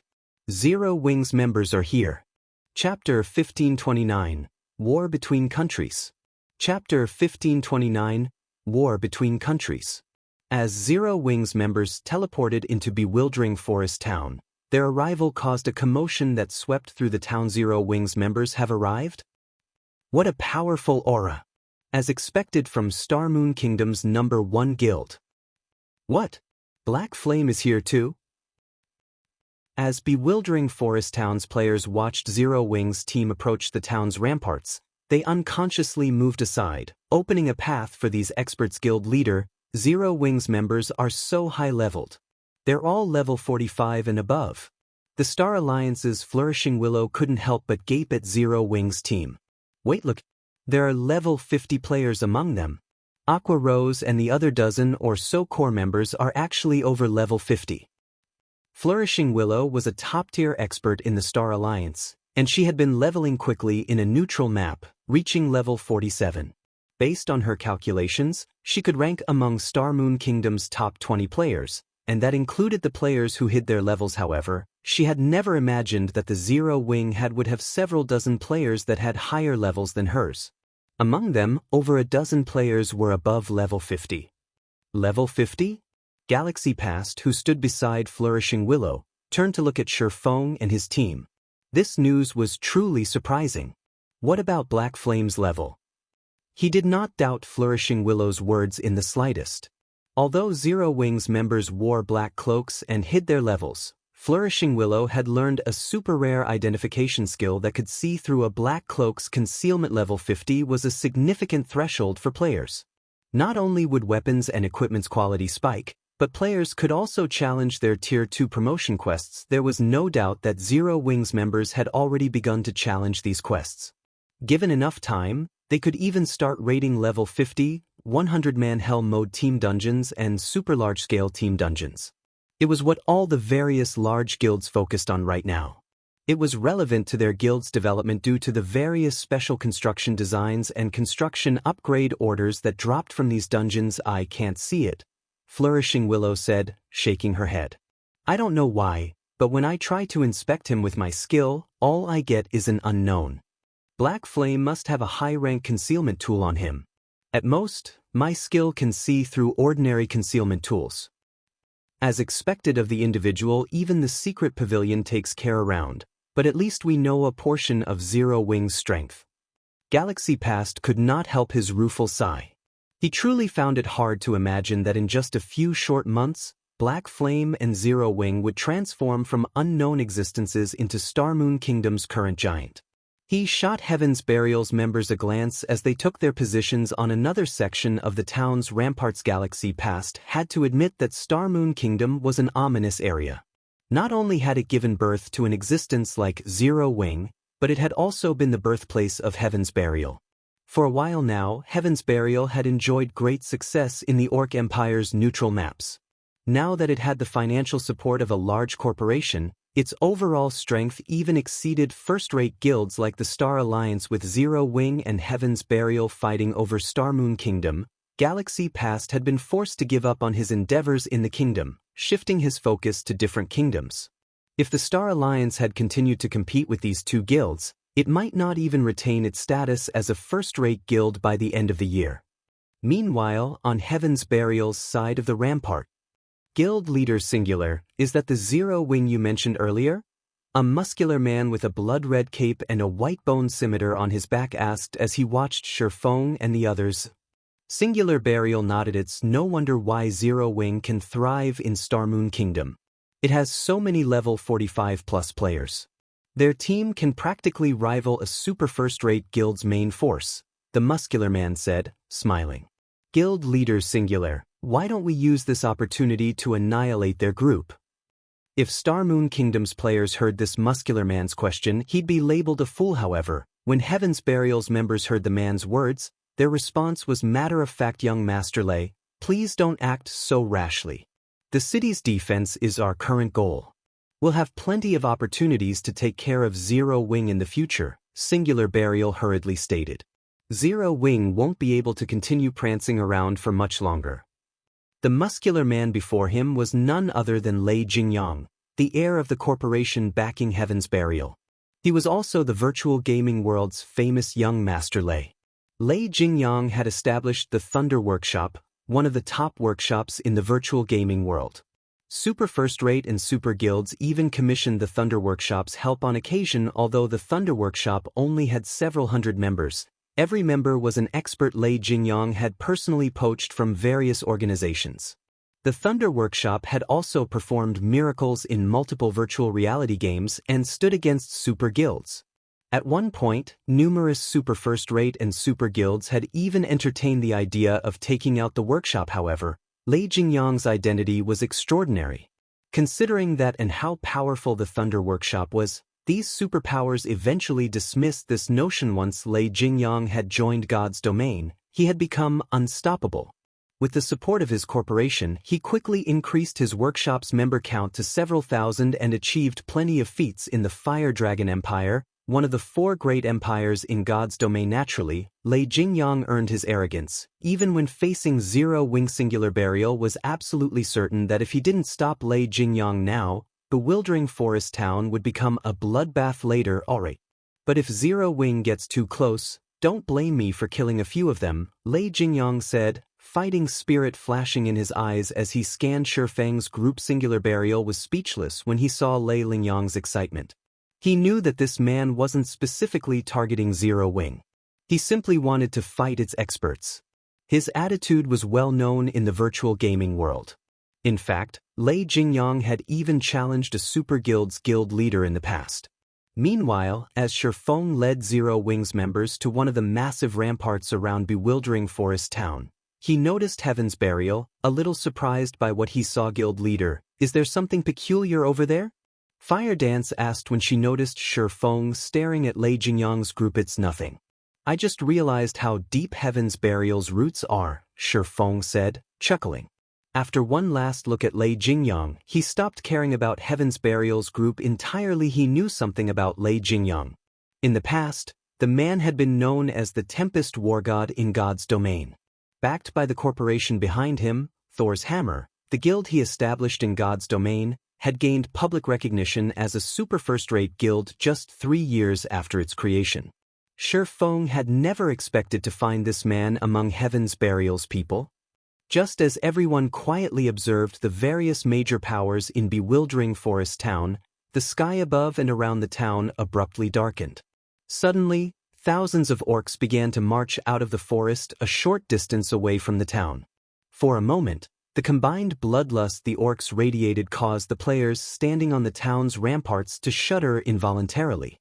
Moreover, these orcs were all above level 40, with the highest at level 65. There was no lack of Grand Lord-ranked orcs amidst the army, either. What is this? The scene stupefied every player watching in this moment. The players on the ramparts finally understood what war truly meant. Even Zero Wing's members, who had taken part in multiple siege wars, could not help their shock. The siege wars they had experienced were a joke compared to the force they were about to face. In the face of this orc army, even 500,000 evil beasts would be child's play. Unlike the evil beast army, these orcs moved in well-organized rows. Even from afar, one could see the clear division between the orcs' frontliners, healers, and ranged attackers. More importantly, the orcs dragged siege weapons, such as catapults and battering rams, with them. At a glance, there were easily over 100 catapults lining up at the edge of the forest. Such a force even surprised Aqua Rose and Zero Wing's other main force members, who had experienced hundreds of fierce battles. This was nothing like the monster siege they had imagined. Before the defending players could wrap their minds around the situation, sounds of war horns rang out from the forest. Immediately, the orcs began to surge from the forest's edge fervently.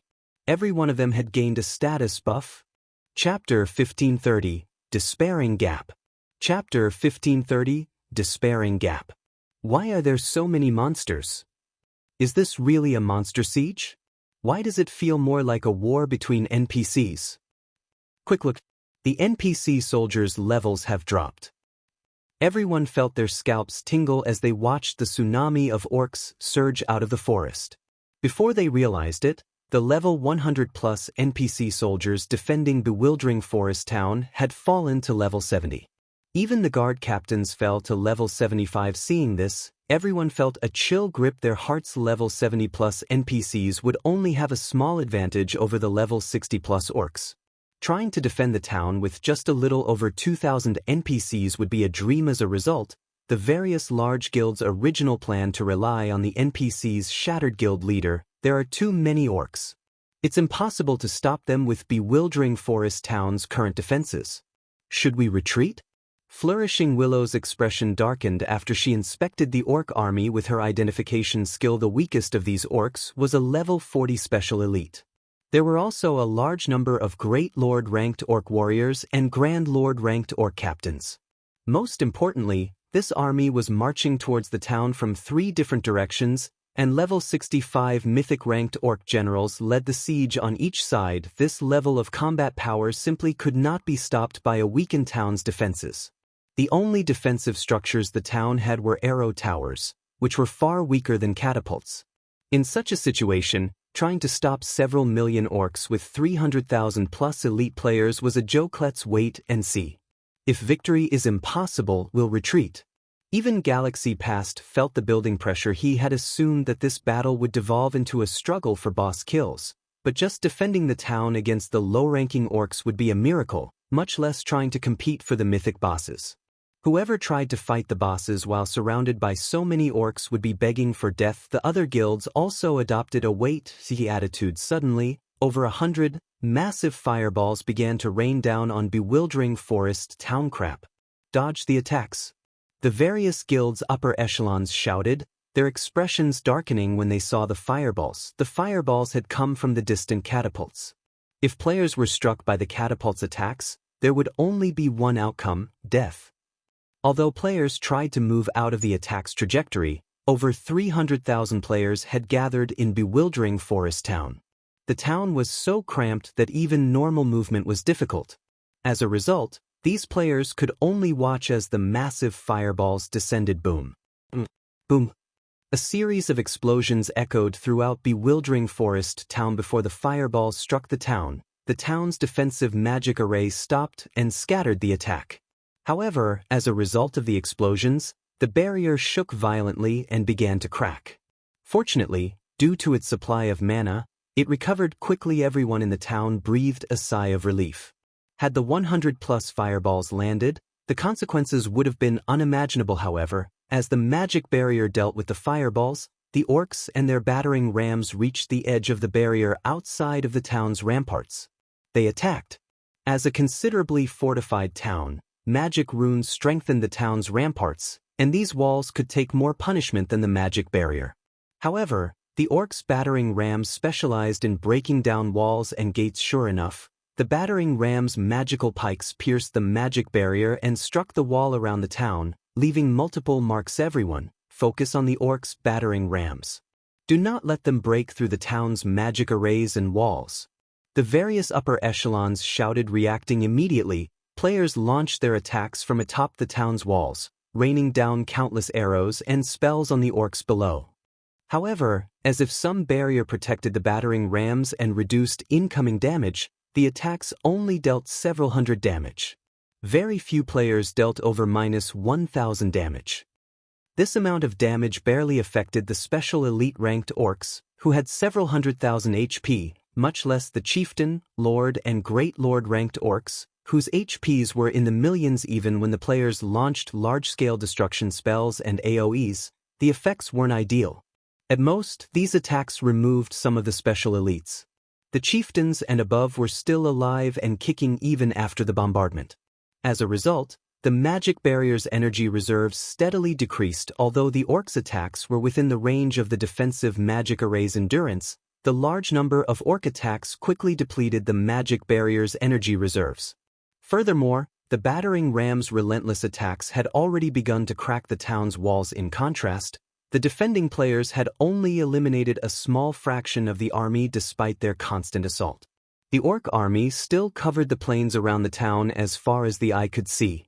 The catapult's constant bombardment also illuminated the night sky above bewildering forest town. Young Master Lei, at this rate, it is only a matter of time before the orcs break through the town's defensive magic array and ramparts. Once the orcs enter the town's teleportation arrays will shut down. I suggest that we retreat, Singular Burial said, frowning as he watched the orcs below the ramparts. It is impossible for current players to complete this defensive quest. Just the orc warriors and captains before them were discouraging, let alone the mythic-ranked orc generals who were slowing approaching. Aside from their numbers, the orcs had a buff that reduced all incoming damage. Even if several thousand players attacked a single great lord together, they would need a considerable amount of time to defeat it. All right, let's retreat. When Lei Jingyang noticed that the various large guilds had begun to flee, he shook his head helplessly. He might be a battle maniac, but he was no fool. He could tell that the main god system had never had any intention of letting players succeed in this defensive battle. Otherwise, the system wouldn't have weakened the level 100+ NPC soldiers. Continuing this fight would be futile. Guild leader, Heaven's Burial has begun to retreat, Flourishing Willow reported. It seems that this war is lost. Let's leave as well, Galaxy Past said. As Galaxy Past gave the command to retreat, however, something caught his attention. Surprisingly, even after the various large guilds had begun to flee, Zero Wings members continued their zealous assault against the attacking orcs and battering rams. The team's clearing speed was far superior to the other large guilds, as every member dealt over -1,000 damage. Some of Zero Wings players even dealt several thousand damage with each attack they restaying. Galaxy Past watched Zero Wings members in confusion. Currently, less than 100,000 players remained in bewildering forest town. Moreover, more players fled with each passing second, yet Zero Wings members had chosen not to retreat and continued to attack even though the town's defensive magic array and walls could shatter at any minute. Zero Wings still acts so tough even now? Lei Jingyang, who currently stood below the town's walls, revealed a contemptuous sneer as he watched Feng, who remained on the ramparts. Just for the sake of keeping up appearances as the #1 guild, he's ordered his guild members to throw away their lives. It seems that Zero Wing isn't as impressive as they say. In his opinion, Zero Wing was merely trying to maintain its reputation as Star Moon Kingdom's #1 guild, being the last guild to leave the battle. Do they really think they can perform some miracle with just 1,000 players? Young Master Lei, let's leave. Singular Burial laughed as he moved towards the town's teleportation hall, following which, one guild after another left the town. In minutes, only Zero Wing remained. Guild leader, the other guilds have left, Aqua Rose reported as she inspected bewildering forest town situation. Only Zero Wing's members occupied the town. Good. Let's begin. Feng then turned to Kola beside him and said, Kola, Turtledove Yiwumian, you three will be the lead MTs. We're targeting the Orc Warlord. Although he did not have any experience dealing with Orc sieges, he had watched several videos of such in the past. The fact that the Orcs had dispatched this massive of a force to deal with bewildering forest town didn't surprise him in the least. In fact, he had expected it. After all, this was a war between countries. It wouldn't be unexpected if the battle dragged on for several days. However, there was a method to end this war swiftly: slay the enemy commander. This method might be difficult for other guilds, as even approaching the enemy commander was nearly impossible, but it wouldn't be difficult for him following which, Feng activated Spatial Gate, aiming for the Orc army's temporary base of operations at the army's rear. Chapter 1531, Kingdom Upheaval. Chapter 1531, Kingdom Upheaval. After the various large guilds and adventurer teams had retreated from bewildering Forest Town, players heatedly discussed the Orc siege on Star Moon Kingdom's official forums. The uploaded recordings of the siege war shocked everyone in the kingdom. Although the various large guilds frequently clashed, with some even waging large-scale wars against each other, there was simply no comparing those battles with the Orc army's assault. The difference between them was like the difference between heaven and earth. The recordings were enough to showcase the Orc army's intense bloodlust. With so many Orcs in that army, it seems bewildering Forest Town is doomed. I wonder if the Orcs will continue on and attack another location? I doubt that. This should be some kind of system event. If the Orc army goes on to capture other towns in Star Moon Kingdom and weakens those NPCs, Star Moon Kingdom is doomed. You can't say that for sure. As soon as the Empire's Rise expansion pack took effect, the Orc Empire invaded and took over a portion of the several neighboring kingdoms and empires' land as well. I guess so. If that is the case, the neighboring towns are in trouble. What guild could possibly hold off so many Orcs? I've heard that every guild in bewildering Forest Town has retreated. Not even a 300,000-plus elite army can stop the Orcs now. No, that's not entirely true. I've heard that Zero Wing is still fighting in bewildering Forest Town right now. Zero Wing? Don't get your hopes up. Zero Wing's only sent 1,000 players to the town. They're simply trying to put on an act. There aren't even enough of them to serve as a snack for the Orcs. Who knows? They might have retreated by now. No. Based on what I've just heard from Zero Wing's members, the team is still there. Moreover, the players Zero Wing dispatched are members of its main force. Maybe they're trying to grind EXP? After all, there are plenty of Orcs there. A single large-scale destruction spell could easily damage over 100 Orcs. Also, among those Orcs, even the weakest is a level 40 special elite. From what I've heard, they seem to give a lot of EXP. The only problem is the buff they have that reduces the majority of the damage they receive. Some players were excited about the Orc siege, while others were anxious. On the one hand, the Orc invasion meant more opportunities to earn contribution points. However, to the players operating around the towns close to bewildering Forest Town, the town's fall meant that their towns could be the next target. If their towns fell to the Orcs, then all of the effort they've put into building the town's foundations would go to waste. This was especially true for guilds that occupied these towns. Zero Wing's members are still there? Singular Burial, who had returned to Star Moon City, revealed a confused expression when he heard the report from his subordinate. In his opinion, Zero Wing had been putting on an act. After all, the Orc siege simply wasn't something current players could defend against guild leader Singular. Just ignore Zero Wing. Although we didn't gain many guild honor points or guild influence, it doesn't significantly affect our plans. Our main priority now is the recently discovered Ancient Rock City. Once we take down the Orc Empire's Ancient Rock City, Heaven's Burial will dominate the several neighboring kingdoms, let alone Star Moon Kingdom, Lei Jingyang said, laughing. Didn't you mention that Flame Blood's team is ready? When will we take action? Flame Blood's side is ready, but we don't have enough guild honor points. With the amount we have, we can only hire 5,000 mercenaries. Had we successfully defended bewildering Forest Town, we might have been able to hire 8,000 mercenaries. It would have been enough to guarantee our success in capturing Ancient Rock City, Singular Burial said, sighing. Due to the Orc Empire's rise, the Empire had taken over neutral maps in its neighboring kingdom. Moreover, several ancient towns and cities which had belonged to the Orc Empire in the past had re-emerged, including Ancient Rock City. All of the Orc Empire's towns and cities could be captured. Although players couldn't gain complete control of these towns and cities after capturing them, they could modify and develop them. Moreover, due to the Orc Empire, the various large guilds and independent players were all grinding for guild honor points and contribution points so that they could purchase mounts and other rare items. Meanwhile, Ancient Rock City's location in the Orc Empire's inner region was a good place to grind for these points. The city was also near several ancient ruins. If they could capture the city, players from the neighboring kingdoms would flock to the city and use it as a temporary base.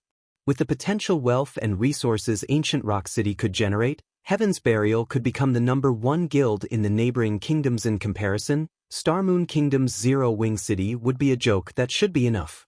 We can't give Beast Emperor 20% of the profits for nothing.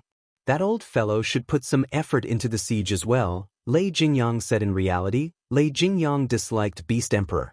The old man only knew how to move around like a sneaky rat. However, Lei Jingyang had to admit that Beast Emperor commanded incredibly formidable combat power. He had also secretly taken control of several large guilds. He even had the support of several major corporations. Recently, he had gained the support of the Dragon Phoenix Pavilion's 9 Dragon Emperor as well. Although their goals in God's domain didn't necessarily align, they wouldn't clash either. Alright, then. I'll notify Flame Blood. But I've heard that Beast Emperor's situation has reached a critical point. He might not necessarily come to help. Singular Burial nodded. Although he had allied himself with Beast Emperor, they focused on their own matters. Had Beast Emperor given him full support, he wouldn't have had so much trouble gathering contribution points in the first place. Back in bewildering Forest Town, Zero Wings members surged through the spatial tear Feng had created by activating Spatial Gate. In seconds, they appeared before the entrance of a temporary camp in the middle of a forest guild leader. When Aqua Rose emerged from the Spatial Gate, she noticed that the orcs inside the massive camp were level 60+. In addition, they were all chieftain rank or above. At a glance, she counted well over 1,000 orcs. 4 Grand Lord ranked orc captains guarded the camp's entrance. Meanwhile, a massive orc in pitch-black armor with a saber at his waist sat in the large tent in the center of the camp. When Zero Wings members saw the orc statistics, their minds blanked. Orc Warlord, humanoid creature, mythic. Level 66. HP 400, 000, 000/400, 000, 000. Aside from the Orc Warlord's 400 million HP, it had a total of 5 HP bars. This meant that the Orc Warlord's combat standards could rival that of a 5th-floor trial tower expert. Rather than a preemptive strike, they were throwing themselves into death's embrace. The orcs in the base camp quickly noticed the arrival of Zero Wings members. They roared and sounded their war horns, notifying the distant orc army that they had been ambushed and needed reinforcements. The 4 orc captains guarding the base camp unsheathed their weapons and attacked alongside the other orcs. Meanwhile, the orc warlord slowly made its way towards Feng and his companions, gazing at the players as if they were pests. Cola, you 3 get ready to tank the monsters. Everyone, defensive formations. The welcoming party didn't particularly surprise Feng. This was the orc army's main headquarters. It was only natural that it was well fortified. If it were so easy to ambush and destroy, the country-level wars wouldn't have lasted several days. Fortunately, the Orc Empire's invasion wasn't the same as a war between NPC countries. The Orc Empire did not have players' help, so they could launch ambush tactics without worrying about enemy players. Hearing Feng's command, the MT trio gritted their teeth and pulled the approaching monsters aggro very quickly. Cola, Turtledove, and Yi Wumian each took on an orc captain, while Solitary 9 and Dark Madness took on the last orc captain. However, since the MTs also had to dodge attacks from the lower-ranked orcs, they struggled to dodge the orc captain's attacks. Unlike the savage orcs on Thunder Island, these orcs were skilled and organized as they split into groups of frontliners, ranged attackers, and healers. The orcs also had an overwhelming advantage in terms of total damage output. Although Zero Wings members could deal over -10,000 damage with each attack, every orc here had millions of HP. The orc healers in the rear could also heal their allies for tens of thousands of HP with each healing spell. Guild leader. The orc warlord is coming, Cola anxiously announced as he watched the mythic boss approach. For a moment, he wondered if they had bit off more than they could chew. This time, hearing Cola's announcement, everyone on the team promptly turned to look at the orc warlord. Immediately, they felt a stifling sensation as a heavy pressure weighed down on them. Chapter 1532, Might of a Tier 4 Existence. Chapter 1532, Might of a Tier 4 Existence. As the orc warlord moved closer to the team, everyone felt the pressure increase. It felt as if an invisible domain had enveloped the area suddenly. Zero Wings players felt as if something had wrapped around them, binding them and making their movements sluggish. This orc warlord is capable of using a domain. The sudden development surprised Feng. Domain skills were Tier 4 Existence's signature moves. They were extremely effective in group battles. Normally, Tier 4 monsters rarely possessed a domain skill, but monsters that did were players' nightmares. The gap in attributes between players and monsters was already vast. If players' attributes were suppressed even further, they would be massacred. Although the orc warlord's domain skill was not particularly strong, and it only decreased their movement and attack speeds by around 30%, in a battle that permitted no mistakes, the slightest reduction to their combat power could result in a fatality. Sure enough, Cola and the other MTs began to lose HP far more quickly after the orc warlord activated its domain. The attacks that they had no issue blocking and dodging became impossible to deal with. In the end, they were only able to maintain their HP around the 50% threshold. The other melee players faced a similar situation, their HPs decreasing so quickly that the healers couldn't keep up. At this rate, it was only a matter of time before players began to die. Violet, use Holy Prayer. Everyone, gather the orcs. Ranged players, focus on the orcs that split away from the group. Don't let them fight on separate fronts. Feng commanded. The orcs' HPs were already significantly higher than theirs. With the monster's superior healing, the team would be overwhelmed if they tried to fight the orcs separately. Violet Cloud immediately released the Tier 2 spell, Holy Prayer, which she had prepared ahead of Tamia. Brilliant radiance tore through the dusky sky and shone down on Zero Wings members. The spell instantly healed all allies within a 50-yard radius of Violet Cloud for over 3,000 HP per second. At the same time, all allies within range received the Holy Protection buff, removing all debuffs and decreasing incoming damage by 20%. Meanwhile, Holy Prayer had a 1-minute duration and 20-minute cooldown. When this spell descended on the team, these players were immediately freed from the orc warlord's domain skill. Not only did it become easier to deal with the orcs' attacks, but their HPs also recovered at a visible rate. What a powerful healing spell! Aqua Rose exclaimed in surprise when she saw the team steadily gain the upper hand over the orcs. While a 20% damage reduction might not seem like much, the buff was strikingly effective for the melee players tanking on the front line. Moreover, as the pressure on the healers lifted, they could focus on healing the MTs. The other melee players lost their fear of insufficient healing as they herded the orcs into a single group. Guild leader, we've gathered most of them. Fire Dance shouted after pushing the last few great lords into the group. Good. When Feng saw that his allies had cornered the majority of the orcs at the base camp's entrance, he used the aura of Time's forbidden domain. Suddenly, black mist covered 500 yards around Feng, enveloping every orc in the base camp. In turn, the orcs could no longer use skills or spells. Everyone, attack with everything you've got. Feng shouted. Although the forbidden domain was not as useful against monsters as it was against players, Zero Wings' team could use large-scale destruction spells to their maximum potential as long as it stopped the orcs from healing. However, as everyone prepared to cast their large-scale destruction spells and AoEs, the orc warlord in the camp released a furious bellow. It then unsheathed the saber from its waist and swung the weapon in a downward arc. Before anyone could react, an arc of energy shot forward, extending up to 200 yards and gouging the ground. Any player in the beam's path died instantly. It's too strong. Zero Wings players gasped. There was no way to fight the orc warlord. Not only was the orc warlord frighteningly powerful, but it was also far faster than these players could react so fast. When Cola saw 2 of his fellow MTs and a large number of melee players die to the orc warlord's attack, he was shocked. If that attack had hit him, he had no doubt that he would have suffered a similar fate. He would have likely only survived if he had activated his life-saving skill and blocked the attack with his shield in time.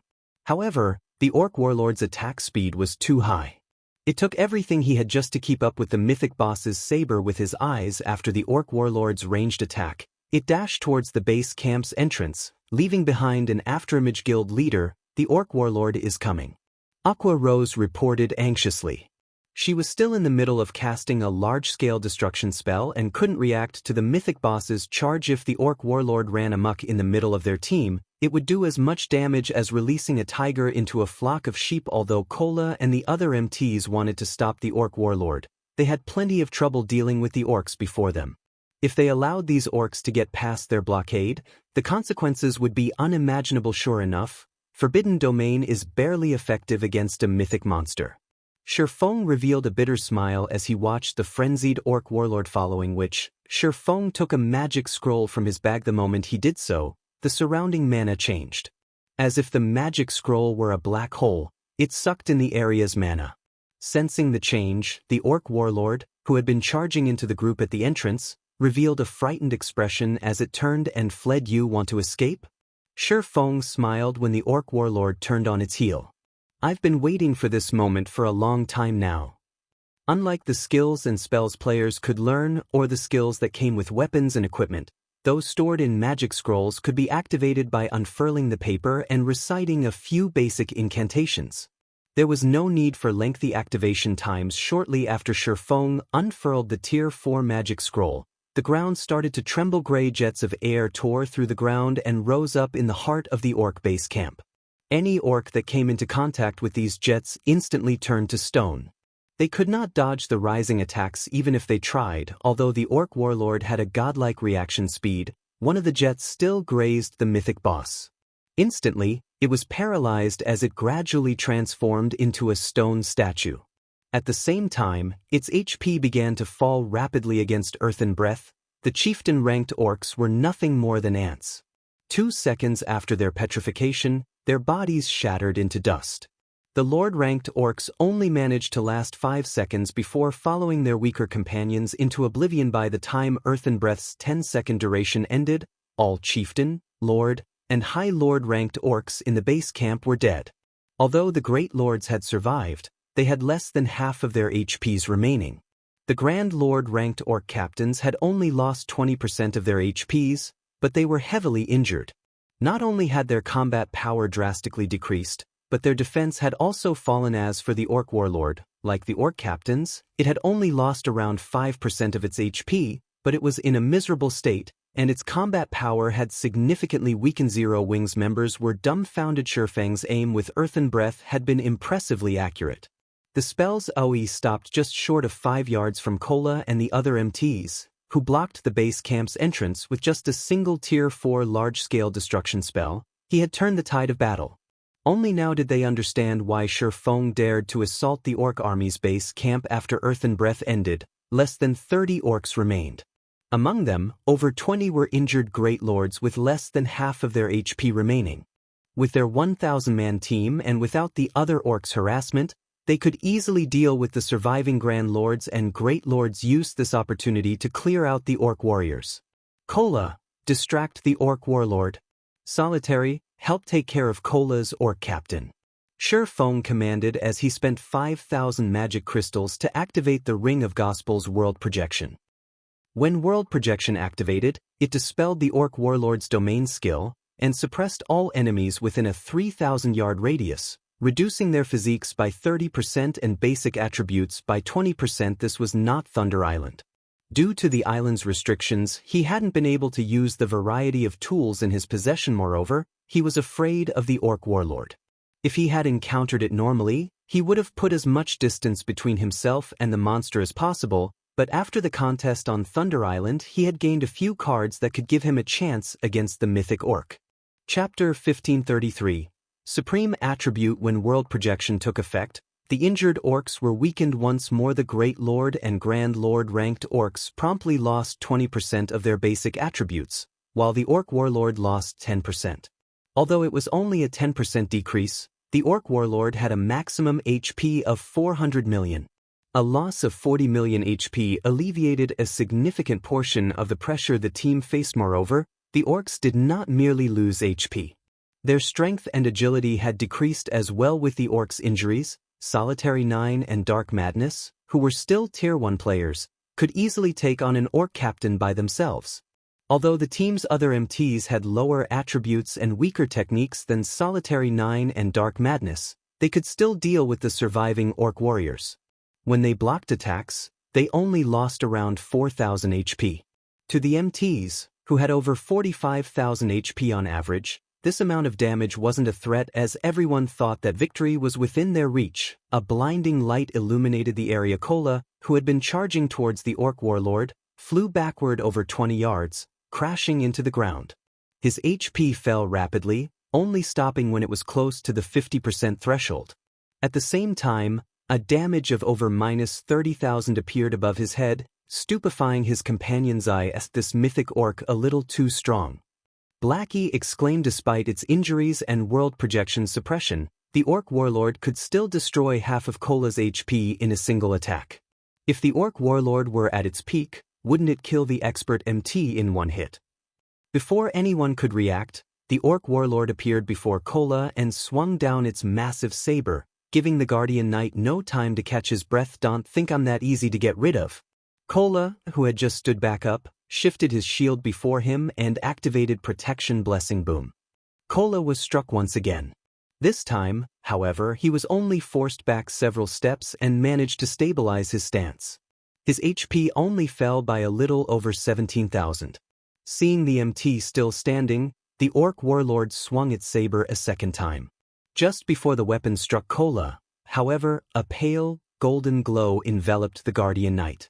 This was none other than Violet Cloud's Tier 2 healing spell, Advanced Heal. Instantly, Kola received over 24,000 HP, providing enough to endure another blow. Guild leader, we can't continue the raid like this. The Orc Warlord's damage and speed are too high.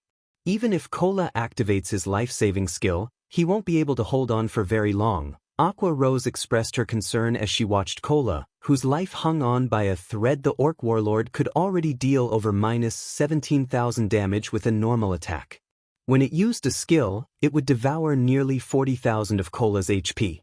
If not for Protection Blessing, Kola would have died. Even lifeless Thorn and the other Azura members, who had raided a mythic boss before, paled when they saw the Orc Warlord's frightening damage. They had been excited to take on another mythic boss, but after meeting this one, they were reminded of how powerful such monsters were. Their victory over the Titan Warrior had been a miracle. Moreover, the Orc Warlord was different from the Titan Warrior. The Titan Warrior had been a mechanical life form, so its reactions had been slower. In return, though, its defense and magic resistance had been extraordinary. On the other hand, the Orc Warlord was a creature of flesh and blood. Although it did not have a specific strength like the Titan Warrior, it didn't have any apparent weaknesses. A mythic boss with no weaknesses was not a foe for current players. It might be possible to defeat one with an army of tens of thousands, but it was beyond a 1,000-man team. The Titan Guard's effects are really impressive. In contrast, Feng nodded in satisfaction as he watched Kola's HP rise and fall. Immediately, he took out the Bible of Darkness and summoned a Tier 3 demon. He wouldn't have dared to provoke a mythic boss on Thunder Island, but he had plenty of tools he could use here. He was fully aware of how terrifying the Orc Warlord was. He had simply sent Kola to intercept the boss alone to see how far the Guardian Knight could go with the Titan Guard. The results had exceeded his expectations. If any other Tier 2 metric tons stood in Kola's place, one of the Orc Warlord's normal attacks would likely kill them instantly. Even if they survived, they wouldn't have much HP left in the next moment. A level 75, Tier 3 red demon emerged from the gates before Feng. Due to Demon Ruler's buff, the red demon's maximum HP rose to 27,000,000. Kola, coordinate with the red demon to distract the Orc Warlord. Everyone else, clear out the other orcs. Feng commanded. With the red demon splitting the Orc Warlord's damage, the pressure Kola faced decreased significantly. The healers also had an easier time keeping Kola's MT above a safe threshold.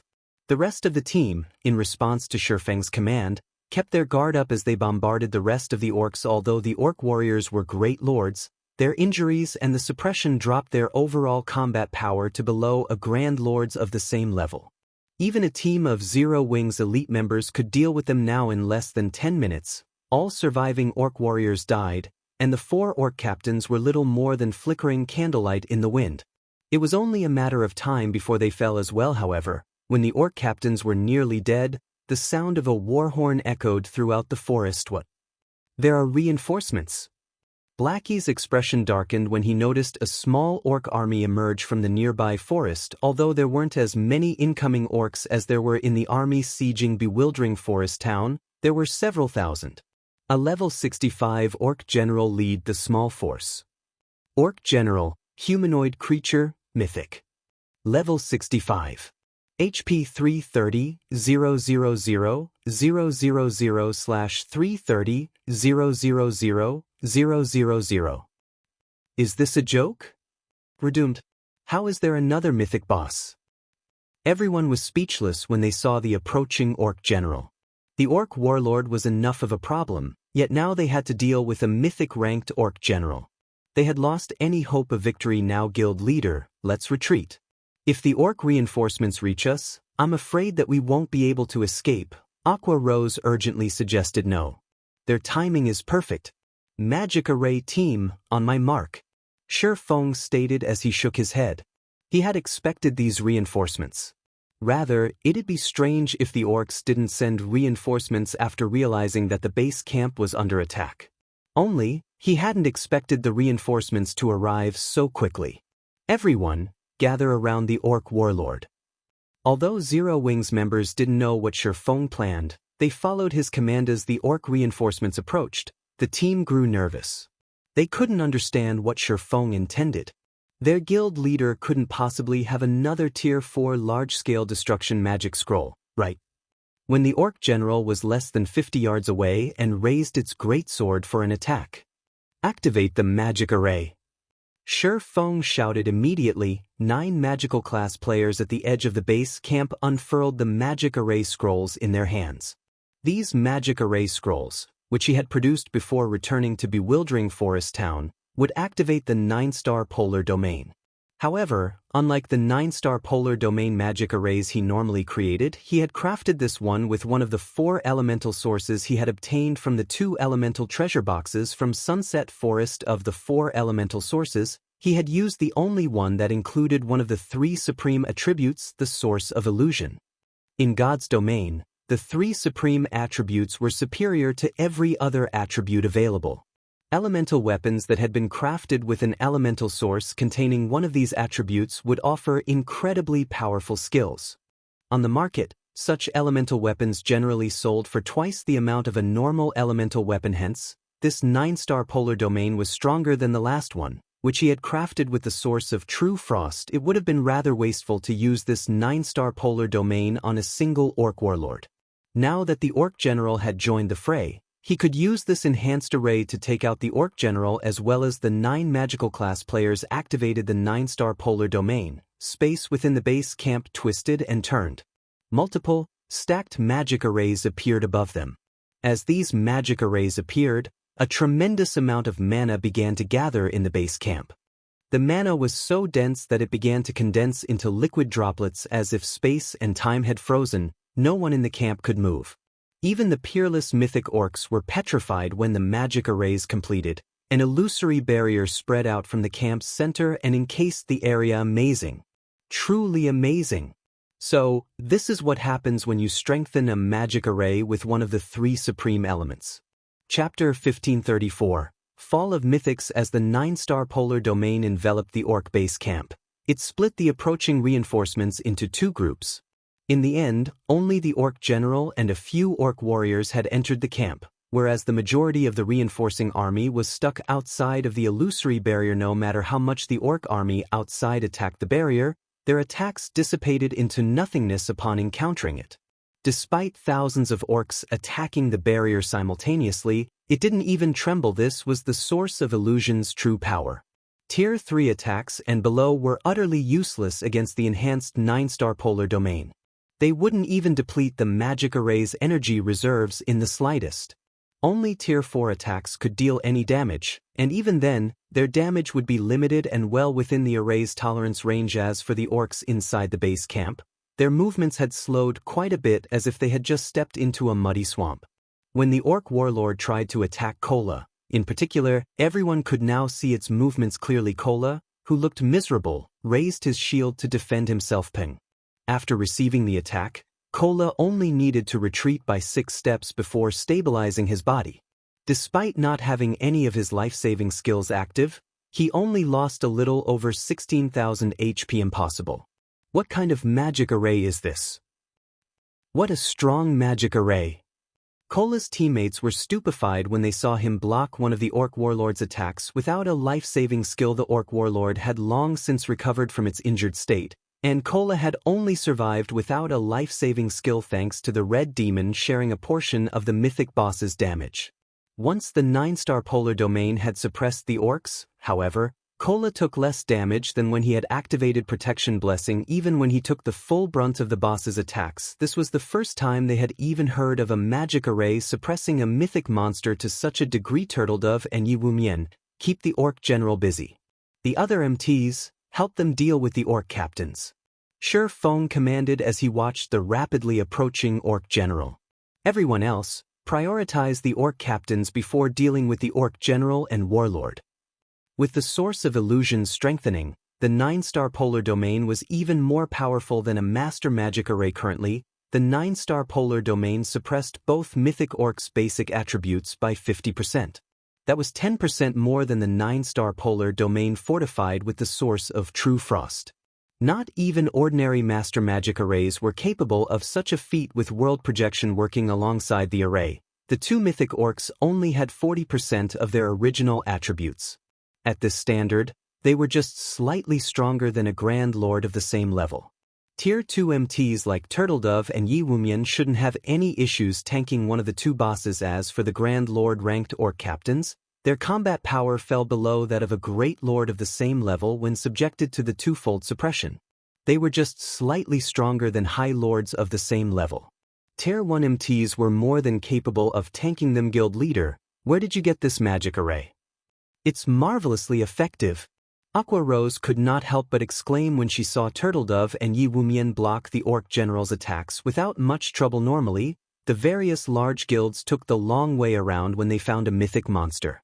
Unless they used siege weapons and sacrificed a large number of players, they had no hope of defeating a mythic monster at this stage of the game. Yet, their 1,000-man team was holding its ground against two mythic orcs simultaneously.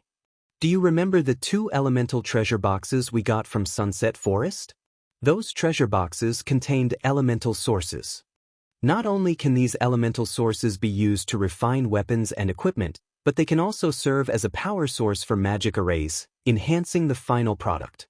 I used one of those elemental sources to strengthen the 9-star polar domain magic array, Feng explained truthfully. But keep this matter to yourself, we don't want this secret getting out. The elemental source's uses were still a secret to God's Domain's players. They were also extremely rare.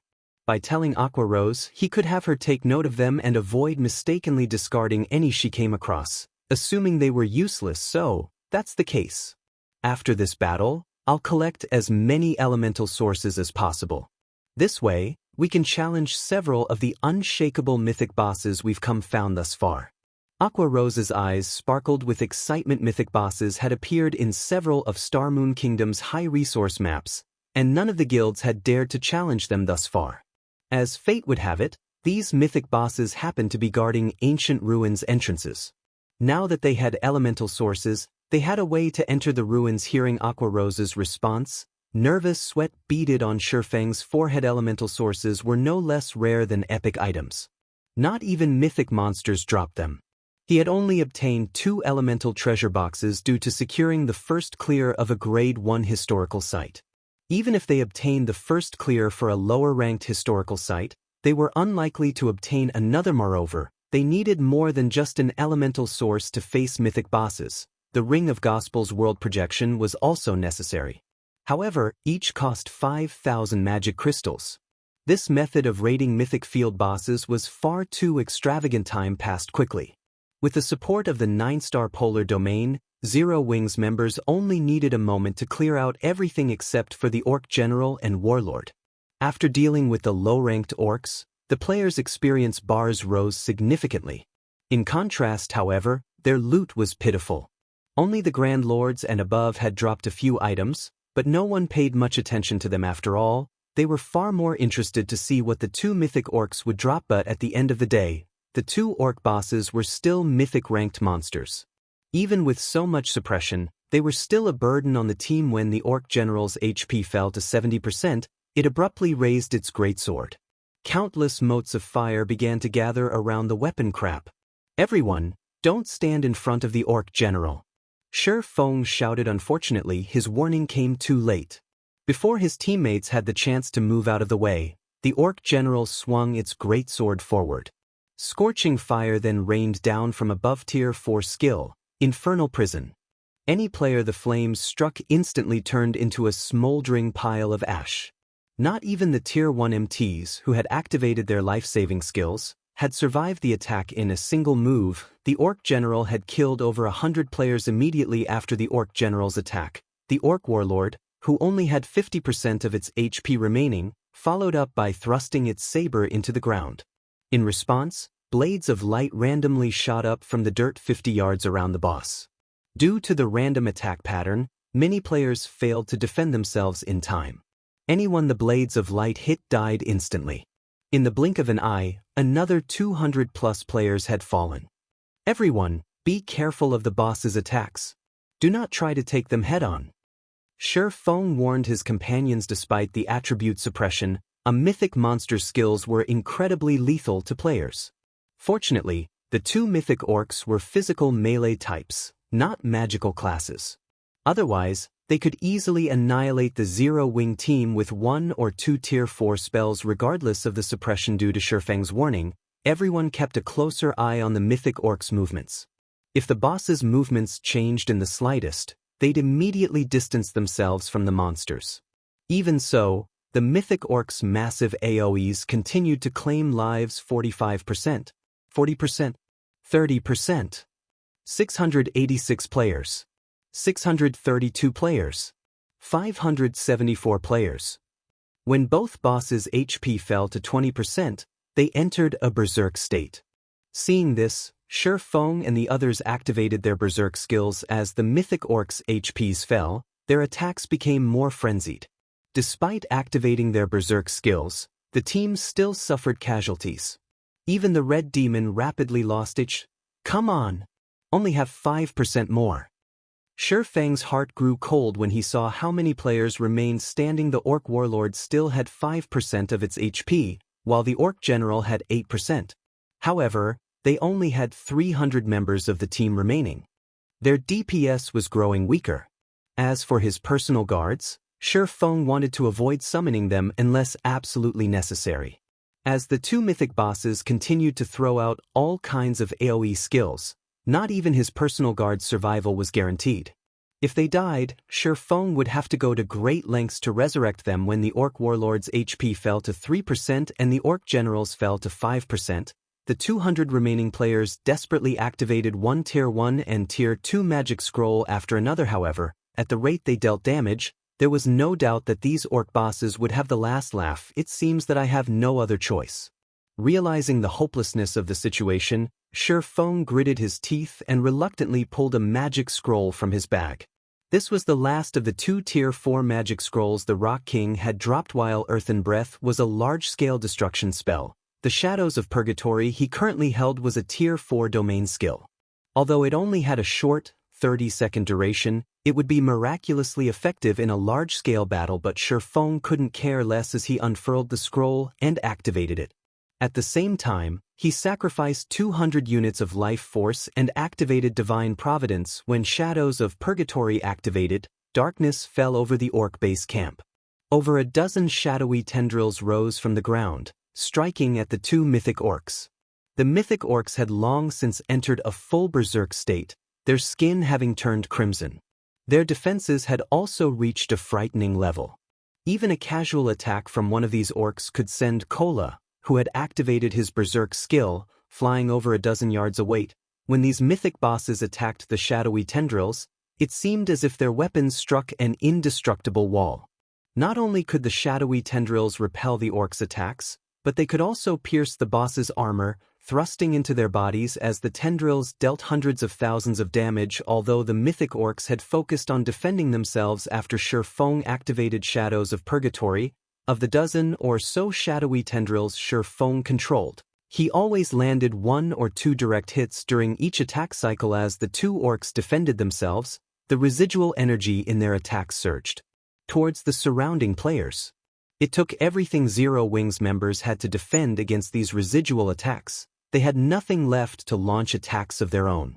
If they dropped their guard in the slightest, they'd die instantly. 3%, 2%, 1%. Die. Feng abandoned all defense as he activated Void Shield and launched an all-out assault against the Mythic Orcs. He also changed the shadowy tendrils' attack patterns constantly. Every time Feng attacked one of the 2 Mythic Orcs, over half of the shadowy tendrils darted past the Orcs' defenses and landed a hit. When the team's member count fell below 100, Feng finally claimed the last strand of the Mythic Orcs' HPs. Chapter 1535. Kingdom Alarmed, Success. We won. The surviving team members cheered joyously as the Orc Warlord and Orc General froze and collapsed. It had an intense battle. Although the Mythic Orcs hadn't had much HP remaining, they would have likely fallen to the boss's attacks if Feng hadn't used another Tier 4 magic scroll near the end of the battle. The melee players hadn't even been able to approach the Orcs to attack near the end of the battle, and the Orcs' rapid attacks blocked most, if not all, of the ranged players' attacks. They were finally dead. Feng breathed a sigh of relief. Although he had activated Void Shield to cover his lack of defense in the end, the Mythic Orcs' attacks were too powerful. They had only needed a few short seconds to deplete the Void Shield's energy by more than half. Had he not activated Void Shield, the 2 Mythic Orcs would have diced him into mincemeat before he had a chance to strike. Meanwhile, the surviving players' experience bars rose rapidly after the Orc Warlord and Orc General fell. Even Feng, who was a level 60 player, watched his experience bar increase 36%, 50%, 80%. In the blink of an eye, he rose from level 60 to level 61. Eventually, his experience bar settled at 7% of level 61. The rest of the survivors watched their experience bars increase by a larger margin. On average, every survivor leveled up at least twice. The players below level 50 leveled up 3 times. The insane amount of EXP the 2 mythic bosses' deaths had awarded stupefied Zero Wings players. The 2 orcs had also dropped a large pile of loot. At a glance, they had easily dropped over 100 items. Although it was not a jackpot, it was a bountiful harvest for killing 2 level 50+ mythic monsters. As everyone shifted their attention towards the loot, the sound of a system notification reached their ears. Starmoon Kingdom Region System Announcement. Congratulations to Zero Wing for killing the Orc Warlord and stopping the Orc Army's invasion on Bewildering Forest Town. Rewarding 30,000 guild popularity, 100 guild influence in Starmoon Kingdom, and 50,000 guild honor points. The system announcement repeated 3 times, echoing in every player's ears in Starmoon Kingdom. What? Didn't they say that the Orc army in Bewildering Forest Town was unstoppable? How did Zero Wing defeat it? This is impossible. I just came back from Bewildering Forest Town. There were millions of orcs assaulting the town. The army even had siege weapons and mythic bosses. Zero Wing must have cheated somehow. A commotion erupted over the system announcement. No one could believe it was true. They had all witnessed the hellish scene in Bewildering Forest Town. Even if they gathered every elite player in Starmoon Kingdom, they might fail to defend the town, let alone Zero Wing's small team. The Orc army wasn't a force current players had hope of stopping, yet Zero Wing had succeeded. The system announcement had to be a joke. What's going on? What has Zero Wing been doing? Galaxy Past, who rested in Starmoon City, was dazed when he saw the announcement. Nobody had a clearer understanding of the situation in Bewildering Forest Town than him. By the time he had left, Bewildering Forest Town had held on by a thread. The walls and magic array protecting the town had been about to collapse. Yet shortly after the Star Alliance had withdrawn, Zero Wing had defeated the Orc army that was an army of several million orcs they were talking about. Even slaughtering several million defenseless pigs would take more time than it took for Zero Wing to defeat the army. Furthermore, the Orc army had been led by 3 mythic-ranked Orc generals. Even if these 3 mythic orcs stood still and did nothing, Zero Wing's 1,000-man team would need a very long time to kill them. I've already sent some people to investigate the matter, guild leader, but based on our reports, it doesn't seem that anyone saw what happened in Bewildering Forest Town. We only know that Zero Wing's team remained in the town. Meanwhile, we still can't reach any of our spies. By the looks of it, they must have died. We'll need to wait for them to resurrect before we can learn more about the situation, Flourishing Willow reported, a confused look on her face. She could not figure out what Zero Wing's 1,000 players had done. Not only had they held off an assault of several million orcs, but they had also slain the orc warlord commanding the army. They felt as if the system were playing a trick on them. Meanwhile, inside Heaven's Burial's residence, Singular Burial, who had been preparing to set out for the Orc Empire, fell silent when he heard the system announcement. Could the town have hidden a secret weapon? A complex expression surfaced on Singular Burial's face as he read the system announcement. We should have waited longer if that were the case. Regret and envy overwhelmed Singular Burial. Just the 50,000 guild honor points could make him drool, not to mention the guild influence. Despite mingling in the Orc Empire for so long, Heaven's Burial had only accumulated a little over 30,000 guild popularity, 10,000 of which had been obtained after capturing an orc town. As for guild honor points, which were required to hire NPC mercenaries, the guild had only earned a little over 20,000 guild honor points. Weren't like the contribution points players could earn by killing orcs and completing quests related to the Orc Empire. Generally, a guild could only earn these points when members completed quests the kingdom commissioned. Moreover, each quest usually only rewarded 1 to 3 points. To make matters worse, there was a limited number of such quests each day, and they needed to factor in the competition from other large guilds. If not for Heaven's Burial's success with capturing an orc town, it wouldn't have accumulated over 20,000 guild honor points yet. By defending Bewildering Forest Town, Zero Wing had earned 50,000 JHPs. With so many JHPs, he could take down Ancient Rock City even without Beast Emperor's help. Now, however, Zero Wing had stolen the opportunity. Zero Wing sure is lucky. They've even encountered such an opportunity, Lei Jingyang said, sneering.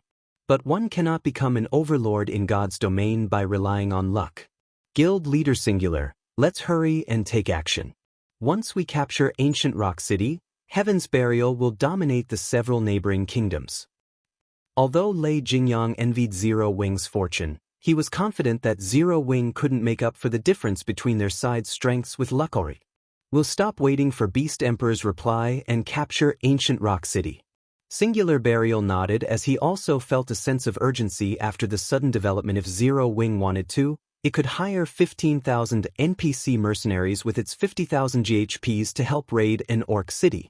Although Zero Wing didn't have evil beasts or demons, it had far more powerful siege weapons than Heaven's Burial. Zero Wing definitely had a chance of capturing an orc city. Before Zero Wing set its sights on the Orc Empire, they needed to secure Ancient Rock City. Even if Zero Wing targeted an orc city, it'd have a difficult time capturing it. Among the numerous cities in the Orc Empire, Ancient Rock City was the easiest to raid. The other cities couldn't be taken down with just 10 or 20,000 NPC mercenaries and a few siege weapons. While Starmoon Kingdom's large guilds discussed the matter, Feng stood in the middle of the orc base camp outside of Bewildering Forest Town, shifting through the mythic boss's loot. Meanwhile, the surviving healers resurrected the players that had died during the battle. Due to the orc warlord's death, chaos descended upon the orc army, and the orcs fled in all directions. The orc reinforcements were nowhere to be seen. As a result, Zero Wing's members had a chance to catch their breath and rest while the dead resurrected. Feng, who organized the pile of loot, picked up a tattered, pitch-black piece of armor. The instant his hand touched the piece of armor, a stinging pain shot through his fingers. Even with his incredibly high magic resistance, his HP had fallen by 10,000 instantly. What is this thing? Feng pulled his hand away from the broken armor and looked at it curiously. An ominous, crimson aura began to devour his hand. Although his HP had stopped falling once he stopped touching the armor, he had gained a debuff that weakened him for 1 minute. This was inconceivable. He had touched the armor for a mere moment, yet he was in such a state. Had he held the armor for too long, he might have lost his life. Chapter 1536. Legendary set equipment. The players standing close to Feng noticed the sudden drop to their commander's HP guild leader. Is something wrong? Violet Cloud asked curiously as she watched his HP Barth battle was already over, and there were no enemies around them, yet Feng had suddenly lost a large chunk of his HP. It would be difficult not to notice something so strange. It's nothing. I just took some damage from an item, Feng said as he waved off her concern with a hand. Ordinary players might be in danger if they suddenly lost 10,000 HP, but it wasn't a problem for him. The issue was the disintegrated debuff. Not only did the debuff place him in a weakened state, reducing his basic attributes by 50%, but it also made him feel somewhat weary. It felt as if the debuff sapped away his concentration damage from an item. Violet Cloud and the others' curiosity grew. This was the first time they had heard of a dropped item hurting a player. They turned their attention towards the piece of broken armor on the ground. Even after examining it for some time, they didn't see anything unusual. The piece of broken armor didn't radiate any frightening mana or pressure. Feng chuckled at their response. God's domain had many strange, mysterious items. Not every item could be judged by the mana or pressure it radiated.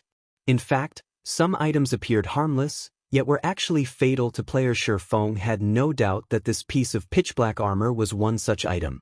Despite storing a frightening amount of power, it showed none of it on the surface, leaving the item where it was. Feng lightly tapped a finger on the armor to open its attribute panel. Even with the slightest touch, Feng lost another 10,000 HP. This time, however, as he had only touched the piece of armor for a fraction of a second, only a small bit of crimson aura wrapped around his finger. Fortunately, the disintegrated debuff only lasted 10 seconds. Impossible. What kind of item is that? Everyone gaped when Feng lost another 10,000 HP after poking the black armor. They couldn't bring themselves to believe that God's domain had such a deadly item. Unknown? Feng frowned. Normally, players could, more or less, inspect an item's introductory text even if they hadn't picked it up yet. However, all he got from the armor's attribute panel was the word unknown. This meant that players would have to pick up the item and appraise it to check its attribute panel. Unfortunately, picking up the piece of black armor and storing it in his bag was too dangerous. He had already lost so much HP after his brief contact with the item. If he held onto the piece of armor for too long, he'd likely die before he could store it in his bag. What a troublesome item. Feng sighed. Immediately, he activated the aura of Earth's absolute domain, making himself immune to all damage for 10 seconds. Following which, he snatched the piece of armor and stuffed it into his spatial bag, completing the process with lightning speed. Although absolute domain prevented him from taking damage, it did nothing to stop the crimson aura from contaminating his body. By the time Feng stored the piece of pitch-black armor, the crimson aura had tainted his entire body. System. You have obtained the disintegration armor. The madness aura is contaminating your body, reducing your basic attributes by 50% and weakening your mind. The disintegration armor can only be stored in your bag space, will drop upon death, and cannot be traded. This is the rumored disintegration armor?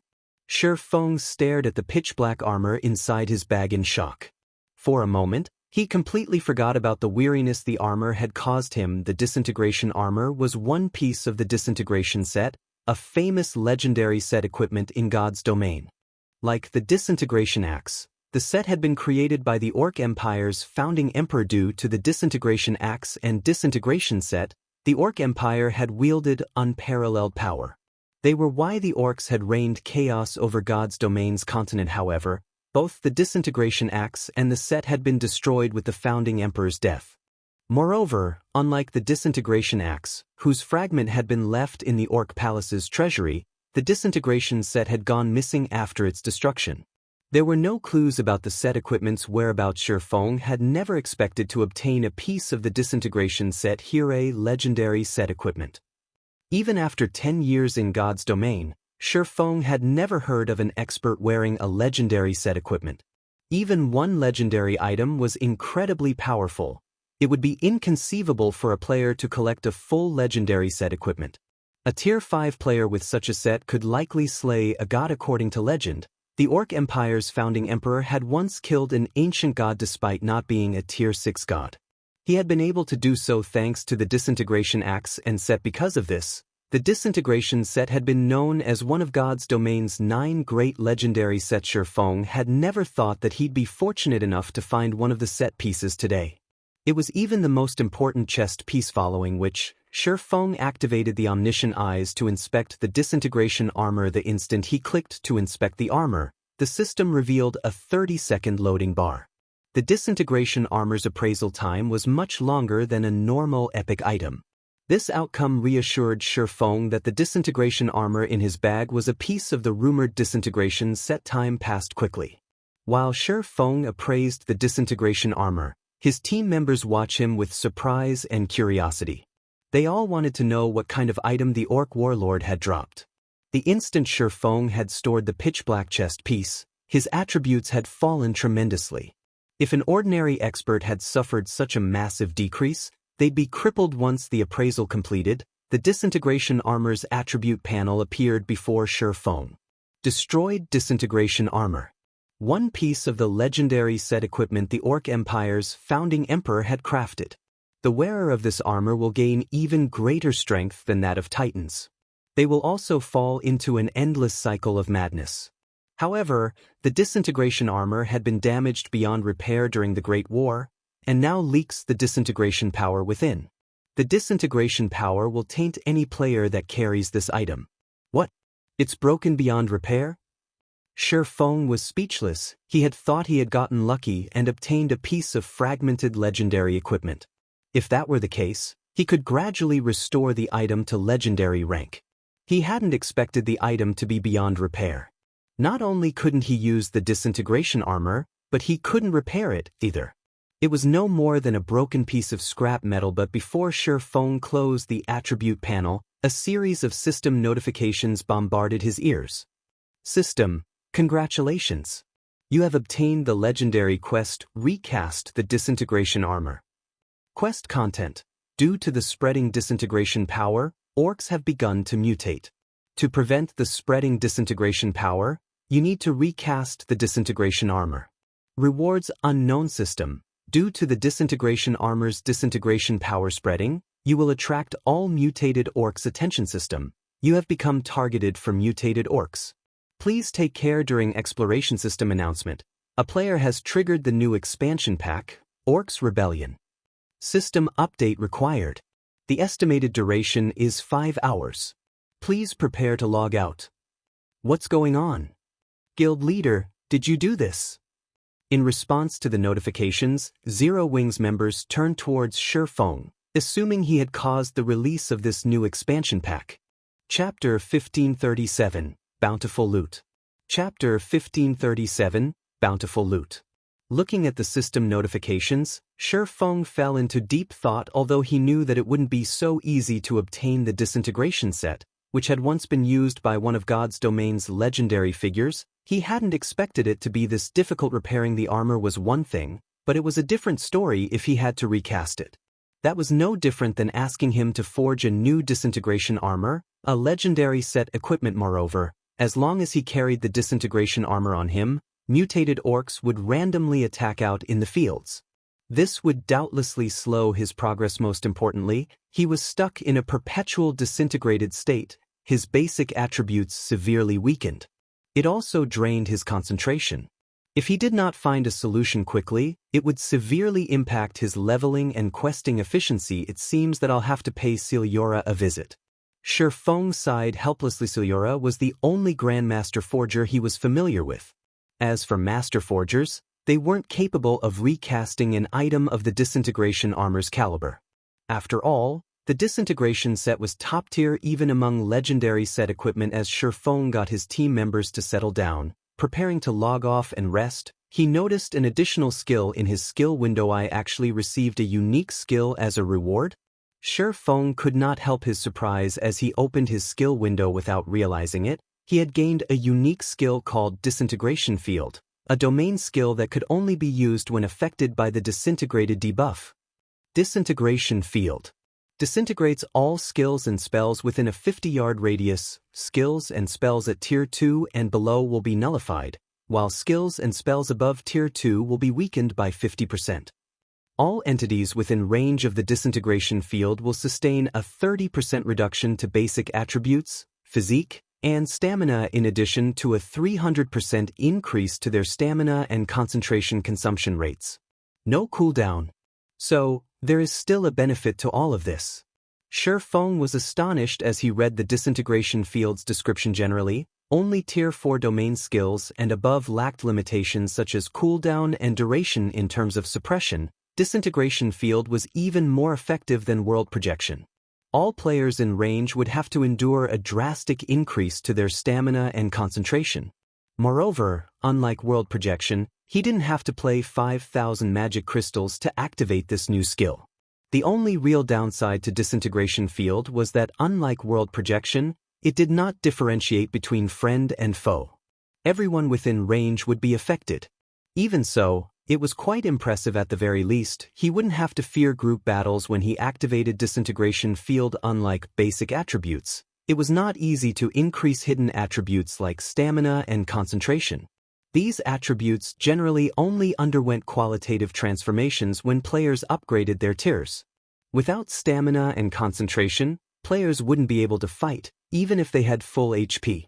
They would be sheep for the slaughter, following which, Feng collected the remaining loot the Orc Warlord and/or General had dropped among the 100+ items dropped.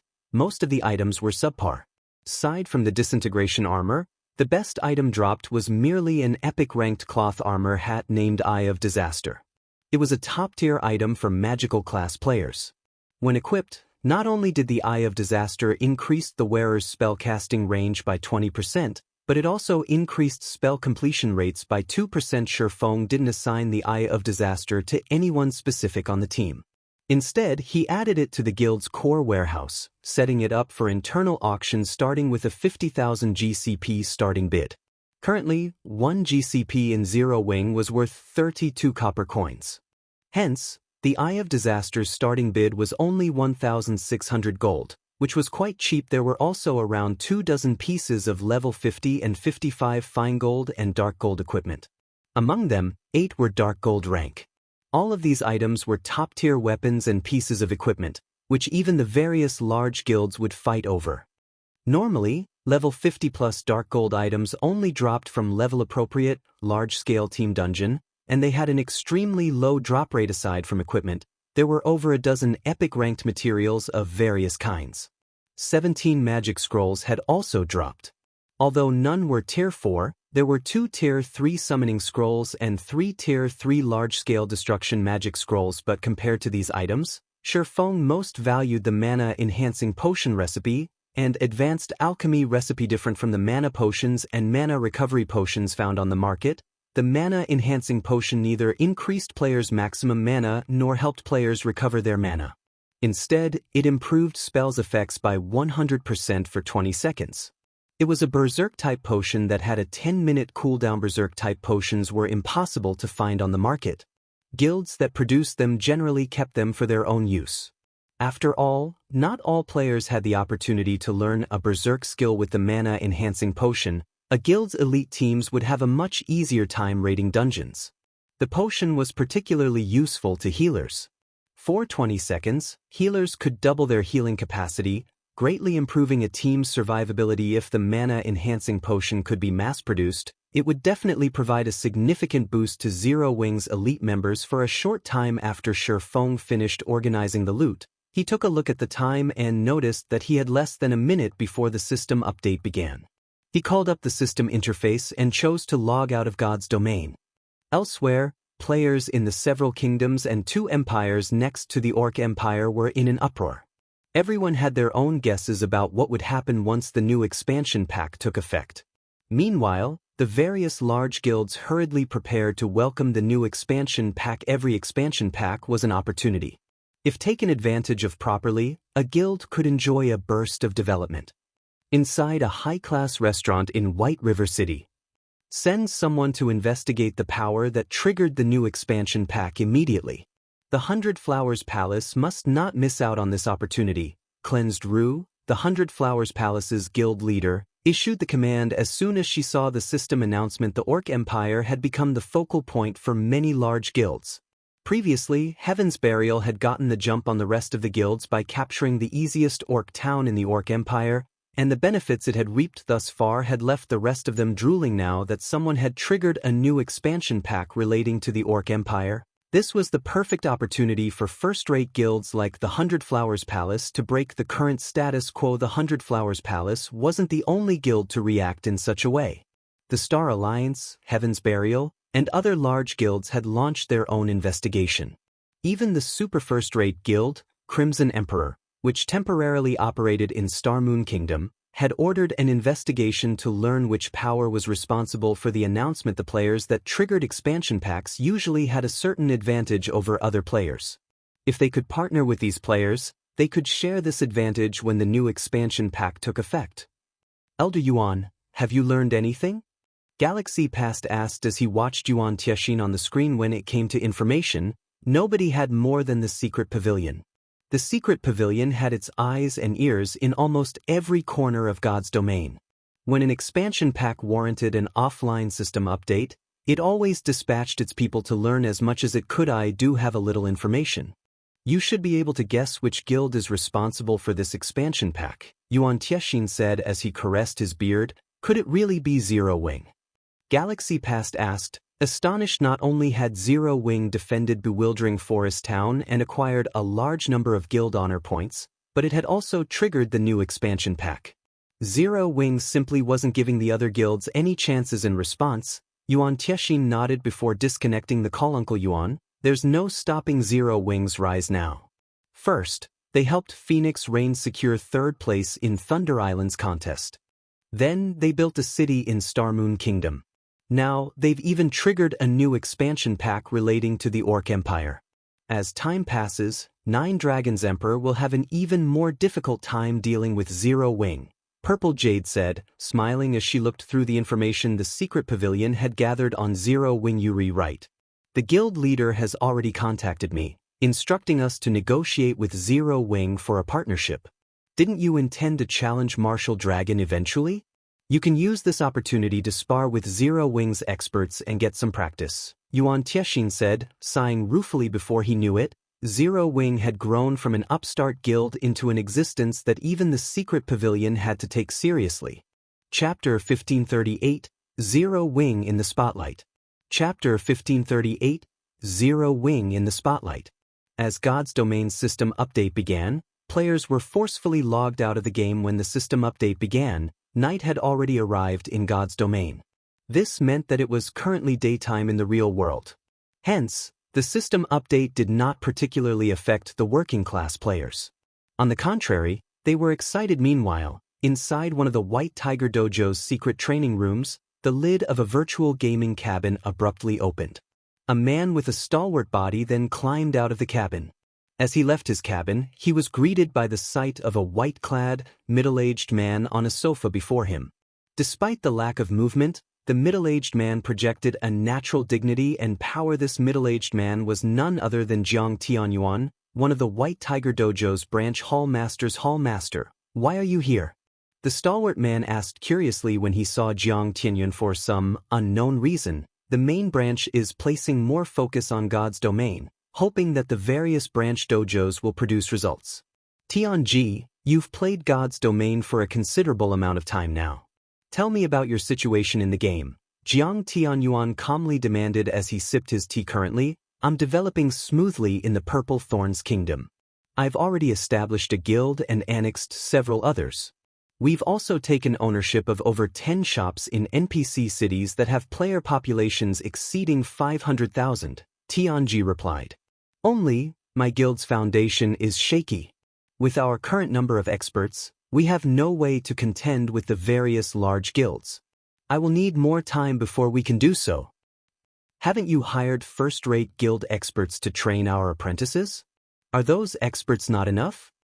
Jiang Tianyuan couldn't help his frown as he listened to this report. Although we have the help of a first-rate guild, the first batch of apprentices only began their training a short time ago. Very few have reached the trial tower's 5th floor thus far. Moreover, with the difference in levels, none of the apprentices can contribute to the guild's overall combat power yet, Feng Tianji said, smiling bitterly. He had sorely underestimated God's Domain. God's Domain was clearly different from past virtual reality games. Not only was the game extremely realistic, but the complexity of its techniques and combination moves were beyond his expectations. They weren't easy to grasp within a short time.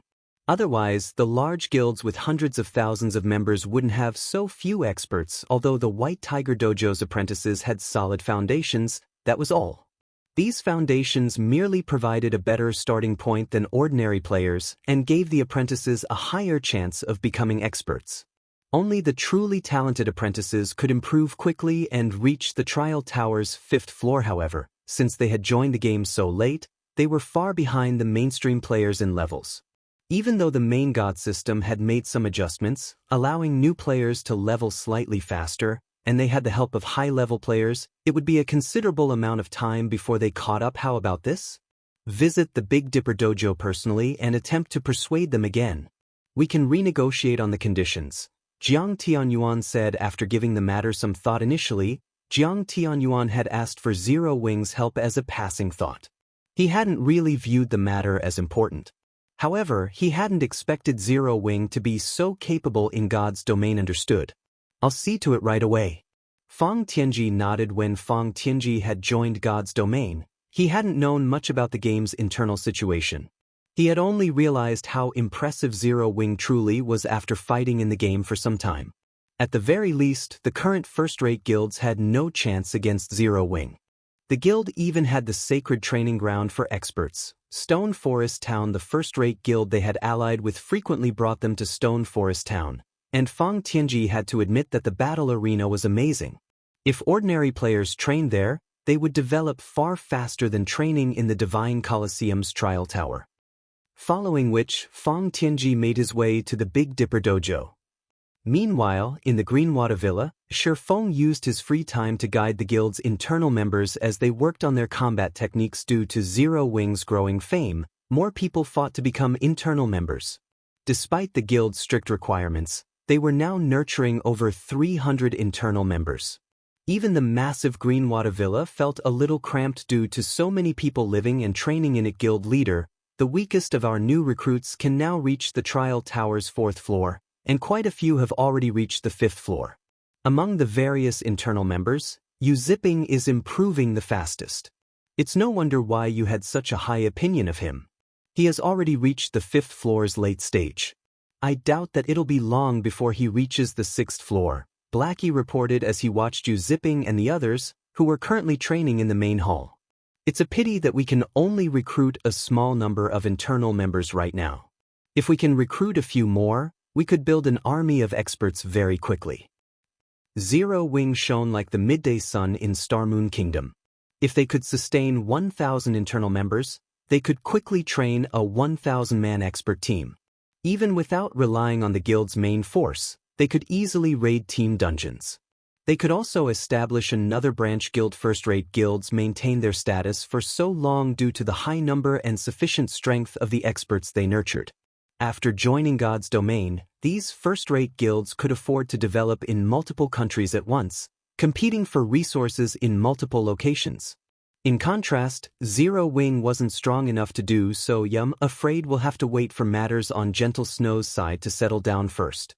However, unless those companies find another interested party, it shouldn't be long before the negotiations conclude. After all, it is costly to maintain a training ground of that size. Feng's head ached over this issue. He had never thought that he'd have to endure such a day. Rather than a guild limiting their training ground's development, their training ground limited Zero Wing's development. As Feng discussed the new training ground with Blackie, Liang Jing contacted him. Head Instructor, a man named Yuan Tiexin is looking for you. Should I have him wait in the reception room? Liang Jing asked Yuan Tiexin. Feng was a little confused. I understand. Have him wait in reception room 1 for me. I'll head there now. All right. Liang Jing nodded. She then led Yuan Tiexin and his entourage to reception room 1.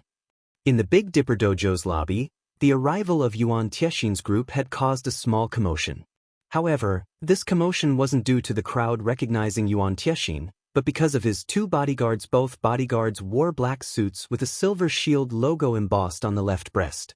This was none other than the Guardian Group's logo, a world-class bodyguard company. Moreover, both were 3-star bodyguards. Normally, it should be impossible to find such high-rank bodyguards in Jinhai City, as not even the city's most powerful corporations qualified to hire them, yet these two had come here. Big bro Tianji, don't tell me you're really here to speak with that Feng?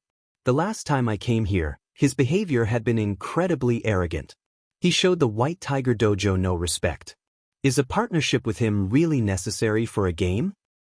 He truly could not understand why Jiang Tianyuan repeatedly sought cooperation from a gaming guild. The White Tiger Dojo was one of the country's top dojos. They could easily convince any gaming guild to cooperate with a word, yet Feng Tianji, one of the dojo's instructors, had paid a personal visit to negotiate with Zero Wing. It was inconceivable enough. The Hall Master and I have our reasons. Feng Tianji's displeasure grew as he listened to Xie Chiwen. By chance, he noticed Yuan Tiexin's group enter a reception room, and shock gripped his heart. That is the secret pavilion's Yuan Tiexin? Why is he here? After joining God's domain, he had investigated the game's major powers thoroughly. Naturally, he had memorized the faces of people like Yuan Tiexin, an upper echelon of a transcendental power like the secret pavilion. Since the man hadn't changed his appearance in the game, Feng Tianji easily recognized Yuan Tiexin with a glance. Chapter 1539, Super First-Rate Guild. Chapter 1539, Super First-Rate Guild. The Secret Pavilion. Overhearing Feng Tianji's mumbles and seeing the reverential look he gave Yuan Tiexin's group, Xie Chiwen couldn't help his growing curiosity. Feng Tianji was the youngest instructor in the White Tiger Dojo and Jiang Tianyuan's personal disciple. Feng Tianji had the potential of becoming a branch hall master. The man was an expert and had already participated in numerous international competitions. Moreover, both Jiang Tianyuan and the White Tiger Dojo's main hall master valued Feng Tianji, which gave his words considerable weight in the dojo. Yet, now, someone like Feng Tianji was actually revered Yuan Tiexin's group. It's not surprising that you don't recognize them. Let's wait outside for now, Feng Tianji instructed, not bothering to give an explanation to Xie Chiwen. He was no longer a noob that knew nothing about God's domain. He now had a clear understanding of how deep God's domain's waters were. He also knew how much potential the game had. Aside from the time acceleration function, which allowed players to enjoy longer lifespans, the game's ability to replace many of the sports, sources of entertainment, and work in the real world displayed its frightening potential value. Hence, the various industry giants around the world were investing in God's domain, one after another. They all hoped to secure some advantage and resources before the eventual birth of the new era. The Secret Pavilion was a transcendental existence in the virtual gaming world and had the backing of multiple international corporations. The White Tiger Dojo simply couldn't compare. Weary waiting outside? For a moment, Xie Chiwen thought he had heard wrong. They had traveled so far to visit the Big Dipper Dojo, yet not only didn't this dojo provide the proper, grand reception, but Feng Tianji even suggested that they wait, allowing the new arrivals to conduct their business before their group. Xie Chiwen even wondered if the man before him was really the Feng Tianji he knew. However, since the man had decided, he had no choice but to wait in the lobby with Feng Tianji. Meanwhile, in Reception Room 1, Feng arrived a short moment after Yuan Tiexin made himself comfortable. Uncle Yuan, I'm sorry for the wait, Feng said as he greeted Yuan Tiexin and his entourage. May I know the reason for your sudden visit? After not seeing each other for some time, Feng could clearly sense a significant change in both Yuan Tiexin and Purple Jade's auras. Yuan Tiexin, in particular, felt as if his youth had been restored. However, the change didn't particularly surprise Feng. Throughout the various adventures and battles in God's domain, one's brain would work continuously. This, in turn, kept the body cells active. In addition, a guild upper echelon like Yuan Tiexin had the privilege of a steady supply of S-rank nutrient fluid, keeping his body young and strong. This would become public knowledge in the future. Although it was impossible to achieve eternal life through this method, it was possible to extend one's life. After the mind-space system's introduction, in particular, God's domain's effect on a human lifespan would become more apparent. This was also the main reason that the various industry giants were investing in God's domain. You haven't changed at all. Can't I visit purely to congratulate Zero Wing? Yuan Tiexin could not help but laugh at Shi Feng's straightforward attitude. Congratulate Zero Wing? Shi Feng repeated skeptically. He did not believe Yuan Tiexin in the least. The secret pavilion was a massive guild. An upper echelon like Yuan Tiexin should have a long list of tasks every day. How could he possibly have enough time to come all the way here for a chat? Alright, I'll just get straight to the point. Our guild leader has expressed great interest in Zero Wing and is willing to invest in your guild. We only want 50% of Zero Wing's shares. In return, we'll guarantee that Zero Wing will become a super first-rate guild very quickly. Yuan Tiexin said, 50%.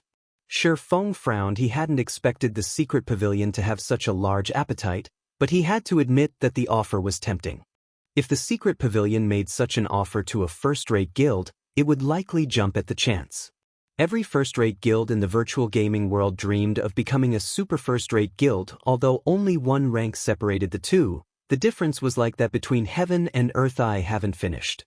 Aside from receiving capital from the secret pavilion, Zero Wing will receive 2% of the secret pavilion shares.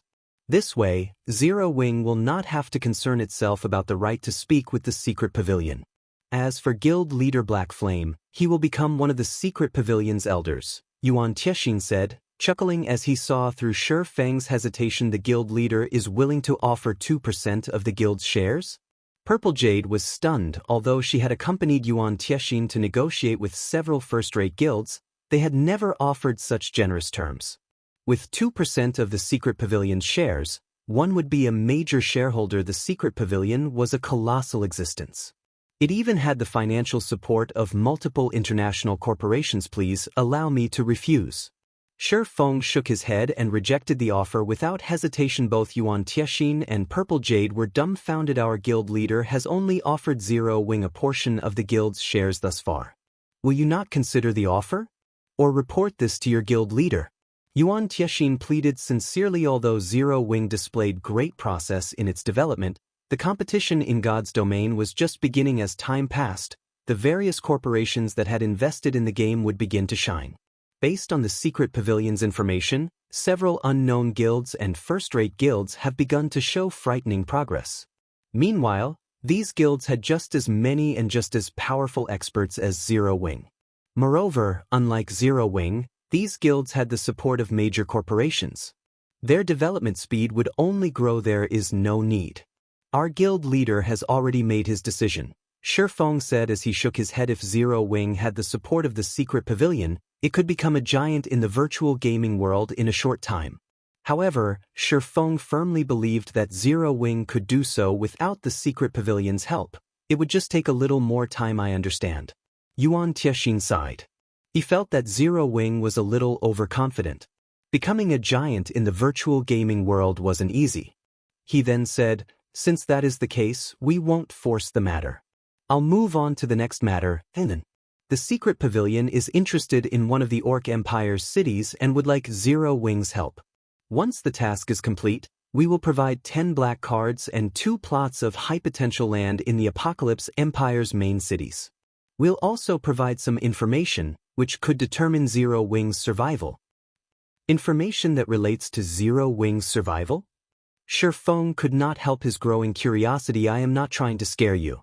Whether you believe it or not is entirely up to you. Are you interested in this exchange? Yuan Tiexin asked with a smile. If Zero Wing agrees, it may have enough time to prepare, avoiding too many losses. In reality, Yuan Tiexin had been shocked when he had received this news. He had never thought that things would have developed to such severity. Allow me to refuse. Shi Feng said again, shaking his head. Although I don't have a particularly clear understanding of the Orc Empire's situation, I know that capturing its cities is very difficult. Since you have asked for Zero Wing's help, you must be aiming for our guild honor points. 10 black cards and 2 plots of land are not enough. How much do you want, then? Shi Feng's greed astonished Purple Jade. Shi Feng smiled in response, raising 2 fingers as he said, I want 20% of the Orc city's profits. This is Zero Wing's bottom line. Chapter 1540, Evil God's Temple Activated. Chapter 1540, Evil God's Temple Activated. 20%? A tight frown formed on Yuan Tiexin's face.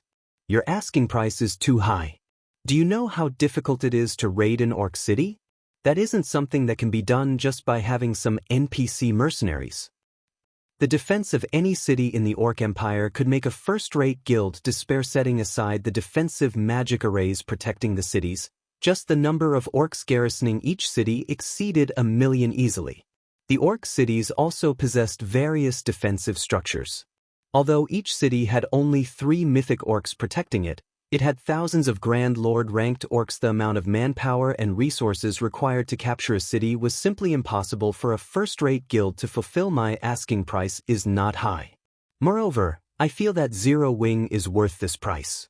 If you insist on your price, I can only dispatch 10,000 NPC mercenaries to aid you.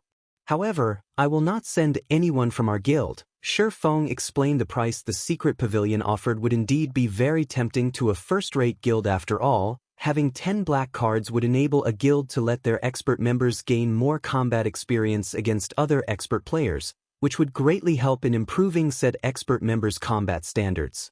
As proof, Shadow Sword and the other core members of Zero Wing had reached the refinement realm just from training at the secret pavilion's simulation training system for some time. Meanwhile, high-potential lands in the Apocalypse Empire's major cities were things that could not be bought even if one offered tens of thousands of gold. Not to mention, the secret pavilion was actually offering 2 such plots of land.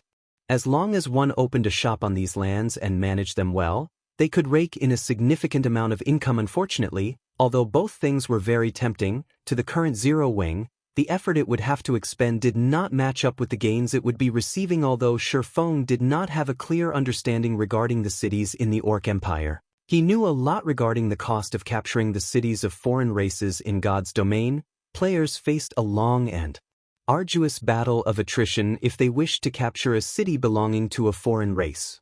Many lives would have to be sacrificed, especially when it came to breaking the defensive magic array of the city. With the current standards of players, fully depleting the energy of a city's defensive magic array would take several days of constant bombardment. Only Tier 5 attacks and above would be capable of weakening a city's defensive magic array by a significant amount. It had taken a lot of effort to stabilize Zero Wing's development. He naturally could not casually expend a large amount of the guild's combat power for the secret pavilion without appropriate compensation. You'll only dispatch NPC mercenaries? Yuan Tiexin pondered in silence. Their main goal in this transaction, to begin with, was to gain Zero Wing's JHPs to exchange for NPC mercenaries. If they had enough mercenaries, they could distract the mythic orcs and grand lords inside the city. As for Zero Wing's members, the secret pavilion had never once thought about using them. Alright. However, 10,000 mercenaries are too few. We'll need at least 15,000. That won't be a problem. Feng nodded. He currently possessed 50,000 JHPs. Hiring 15,000 mercenaries would cost him only 45,000 points. To Zero Wing, JHPs were of little use right now. After all, the guild had to invest a significant portion of its income into the development of Zero Wing City. The guild had neither the time nor the money to capture another town or city. Currently, its most important goal was to find a way to make a large amount of coins and magic crystals. Both sides signed a contract with each other. After which, Yuan Tiexin handed 10 black cards to Feng. As for the 2 plots of land, Feng chose to have both plots located in the Apocalypse Empire's Moonbay City. Although the Apocalypse Empire shared an extensive portion of its borders with the sea, the cities located close to the sea numbered only 4. Moonbay City was the closest of the 4 to ocean-viewing town. In the future, if need be, he could also use the lands in Moonbay City as a temporary warehouse. This here is the information I mentioned before. It is best if you all start making preparations soon. When the time comes, not only will the several kingdoms neighboring the Orc Empire be affected, but even the Black Dragon Empire will receive heavy damage. Originally, I had planned on having Jade spar with your guild's experts a little, but now that the contents of our transaction have changed, we have to return and make the corresponding changes, Yuan Tiexin said as he passed an envelope to Feng. He then let out a sigh before leaving together with Purple Jade and his bodyguards affecting several kingdoms. Feng could not help but tear open the envelope curiously. After fishing out the paper inside and reading its contents, he immediately sneered and said, "Nine Dragons Emperor really is daring. Is he not afraid of digging his own grave as well?" The message was short and to the point.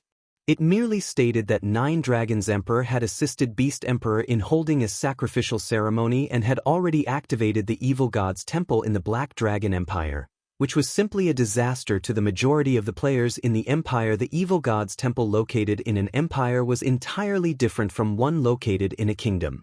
Its activation not only gave Beast Emperor a huge boost in status, but he would also be able to use the sacrificial altar, which was available only in the evil god's temple in empires, allowing the evil beasts and evil demons under his control to fight against each other. Meanwhile, the victors in the sacrificial altar would devour the losers and have their growth potentials improved. With this, Beast Emperor would be able to produce powerful evil beasts and evil demons much more easily given enough time. Beast Emperor would even be capable of destroying an entire empire. This was also the reason why the activation of the evil god's temple had nearly led to the destruction of an empire in the past. Currently, Beast Emperor was already operating in the Black Dragon Empire and the surrounding kingdoms, continuously killing players and expanding his strength. According to the secret Pavilion's investigations, the reason why Nine Dragons Emperor had decided to work with Beast Emperor was so that he could use Beast Emperor's strength to annihilate Zero Wing. By doing so, he would be able to deprive Phoenix Rain of a powerful supporter in the competition for Thunder Island. Do you think you can annihilate Zero Wing so easily? Feng smiled. He then tore the letter into pieces. If it were in the past, the activation of the evil god's empire in the Black Dragon Empire would indeed have posed a significant threat to him. Now, however, the situation had changed with the completion of Zero Wing City's construction. Whether it was in terms of offense or defense, a city greatly surpassed a town. The only problem now was magic crystals. The defenses of both towns and cities required a large amount of magic crystals to fully display their true potential. It seems there's a need to quickly secure that manatite vein. Feng planned silently. However, the current strength of the guild is still not enough to secure the vein. We'll need more Tier 2 players before we can do so. I'll have to think of a way to help more people get through their Tier 2 promotions. Karna Island, where the manatite vein was located, was very dangerous for Tier 1 players. Only Tier 2 players could possibly serve as combat power there. However, passing the promotion for Tier 2 was easier said than done. Currently, although many players in Zero Wing's main force had already reached level 50, their chances of clearing the hard mode promotion quest remained dismal. Not only would they need better weapons and equipment, but they also had to improve their combat standards. Head instructor, representatives from the White Tiger Dojo have come to negotiate cooperation with you again. Should I invite them in now? Liang Jing asked as she entered the reception room again. Feng frowned as he thought about the White Tiger Dojo's commission. They really are bothersome. Head instructor, the White Tiger Dojo has come looking for you multiple times already. If you don't meet with them now, I'm afraid this would be... Liang Jing hurriedly tried persuading Feng when she saw that he intended to reject the White Tiger Dojo's representatives out of hand. At this point, she was at a total loss as to Feng's behavior. If it were Chairman Xiao, he would have already gone out to greet the White Tiger Dojo's representatives instead of letting the other party ask to meet him. In contrast, not only did Feng show no interest whatsoever in meeting with the representatives, but he was even planning on shooing them away. The White Tiger Dojo was one of the top dojos in the country. It simply wasn't an existence the Big Dipper Dojo could compare to. If the former wished, it could easily crush the Big Dipper Dojo. However, the more unbelievable matter was how the White Tiger Dojo was behaving. Despite receiving numerous refusals, it was still desperately sending representatives over to meet with Feng. Most likely, if she told this matter to someone else, nobody would believe a word she spoke. Then, let them come in. Feng nodded helplessly at Liang Jing's pleading. I'll bring them over now, Liang Jing said, breathing out a sigh of relief at Feng's words. If she were to send the White Tiger Dojo away again, Chairman Xiao would definitely have a stroke. Chapter 1541, Mysterious Zero Wing. Chapter 1541, Mysterious Zero Wing. Uncle Yuan, what happened? Is it so urgent that there isn't any time for me to have a spar? Purple Jade asked as she looked at Yuan Tiexin curiously. They had agreed that she would have a few sparring matches with Zero Wings experts. Yet, now, after speaking a few words with Feng, they were already taking their leave. This situation truly confused her. She knew full well that the capture of an orc city was not under Yuan Tiexin's management. He had simply said those words to Feng as an excuse to leave. The guild leader has just messaged me that I need to return to handle something. As for sparring with Zero Wings experts, you can do that inside the simulation training system. Moreover, Zero Wing has just obtained another 10 black cards. With this, Zero Wing's main members will definitely log into the training system more frequently. You can spar with them at any time, Yuan Tiexin replied, smiling. A direct order from the guild leader? What happened? Purple Jade was slightly surprised upon hearing this. The guild leader of the secret pavilion rarely ever commanded a specific person directly. Generally, he would leave the selection of personnel to the vice guild leaders to deal with. Only for extremely important matters would he personally assign someone to handle them. Our men have discovered a treasure land. This location is much more precious than a single orc city. The guild leader wants us to claim it as quickly as possible to avoid losing it to other guilds. Moreover, I'm not the only one. The guild leader has given this command. Several other elders of the guild are being mobilized as well. As a precaution, we should start making preparations early. As soon as God's domain system update completes, we'll immediately lead our forces over to that place, Yuan Tiexin said, a hint of excitement in his voice. Even the guild's elders need to go? Purple Jade was even more surprised to hear this. Since the secret pavilion had entered God's domain, this was the first time an operation had warranted the mobilization of multiple elders and a large portion of the upper echelon. Meanwhile, inside the lobby, when Feng Tianji saw Yuan Tiexin's group leaving, he could not help but sigh ruefully. Although the White Tiger Dojo was famous, the partners it was able to find were only first-rate guilds. Super first-rate guilds and super guilds paid no attention whatsoever to the White Tiger Dojo's request for partnership. Yet, now, the secret pavilion, a transcendental existence that the White Tiger Dojo currently could not even hope to have dealings with, had actually sent one of its elders to visit Zero Wing at the same time. Feng Tianji also felt that this was a good opportunity. Previously, Zero Wing was already the #1 guild of Star Moon Kingdom. Now, he had even discovered that Zero Wing possessed a close relationship with a transcendental existence like the secret pavilion. If he could rope Zero Wing to their ship, he would definitely elevate his and Jiang Tianyuan's positions in the White Tiger Dojo. After all, the White Tiger Dojo was currently placing considerable importance on God's domain, so much so that it had started paying more attention to the game than to nurturing fighters for fighting competitions. Otherwise, it wouldn't have suddenly started a mass expansion towards even second and third tier cities. Mr. Feng, head instructor Shi, is currently waiting in reception room 1. Please follow me, Liang Jing said in a somewhat awkward tone as she looked at Feng Tianji, who was currently pondering in silence. All right. Feng Tianji answered hurriedly as he snapped out of his daze, following which, Feng Tianji and Xie Qiwen followed Liang Jing to reception room 1. Inside the exquisite reception room, Feng currently sat on a leather sofa while sipping a cup of tea.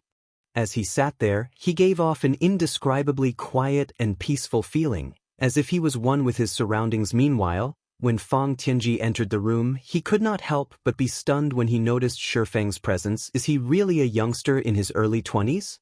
Such a thought suddenly popped into Feng Tianji's mind as he looked at Feng.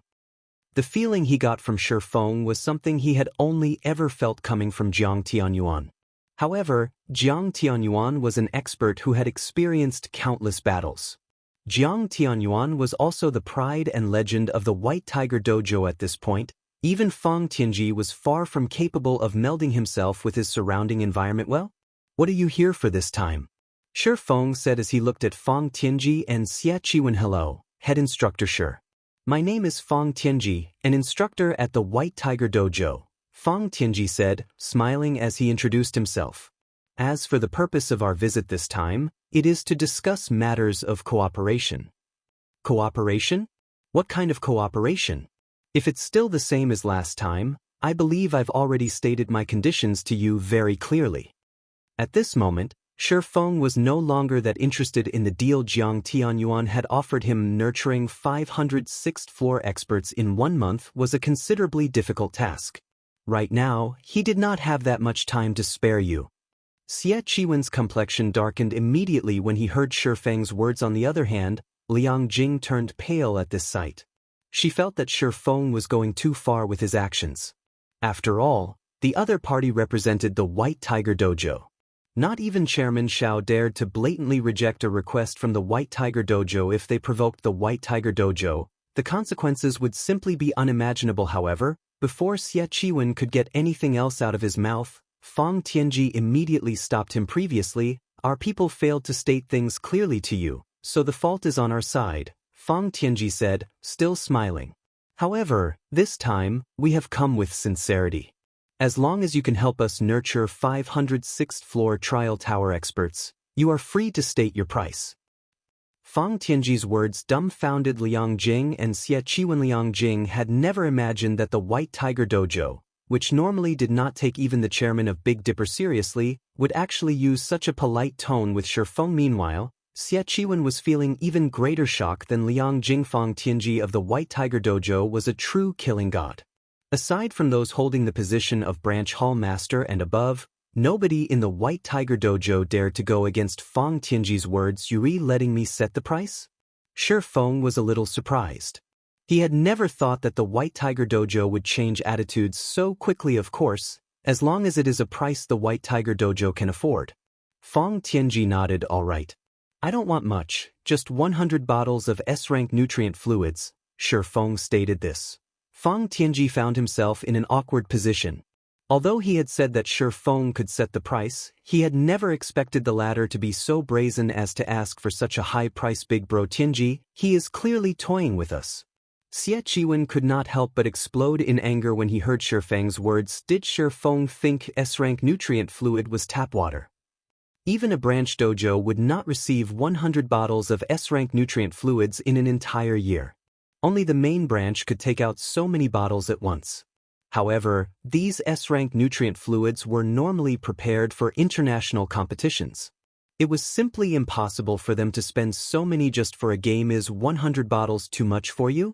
Feng could not help but ask when he saw the troubled look on Feng Tianji's face. It really is beyond of our capabilities, Feng Tianji said, cold sweat dotting his furrowed brows. Although Jiang Tianyuan's position in the White Tiger Dojo was very high, the man could draw only 30 bottles of S-rank nutrient fluids at a time. Even if he bankrupted himself, he wouldn't be able to gather 100 bottles. All right, then. 60 bottles and not a bottle lower, Feng said, sighing. Otherwise, you will have to find someone better for the job. What do you think of? Before Xie Qiwen could even finish his sentence, Feng Tianji had already placed a hand on his shoulder. His body suddenly felt heavy, and his mouth couldn't utter any more words. Head instructor, it is also going to be very difficult for us to get you 60 bottles. How about this? We are willing to pay you 50 bottles of S-rank nutrient fluids in addition to 20 million credits. This is already the limit of what we can offer. You should also know that S-rank nutrient fluids are not sold anywhere on the market and can be obtained only through internal channels. Even the White Tiger Dojo can get only a small amount each year, Feng Tianji said seriously. After taking a deep breath upon hearing Feng Tianji's words, Xie Qiwen felt as if the man sitting beside him right now was definitely an actor. There was simply no way the person beside him was the real Feng Tianji. Those were 50 bottles of S-rank nutrient fluids they were talking about. 50? Feng fell into deep thought. After some time, he said, all right, I can agree to your proposal. However, I will not accept payment in installments. Zero Wing was currently in urgent need of S-rank nutrient fluids. If he could get those 50 bottles now, they would undoubtedly help Fire Dance and the others improve much more quickly. He could also help them develop their potential early on. Feng Tianji could not help but fall speechless at Feng's words.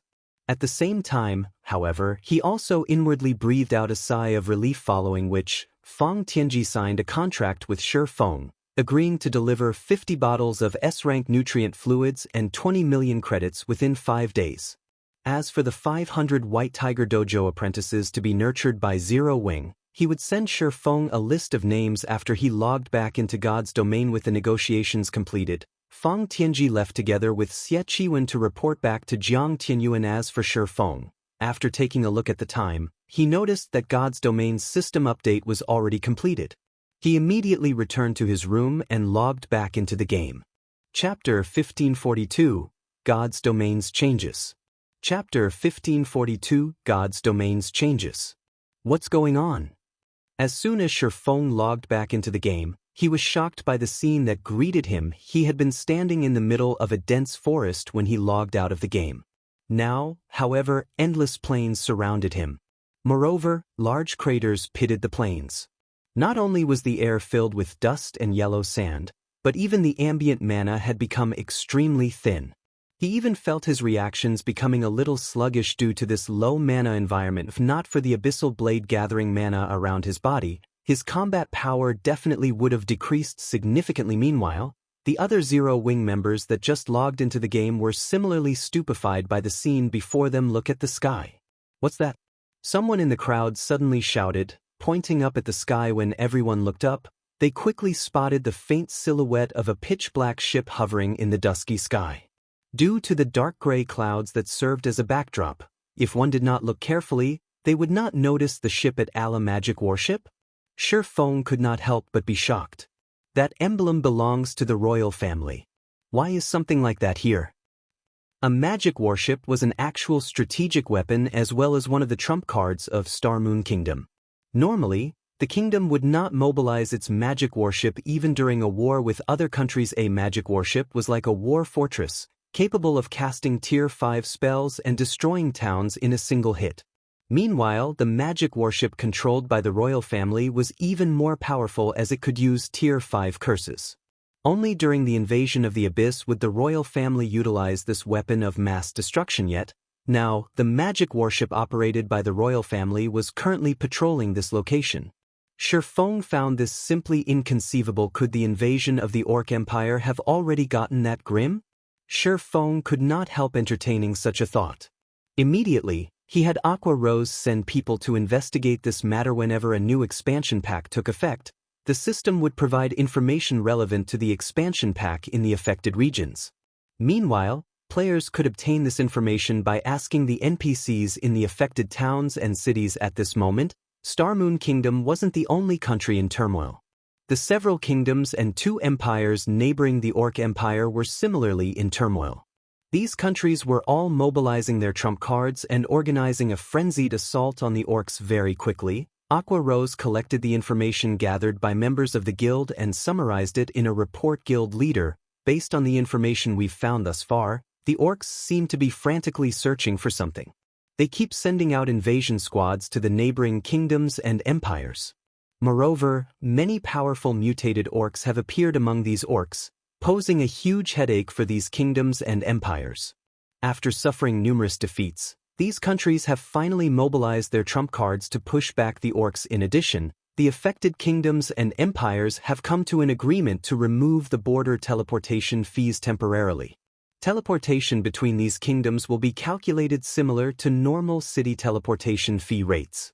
At the same time, the allied countries have launched a unified crusade against the Orc Empire. Now, many new items have been made available for exchange using the guild honor points and contribution points earned in the war with the Orc Empire. In the exchange system for individual players, level 40+ warrior sets have appeared. The sets are available in bronze rank to dark gold rank. However, the sets are bound upon exchange and cannot be traded. Meanwhile, in the exchange system for guilds, the guild magic car lease has appeared. As Aqua Rose summarized the information she had received, she could not help her surprise at the changes brought about by the system update this time. These changes would undoubtedly shake up the current status quo between guilds. Without the extra fees charged for teleporting between countries, players would be able to move between countries more easily. The removal of this hurdle would also increase the intensity of competition between the guilds of the various affected countries. Guild magic car lease? Feng's eyes glowed when he heard Aqua Rose mention this term. The guild magic car lease was a great convenience for guilds. Meanwhile, the lease dropped only in specific super large-scale team dungeons in each country. One could also say that it served as proof of a guild's strength after a guild acquired the guild magic car lease. Its members would be able to rent guild magic cars at the guild's residences. The magic car was a very useful tool for teams. Unlike advanced carriages, which could travel only on the official roads built between towns and cities, the magic car could go to any location. It also doubled as a tent and allowed players to recover their concentration and stamina inside it. Overall, the magic car was like a mobile camp and was particularly useful to teams that preferred exploring distant and high-level locations. Guild leader, is there a problem? Aqua Rose asked curiously when she saw the astonished expression on Feng's face. How many JHPs does that guild magic car lease require? Feng asked immediately if Zero Wing could obtain the guild magic car lease now. It would definitely help in traveling to the neutral map boneless land. Erecting advanced constructions like the advanced restaurant or the magic workshop required mana Oregon. Yet, mana ore was not easy to obtain. It was a byproduct that would appear at a very low chance when mining rare ores. Although mana ore still turned up on the market quite frequently, the various large guilds and players were all trying to obtain mana ore to create the mana charm, due to the Orc Empire's appearance. As a result, the mana ore put up for sale had been wiped clean off the shelves. In fact, even the mana ore of other kingdoms and empires around God's domain had been bought out by the various large guilds. Right now, it was practically impossible to obtain mana ore in large quantities. However, Feng still knew of a way to obtain a large amount of mana ore through the distant neutral map Boneless Land. There were quite a few rare ore veins in the Boneless Land. In the past, the neutral map was famous as a producer of mana ore. The Boneless Land was not a place current players could travel to. Even if players went there via the safest route, they would have to traverse over a dozen high-level maps ranging between level 100 to level 130. Moreover, as the Boneless Land was a neutral map, there were no nearby towns or cities for players to recuperate in. Normally, the various large guilds would construct a town or city in a neutral map before starting their development there, which was clearly an impossible task right now. However, it was a different story if players had the guild magic car. Resting inside a magic car was equivalent to resting inside a hotel. Although a magic car had a maximum capacity of 20 players, its effects were the same as a hotel's. It could provide players with the best recovery effects for their concentration and stamina. Meanwhile, the Boneless Land itself was not particularly high-leveled, merely a level 60 to level 80 neutral map. Using the spatial gate, he could transport a large number of players there. After including a temporary resting place like the guild magic car, it would be relatively simple for them to mine for mana Oregon. The only expenses would be the high rental fees and magic crystals to operate the magic cars. Overall, however, it would still be much cheaper and simpler than directly purchasing mana ore from the market. The guild magic car lease requires 200,000 GHPs and one 3-star achievement in exchange. Aqua Rose replied, sure enough, the system won't let players obtain it easily. Feng could not help but smile bitterly upon hearing the cost. Even super guilds would need a very long time to accumulate 200,000 GHPs. As for the 3-star achievement, that was even harder to obtain. A 3-star achievement was like a kingdom quest. A kingdom would only award a guild such an achievement when said guild had achieved significant victories in wars against other countries. Meanwhile, not only was this achievement a symbol of honor, but it was also proof of the influence a guild had in a kingdom. Despite a 3-star achievement being the lowest ranking achievement available, obtaining one was significantly more difficult than even an epic main storyline quest. One could say that the difficulty of obtaining a 3-star achievement was no less than that of raiding a super large-scale team dungeon. Hence, by introducing the guild magic car lease now, the system was merely allowing the various large guilds to come into contact with guild magic cars a little earlier. Whether the various large guilds were actually able to take advantage of this opportunity was not a certainty. Forget it. For now, I should find Celiora first and deal with the disintegration armor. Thinking up to this point, Feng had Aqua Rose make the necessary arrangements to shift the guild's development direction towards the Orc Empire. As for himself, he used a return scroll and teleported back to White River City. Chapter 1543, Upgrading White River City. Chapter 1543, Upgrading White River City. Star Moon Kingdom, White River City.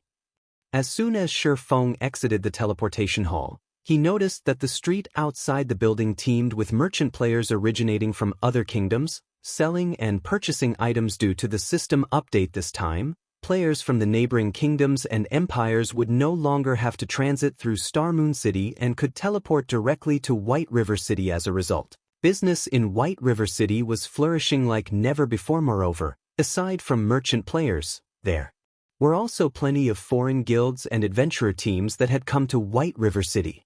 Evidently, the reduction in teleportation fees convinced the guilds and adventurer teams that were previously hesitating to visit White River City to make the trip.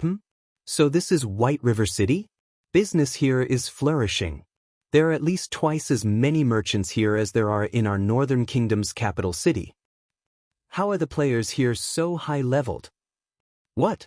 This city has already activated the flying transportation system.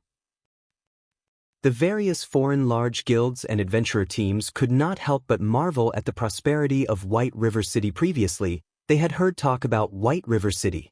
Although rumor had it that players were labeling White River City as Star Moon Kingdom's #1 NPC city, they had merely treated it as a joke before. After all, how could a non-capital city possibly compete with a capital city? If a situation like this really happened in a kingdom, then that could only mean one thing. Said kingdom was extremely weak. Moreover, the fact that Star Moon Kingdom's #1 guild was actually a guild recently established in God's domain only served as further proof that Star Moon Kingdom was a weak kingdom, not for the fact that the teleportation fees were much reduced and the fact that White River City possessed a teleportation house that led directly to the heart of the Twin Towers Kingdom. They would not have bothered paying a visit to White River City at all. However, now that they got to see White River City in person, the city was worlds apart from what they had imagined it to be. One of the merchant players hawking their wares on the streets sold exquisite items. There were even some that sold level 40 fine gold weapons and level 45 fine gold equipment. Normally, such items could only occasionally be found in the auction houses of capital cities. Yet now players were selling them on the street. Moreover, the temporary teams recruiting members for dungeon raids were even more amazing. There were actually players recruiting for level 40, 100-man hard mode team dungeons raids. Although many players in God's domain had already reached level 40, when raiding level 40, 100-man team dungeons, level 40 was merely the baseline limit. Moreover, that was only in the case of normal mode. For hard mode, a team would require at least 10 expert players belonging to large guilds to spearhead the raid. Either that or a well-established adventurer team. Temporary teams should already be thanking their lucky stars if they could clear the normal mode of a 100-man team dungeon. Trying to raid a 100-man hard mode team dungeon was simply a dream. However, before the foreign guild players could speak any contemptuous words about the various temporary teams, they were immediately silenced when their sights fell on the level and equipment of the recruiting teams. The members of the recruiting teams were all level 41 and above. Meanwhile, even the most inferior piece of equipment they wore was level 35 secret silver rank, while some even wore level 40 secret silver equipment. As for the players serving as the leaders of these teams, they were mostly geared in level 40 fine gold equipment and level 35 dark gold equipment. Even the elite teams of large guilds would be slightly inferior when compared to these teams. Haha. Another batch of dumbfounded newcomers has arrived. They sure have guts to think of White River City as an ordinary NPC city. If they're already reacting in such a way after just exiting the teleportation hall, once they reach the business district in the central area, their eyes will most likely fall out of their sockets. Weren't you the same as them before? That's because I knew absolutely nothing about White River City back then. Moreover, unlike them, I came here because I wanted to join Zero Wing. Unfortunately, Zero Wing's recruitment standards are a little too high. Had the standards been lowered by just a little bit, I definitely would have gotten in on my last attempt. Alright, that's enough.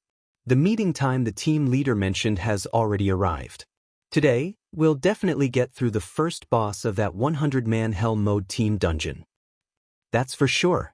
I heard that the team leader used the super rare materials we obtained previously to exchange for 3 advanced mana armor kits from the Candlelight trading firm. With those armor kits, we should have no problems getting through the first boss. Several players belonging to an adventurer team were currently chatting merrily while sitting inside an open-air bar.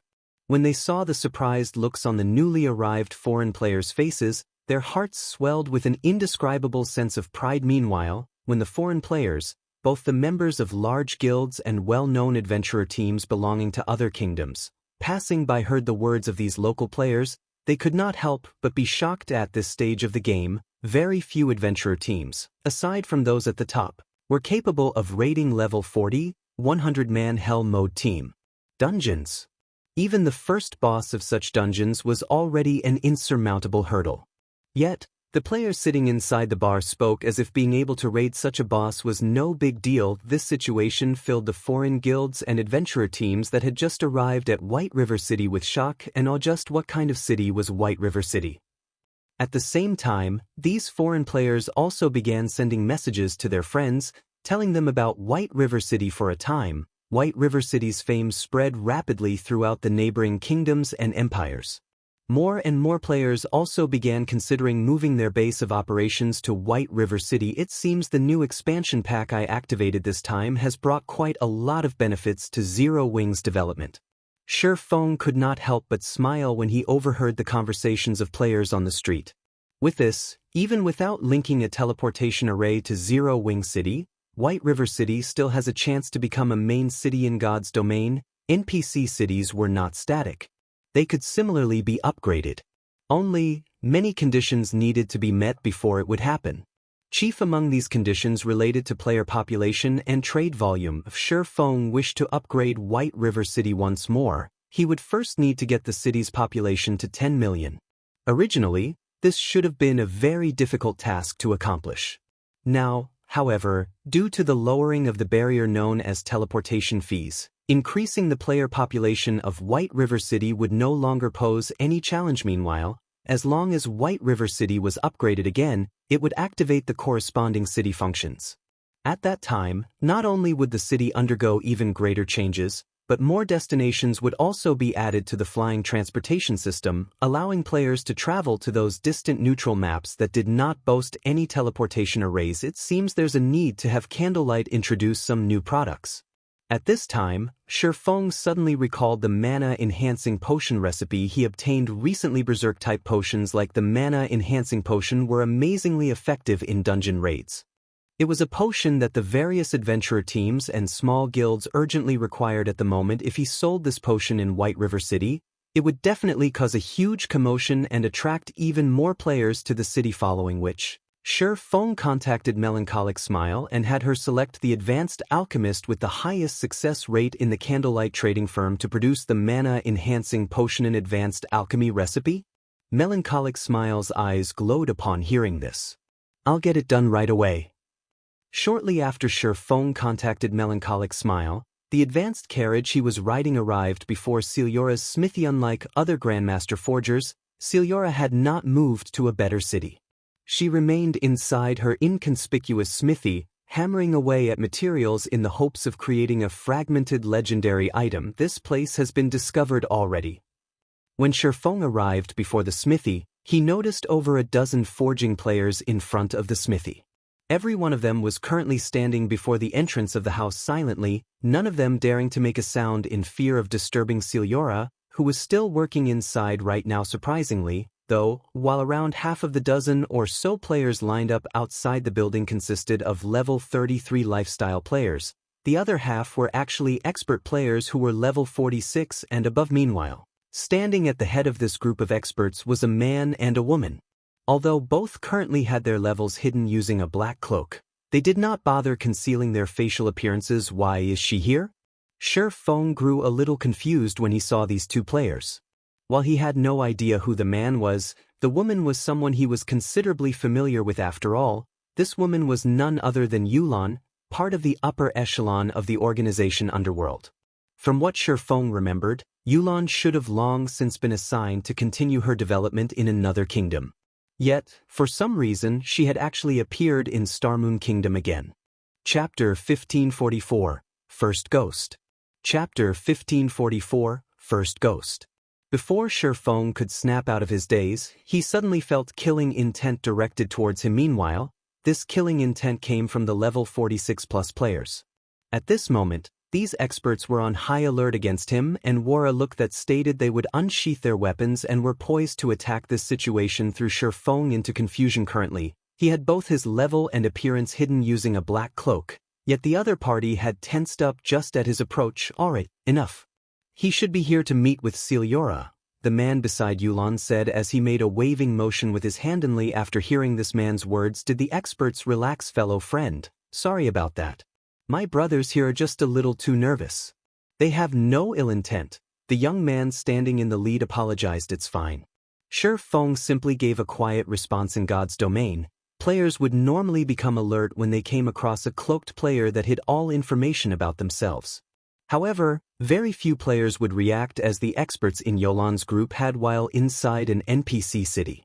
After all, there were many NPC soldiers patrolling the city streets, making an assassination very difficult unless the targeted player was caught entirely unaware. Of course, players who suffered frequent ambushes out in the fields would also form a habit of instinctively going into high alert when encountering cloaked players, following which, Feng stopped paying attention to Yulan's group and walked straight towards the smithy's door. Although he was curious as to why Yulan had suddenly reappeared in White River City, his priority right now was to deal with the disintegration armor. If he left the armor as it was, he would definitely have difficulty moving around. Just as Feng was about to knock on the door, however, a playful voice suddenly came from behind him. You guys really made me work up a sweat finding you. With things as they are right now, do you all still think you have a chance? Turning around, Feng suddenly noticed that a group of over 100 cloaked players had appeared behind him. Every one of these cloaked players wore a sneer on their faces. A moment later, a middle-aged man wearing pitch-black leather armor gradually emerged from the shadows of this group of cloaked players. The instant this middle-aged man appeared, a gray fog started permeating the air around him. He gave off an indescribably chilling and creepy feeling. First Ghost? They actually sent an expert like you after us as well? The youth standing beside Yulan revealed a bitter smile when he saw the middle-aged man. At this moment, aside from the youth, the several other experts standing around Yulan also wore horrified expressions when they looked at the middle-aged man before them. After all, the middle-aged man was once known as the #1 assassin of Underworld. He was so strong that even if their entire group attacked him together, they would only end up getting unilaterally slaughtered. Furthermore, escaping his grasp was impossible, as the assassin class was known to possess the highest speed among the 12 main classes. They wouldn't particularly mind if they simply lost their lives right now. However, First Ghost and his group had consumed the haunted potion. Anyone he and his allies killed would drop multiple pieces of equipment. Dark Eye, I believe that the higher-ups have already stated that either you all submit or die. Since you all refuse to submit, I have no choice but to send you on your way. First Ghost said as he unsheathed the snowy white dagger hanging from his waist. Taking into account the fact that we were colleagues in the past, I'll give you a word of advice. Delete your accounts as soon as possible. The higher-ups won't let you all keep those items. Or do you really believe you can escape our pursuit? Boon, bring everyone and escape quickly. The few of us here will hold them back. Once you reach the main street, they won't be able to take action easily, the youth named Dark Eye said quietly to Yulan. Hearing this, Yulan gritted her teeth and nodded. Although she wished to break out of this encirclement together with Dark Eye and the others, doing so was clearly an impossible feat. Setting aside the fact that they were greatly outnumbered right now, First Ghost alone was more than capable of defeating her entire group. You guys think you can escape? As long as I am here, none of you should even think of leaving this place alive. First Ghost obviously saw through Dark Eye's plans. Sneering, he ordered, "Go! Leave none of them alive." Immediately, the 100-plus players behind First Ghost went into action. The melee players charged forward, the healers in the rear cast shield buffs on the melee players, and the ranged players locked onto the movements of Yulan's group. There were also over a dozen stealthed assassins stationed at the sidelines on the off chance that someone from Yulan's group actually managed to get through the encirclement. At the same time, First Ghost took out a dark gray scroll and unfurled it. As he activated it, the surrounding space suddenly turned blurry. This scroll contained the basic magic array perception blur. It was a special scroll that could be bought only in towns and cities operated by the dark forces. So long as this scroll was activated, it would transform the surrounding space, making it difficult for NPCs within towns and cities to perceive the movements inside the affected area. Unless the affected area lay in an NPC soldier's direct line of sight, it would be some time before the NPC soldiers would realize that a fight was going on inside the city. Damn it. They came prepared.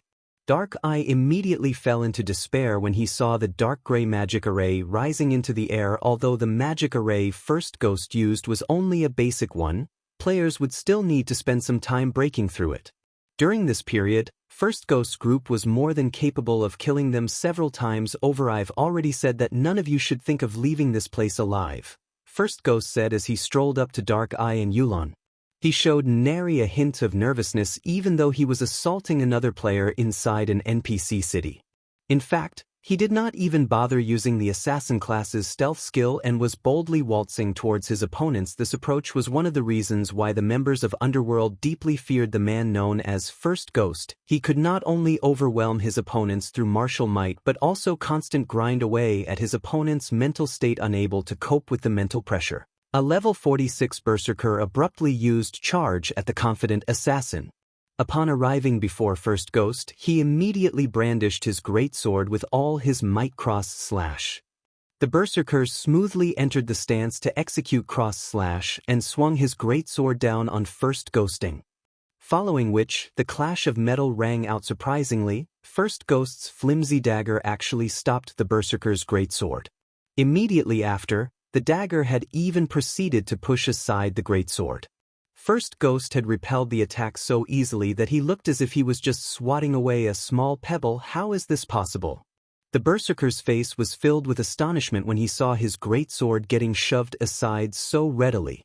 He simply could not understand how an assassin could possess such immense strength. Meanwhile, by the time the Berserker snapped out of his daze, First Ghost's other dagger had already appeared before his eyes. In the end, the Berserker could only watch helplessly as the dagger slashed across his throat. Immediately after slashing the Berserker's throat, First Ghost suddenly transformed into a streak of shadow and pierced through the Berserker's body. Tier 1 skill, Absolute Strike.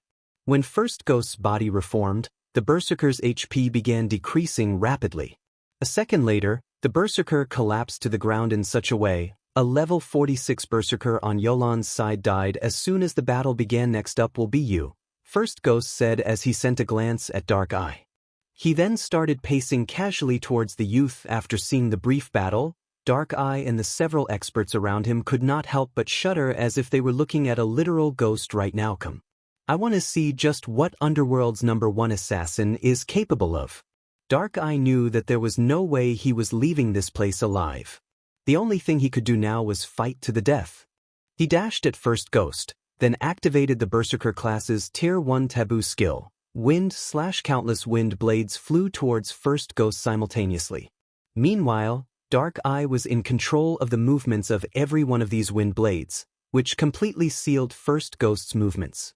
As for Dark Eye himself, after activating Wind Slash, he promptly sent a downward slash at First Ghost's defensive blind spot. In the next moment, Dark Eye's greatsword could be seen passing through First Ghost's body. However, just as Dark Eye's companions were about to cheer in joy, Dark Eye's expression turned inexplicably grim, because his attack had not struck First Ghost at all.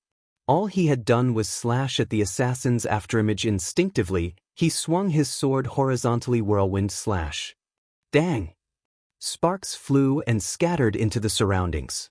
In the next moment, Dark Eye's silvery gray greatsword could be seen stopped roughly 4 inches away from First Ghost's body.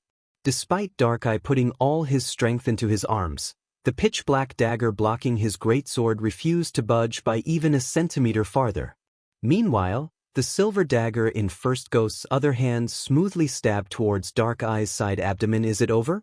Dark Eye could not help but shut his eyes at this scene. The difference in strength between him and First Ghost was simply too massive. Not only was he inferior to the assassin in terms of technical standards, but even his basic attributes were greatly inferior to the assassinist eye. First Ghost promptly added even more power to his attack just as the silver dagger was about to stab into Dark Eye's abdomen. However, a red flash suddenly entered First Ghost's sight. Shocked, First Ghost hurriedly activated wind steps to block the attack. He then beat an abrupt retreat and turned to look towards the source of the red flash. Who interrupted me? I did. At this time, Feng stepped out of the group of players standing before Ciliora's smithy. Chapter 1545. Unbearable Wrath? As Feng emerged from the crowd, the present players' gazes shifted towards him. Although Feng had concealed his appearance, he was obviously a swordsman based on the two long swords hanging at his waist. This brat must be tired of living. He actually dares to ruin the boss's fun. He must be suicidal. He should realize that he can't survive this. Is he that eager to die? The boss must be furious. That kid is definitely going to suffer for this. Although First Ghost team members were surprised to see Feng save Dark Eye, their expressions quickly turned to that of pity and admiration. As a bystander, Feng could have remained silent, and First Ghost would have given him a quick death, but now that he had spoiled the man's fun, his death would be slow and painful. After all, First Ghost was famous for his brutality in Underworld. Other players had interrupted First Ghost in the past, and he had slowly shaved off these players' HP with one hit after another. Sometimes, he even had his team's healers recover his target's HP.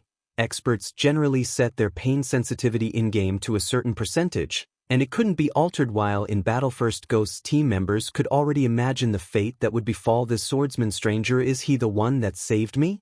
Dark Eye turned to Feng with a confused expression. He had never thought that a passerby like Feng would actually save him.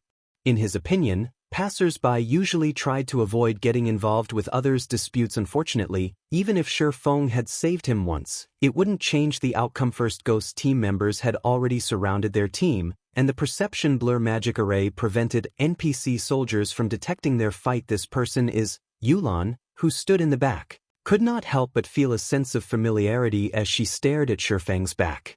She seemed to have heard his voice somewhere before. As well, kid, you did that just now? First Ghost didn't hurry to attack Feng. Instead, he evaluated this swordsman carefully. A moment later, he sneered and said, "You have guts, I'll give you that. I had intended to let a bystander like you live, but I've changed my mind." "Let me live." Feng laughed. "Keep that devil's compassion to yourself." "You saw through that, huh?" Since Feng hadn't bought the lie, First Ghost admitted to it.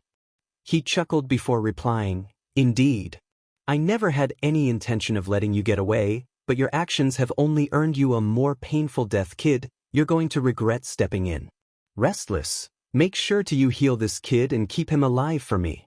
Everyone else, keep an eye on Dark Eye and Yulan. Rest assured, boss. Until you say, stop, I'll make sure he doesn't die." With First Ghost's command, his teammates turned their focus to Yulan's team. If any of those players moved strangely, they'd bombard them with attacks. At the same time, a level 47 cleric in blue robes kept a close eye on Feng's HP, a hint of playfulness flashing in his eyes as he prepared to cast a healing spell. As soon as First Ghost finished speaking, he appeared behind Feng's shadow steps. Like a venomous snake, the pitch-black dagger in First Ghost's hand formed an arc as it curved towards Feng's flank. Kidney strike. As the dagger aimed for Feng's blind spot, First Ghost curved his other dagger towards the swordsman's head, ensuring that the silver dagger was barely visible in the corner of his target's eye. Crap. That's First Ghost's double snake bite. Dark Eye's expression darkened as he watched the two daggers flash towards Feng from different angles. When a player noticed an incoming attack, they instinctively tried to block the attack while ignoring those they couldn't see. First Ghost's technique took advantage of this reaction to break past his opponent's defense. Although this technique looked simple, finding an opponent's blind spots in an instant and launching an attack without unnecessary movement was extremely difficult. A player would also have to execute a second attack simultaneously from an entirely different angle. Moreover, due to the attack's lightning speed and precise timing, the technique was nearly impossible for an ordinary expert to counter. First Ghost had killed many powerful experts with this technique. Just before the two daggers bit into Feng, everyone saw a blue flash ping. following which, the sound of metal on metal echoed throughout the street. Suddenly, First Ghost stumbled back 2 steps, his HP falling by over 200. On the other hand, Feng remained steadily in his original position. His HP was also intact. How is this possible? First Ghost's companions were dumbfounded after watching Feng repel the double snake bite. Impossible. Even Dark Eye stared at Feng in disbelief. Feng had actually repulsed Underworld's #1 assassin with 1 hit. Moreover, judging by Feng's expression, it was clear that the swordsman wasn't satisfied with his counterattack. What Dark Eye did not know was that Feng currently suffered a 50% basic attribute reduction thanks to the disintegration armor in his bag.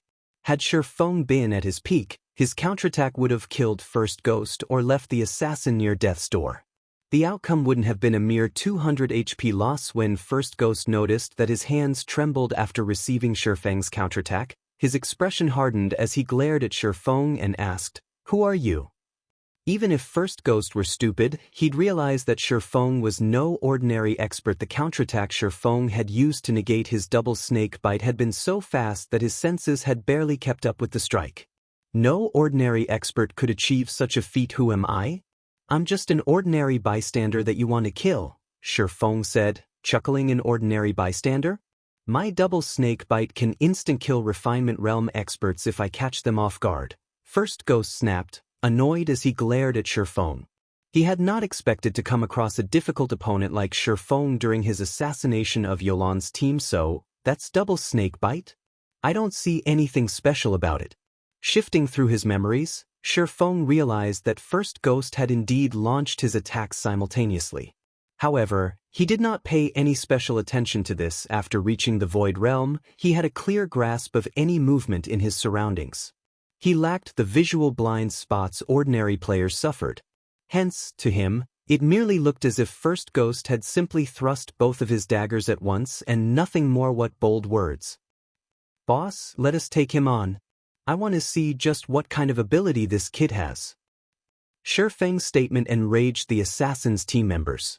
As long as First Ghost gave the command, they'd send Feng to meet his maker. However, rather than reacting rashly, First Ghost calmly and coldly declared, "Although I don't know who you are, Underworld wants the people behind you dead. Underworld's wrath isn't something you can endure." Boss, why bother wasting words on him? Let's just get rid of this brat. We'll teach him the consequences of his arrogance. All of First Ghost's team members stared at Feng as if he were already a dead man walking. Can't endure Underworld's wrath? Feng chuckled. He then removed his black cloak and exposed his adjusted appearance. I'm very curious to learn what Underworld can do to me. Chapter 1546, Sword King. Chapter 1546, Sword King. Black Flame. The battlefield fell deathly silent when Feng removed his black cloak. Everyone here was familiar with Black Flame. Even players from outside of Starmoon Kingdom would know of him if they examined the God's Domain ranking list recently. Black Flame's ranking had risen. He now ranked 31st on God's Domain ranking list.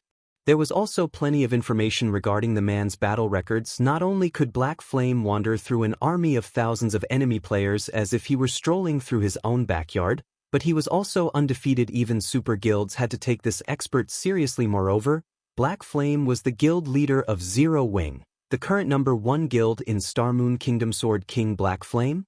Dark Eye felt as if he were dreaming as he gazed at Feng. He was also relieved that he had stopped his teammates from attacking Feng. Otherwise, this swordsman would have killed his companions before First Ghost's team had even arrived. Although Dark Eye had never personally witnessed Feng in battle, he knew that this man's guild had caused Underworld a lot of suffering. The organization had even been forced to abandon its development in Starmoon Kingdom. Why is he here? Yolan's eyes widened in shock as she stared at Feng. Meanwhile, when First Ghost found out about his opponent's identity, his complexion turned indescribably grim. If his opponent had merely been a top-tier expert from a first-rate guild, he would not have considered this swordsman important, but that wasn't the case for the player before him. Every player ranked among the top 100 on the God's Domain ranking list could strike fear in the various large guilds, not to mention the 31st ranking expert. Even a superpower would have to dispatch numerous peak experts to deal with an expert of Feng's caliber. It would also need the terrain advantage. Otherwise, it would have no hope of defeating Feng. Although First Ghost acknowledged his team's strength, he didn't believe that they were capable of defeating Feng in a head-on confrontation. On top of that, they were still in White River City. If the fight drug on, the NPC patrols would discover them.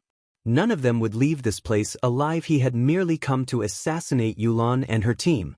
He had never expected to encounter the most troublesome player in Star Moon Kingdom Black Flame. I admit that you are powerful. In the past, Underworld couldn't even touch you, but do you really think that the organization hasn't changed in all this time? First Ghost no longer showed any intention of attacking. Instead, he sneered and said, "The Blackwater Corporation has already annexed Underworld. Not even God's domain's various superpowers would dare to provoke Underworld now. The higher-ups have declared that Yolan's team must be killed to level 0. If you shelter them, you will endanger the guild you've gone to great lengths to develop. As long as you keep your nose out of this, you will continue to reign as Star Moon Kingdom's overlord. However, if you anger the people in charge, Zero Wing won't get away unscathed. Is it worth getting in the middle of this?" When they heard First Ghost's warning, Dark Eye, Yulan, and their companions paled. As First Ghost had said, the Blackwater Corporation had taken control of Underworld. Even super guilds avoided confrontations with the corporation if they could. It simply wasn't in existence. Zero Wing could contend with. There was no reason for Feng to start a war with the Blackwater Corporation over their fate. Meanwhile, when First Ghost's team members heard their leader's words, they regained their confidence and sneered at Feng. When First Ghost finished speaking, Feng glanced at the assassin and asked, "Are you done?" First Ghost was stunned. "Do you even understand what I'm saying? If you involve yourself, you will declare war on the Blackwater Corporation." First Ghost reiterated. However, by the time First Ghost shut his mouth, Feng had appeared before him, his sacred sword radiating a blue glow as it descended on the assassin. Tier 2 taboo skill, Instant Strike. Before First Ghost could use his Vanish skill, his HP had begun to deplete rapidly. In the blink of an eye, his HP fell to 0, and his vision darkened. His body then collapsed, a piece of equipment dropping beside his corpse. "Boss. The boss is dead. This person is insane. Didn't he understand the boss's warning?" First Ghost's team members gaped, horror filling their eyes as they stared at Feng, who wore a casual expression. "When you return, tell your higher-ups that we will not allow other powers to cause trouble in White River City as they like," Feng coldly declared as he glanced at the players around him. "If they dare, this will be their outcome." White River City was Zero Wing's main headquarters. If Zero Wing could not maintain the city's safety, allowing other players to waltz in and kill whom they liked, who would possibly develop in White River City? Furthermore, First Ghost had tried to kill other players right before his very eyes. So strong. He's even stronger than the rumors say. Dark Eye was indescribably shocked as he looked at First Ghost's corpse. Underworld's top assassin had died without the chance to fight back. The entire process had happened so fast that he wasn't even sure about what had happened. He had only seen Feng appear before First Ghost, suddenly before a blue flash had struck the assassin. In the next moment, First Ghost's HP had fallen to 0, and he died. Although Dark Eye had heard about Feng's strength while he had still been a member of Underworld, he had never realized that the man was this strong. The difference between his power and Feng's was overwhelming, insane. When First Ghost's team members heard Feng's declaration, they felt the air around them grow heavy. They also felt a chill assault their minds. They could clearly sense the killing intent and determination Feng radiated. Feng was too scary. They were all very familiar with First Ghost's power. Even if all 100+ team members rushed at him as one, they would not kill the assassin. First Ghost would whittle them down and annihilate them eventually, yet such a powerful assassin hadn't even lasted one move against the swordsman. Moreover, they realized that should they make any sudden movements, they'd share their leader's fate. Team leader Restless. "What do we do now?" Several team members asked as they turned towards the cleric named Restless Death. Among these, Restless Death was only second to First Ghost in terms of strength. Normally, the cleric took command of the team when First Ghost was absent. "We retreat," Restless Death said, clenching his jaw as he glared at Feng. "With Feng here, he was not confident that they could kill Yulan and her teammates. First Ghost's death was the proof of this. Hearing Restless Death's decision, Underworld's members breathed a sigh of relief. If they continued this fight, not only would this swordsman before them annihilate every team member, but White River City's NPCs would also capture and jail them all, following which, Restless Death and his teammates used return scrolls and departed from White River City. Chapter 1547, Shi Feng's Invitation. Chapter 1547, Shi Feng's Invitation. They're leaving. Dark Eye was dazed as he watched Underworld's members flee from the battlefield with just a few words. Shi Feng had sent over 100 of Underworld's experts packing with their tails between their legs. They hadn't even bothered to retrieve the equipment First Ghost had dropped. Dark Eye felt as if he were dreaming. Thank you, Yulan said as she walked up to Shi Feng. Unlike Dark Eye, her enemy's response hadn't particularly surprised her. This is White River City. Naturally, I had to put a stop to this incident since I discovered it. Otherwise, no player would be willing to visit the city, Shi Feng said, surprised by Yulan's gratitude. Although they had only met each other a few times, he could tell that Yulan was a relatively strong-willed woman. Despite the fact that Underworld hunted her, she refused to submit and delete her account. Guild leader Black Flame must be joking. Not every guild in God's domain has the courage to stand against Underworld and the Blackwater Corporation, Yulan said, shaking her head. She was honestly very thankful for Shi Feng's intervention. Had Shi Feng ignored the situation, she and her team would have been dead by now. They would have also lost a significant portion of their equipment. They would have had an even more difficult time dealing with Underworld's pursuit. I know what you and your group intends to do now, Miss Yulan? Shi Feng asked. He had witnessed Yulan's abilities personally in the past. Not only did she wield great combat power, but her management capabilities were also top-notch. That had been obvious when she had managed Overwhelming Smiles trading firm, growing it until the firm nearly rivaled the Candlelight trading firm. By the time he had rejoined God's domain, he had accumulated 10 years of experience in the game. If not for his Candlelight trading firm, Yulan's firm might have dominated Star Moon Kingdom. He could convince Yulan to join the Candlelight trading firm. It would undoubtedly strengthen the trading firm. After all, Melancholic Smile was more suited to forging and not a particularly skilled manager. Moreover, to manage the Candlelight trading firm, Melancholic Smile had been forced to sacrifice her precious practice time. Hearing Shi Feng's words, Yulan could not help but turn to glance at Dark Eye and the others. I had planned to complete a hidden quest I received and develop in a kingdom that lacks Underworld's influence, but I didn't expect the organization to discover us so quickly. They've even sent First Ghost after us. Since they clearly know where we are, we can't stay in White River City. How about joining Zero Wing? Shi Feng asked, considering this an excellent opportunity. No matter how far you run, with Underworld and Blackwater's information network, they'll have no trouble tracking you down. It is impossible to hide forever under black cloaks. God's domain has too many high-rank identification skills that can see through the black cloak's concealment effects. Join Zero Wing. Yulan was stunned. She could not help but stare at Shi Feng, confused about the man's intentions. The Blackwater Corporation had already labeled her and her team as threats that needed to be removed. Any guild that discovered this would do its best to distance itself from them. Accepting them into its ranks would be the equivalent of declaring war on the Blackwater Corporation. First Ghost's death at Shi Feng's hands could be understood as his way of protecting his guild's reputation.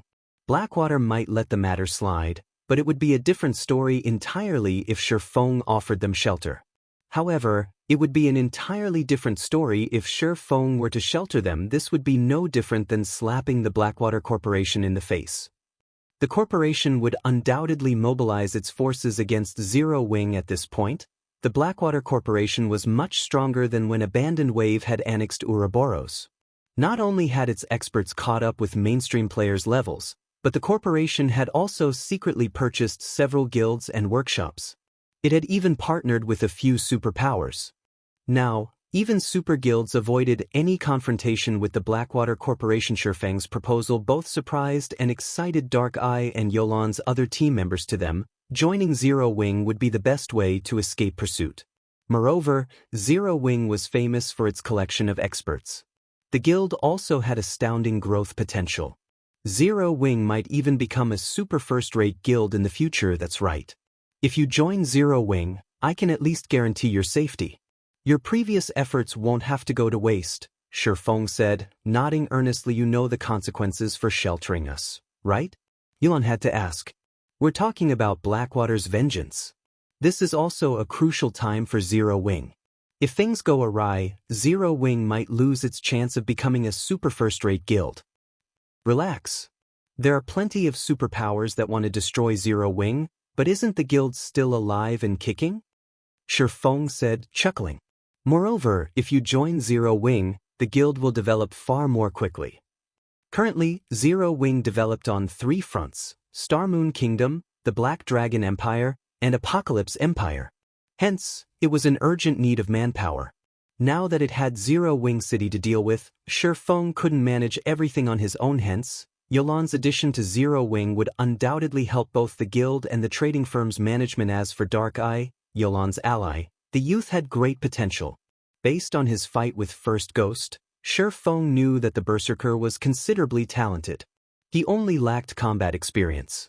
If trained properly, he could become one of Zero Wing's core combatants. I understand, Yulon said, smiling bitterly when she noticed her team members' anticipatory looks. In that case, we'll have to trouble you from now on, Guild Leader Black Flame. She had never thought that she would, one day, join Zero Wing, the guild which had been her enemy. However, she had to admit that she was relieved to join the guild. She only prayed that the Blackwater Corporation's fear of Zero Wing's potential would prevent it from declaring an all-out war on Zero Wing over her nonsense. Since you have now joined Zero Wing, the guild wouldn't let others bully you. Feng chuckled at Yulon's formality. Wait for me here for a moment. Once I've finished with my matters here, I'll bring you back to Zero Wing's residence to register. Of course, if you still have any matters to deal with, you can take care of them first. Once you're done, you can meet me at Zero Wing's residence. We don't have anything in particular to deal with right now. We're just waiting to turn in our quest. Unfortunately, Lady Celiora is still busy, so we have to wait until she finishes her task before we can hand it in, Yulon said, sighing helplessly as she turned to the smithy behind her. She was utterly helpless against Celiora. Grandmaster Forger would be highly respected no matter where they went.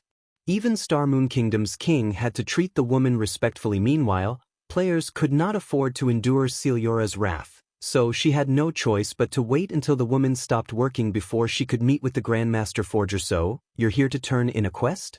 Realization dawned on Feng. It was no wonder why Yulon and the others had been standing outside Celiora's house like a bunch of idiots. He then said, "Follow me then." Saying so, Feng approached the smithy, which emitted constant hammering sounds. Yulon and her companions didn't understand what Feng intended to do. When Feng knocked on the wooden door, they paled. They all knew about Celiora's temper. When they had interrupted the NPC earlier, she had used magic to reduce their attributes drastically for an entire day. Moreover, the debuff's duration only decreased if they were logged in. Under Feng's incessant knocking, the hammering sounds eventually stopped. Shortly after, Celiora slammed open the door, an enraged expression on her tanned face. Doomed. Yulon's team began to regret their alliance with Feng. Just as Yulon thought that Celiora would dole out their punishment, something unbelievable occurred. However, the moment Celiora's gaze found Feng, her wrathful expression softened. A joyful grin took its place. "Why are you here?" Chapter 1548, Forging Secret Journal. Chapter 1584, Forging Secret Journal. When Yulon and the others saw Celiora's friendly expression, they turned to Feng in shock. Even Starmoon Kingdom's king had to treat Grandmaster Forgers respectfully. Trying to raise one's favorability with an NPC Grandmaster Forger was exceedingly difficult, yet Celiora's reaction to seeing Feng wasn't unlike seeing an old friend who hadn't visited for many years. "I found a treasure. I'm here to see if you can help me recast it," Feng replied. "A treasure?" Celiora's eyes sparkled. "Come in then." "Right, these are my friends. They've completed a quest you've handed them, so they're here to hand it in," Feng said as he gestured. Yulon and the other Celiora glanced at the players behind Feng, and Yulon's group tensed. "So, it's you guys. Come in as well. I just so happen to need those materials," Celiora said, nodding before leading everyone inside. As Feng stepped into the smithy, he was shocked by the sight before him. All sorts of exquisite weapons and pieces of equipment were on display in the relatively small house. Glass counters held various items that radiated powerful auras. Despite the magic array protecting the weapons, Feng could still feel a fraction of the energy they radiated. One could easily imagine how powerful these items were. The most inferior item in the house was dark gold rank, while most items were epic rank. Clearly, the weapons and pieces of equipment in the display cases were the creations Celiora was proud of. They were top tier even among epic items. With a casual glance, Feng easily counted many times more epic weapons and equipment in Celiora's small house than those Zero Wing had obtained. Even super guilds would go mad over Celiora's collection. Feng had to admit that a Grandmaster Forger was amazing. Celiora could craft epic items as if it were child's play. Even Master Forgers would be lucky to craft one epic item every few years. Although Master Forgers could craft epic items, their success rate was astoundingly low. Only if a Master Forger had an astronomical supply of high-ranking materials would they be able to produce epic items. Producing epic items was far more difficult than obtaining them from monsters and quests. This was because handcrafted items had higher compatibility with the players they were made for, which allowed said players to exhibit greater combat power in God's domain, where fragmented legendary and legendary items were extremely rare. Obtaining customized epic items was one of the few methods players in full epic gear could improve their combat power. The various large guilds in the past had even secured their own Master Forgers to craft epic weapons and equipment regardless of the cost. Lady Celiora, here are the ebony stones and moonlight spring water you requested. After entering the smithy, Yulan proceeded to remove some materials from her bag. Feng was astonished when he saw the materials. Both the moonlight spring water and the ebony stones were super rare forging materials. The moonlight spring water could increase the mana within other materials, which in turn increased the production success rate and quality of the final product. As for the ebony stone, it was a top-tier epic material only obtainable from high-rank field bosses and the dungeon bosses in 100-man team dungeons. Unfortunately, the drop rate was abysmal, and a team would have to kill multiple bosses before one would drop. Feng wouldn't have been particularly surprised if Yulan had revealed one bottle of moonlight spring water and one ebony stone. After all, Zero Wing had collected quite a few of these items. What shocked Feng was the number of items Yulan had revealed in total. Yulan had taken out 100 bottles of moonlight spring water and 50 ebony stones. This already exceeded Zero Wing's stockpile by multiple times. Not bad. You actually gathered everything within a short time. After taking a look at the materials on the table, Celiora took out a thick, ancient book and gave it to Yulan. This is the forging secret journal I promised you. If one learns all of these techniques, they should have a much easier time becoming a master forger. A forging secret journal? Feng suddenly realized why the quest required so many precious materials. A forging secret journal contained plenty of forging techniques. It was a treasure that many forgers dreamed of obtaining. However, whether or not one could learn these techniques depended on the player's capabilities. Guild leader Black Flame, I still haven't thanked you for saving us. In addition, you've allowed us to join Zero Wing. As a show of gratitude, please accept this forging secret journal, Yulan sincerely said as she handed the forging secret journal to Feng. For a moment, Feng was at a loss for words. He could tell that Yulan was serious. Moreover, with Yulan's strong-willed personality, she would never accept owing others. Alright, I'll accept it. Feng nodded. The forging secret journal could definitely help the Candlelight trading firm's forgers. He could also use the item as motivation for the firm's forgers. When Feng accepted her gift, Yulan breathed a sigh of relief. Her serious expression relaxed after Yulan turned in her hidden quest. Celiora shifted her gaze to Feng and eagerly demanded, "Well? Come on. Show me this treasure of yours." Guild leader Black Flame, since you still have some matters to attend to, we'll wait outside. Yulan knew that Feng was here for something very important. It was most definitely a secret. Hence, she took the initiative to remove herself. No need. This won't take long, Feng said as he waved a hand. Since Yulan and the others would soon join Zero Wing, he had to treat them like the rest of his people.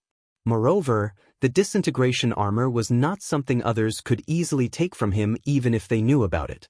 Following which, he took out the destroyed disintegration armor and set it on the table for Celiora to inspect. The instant he revealed the disintegration armor, the space inside the room began to warp as a horrific killing intent and tyrannical aura surged out of the armor and filled the smithy immediately. Several of Yolan's lifestyle players dropped to the ground, turning incomparably pale. What kind of item is this?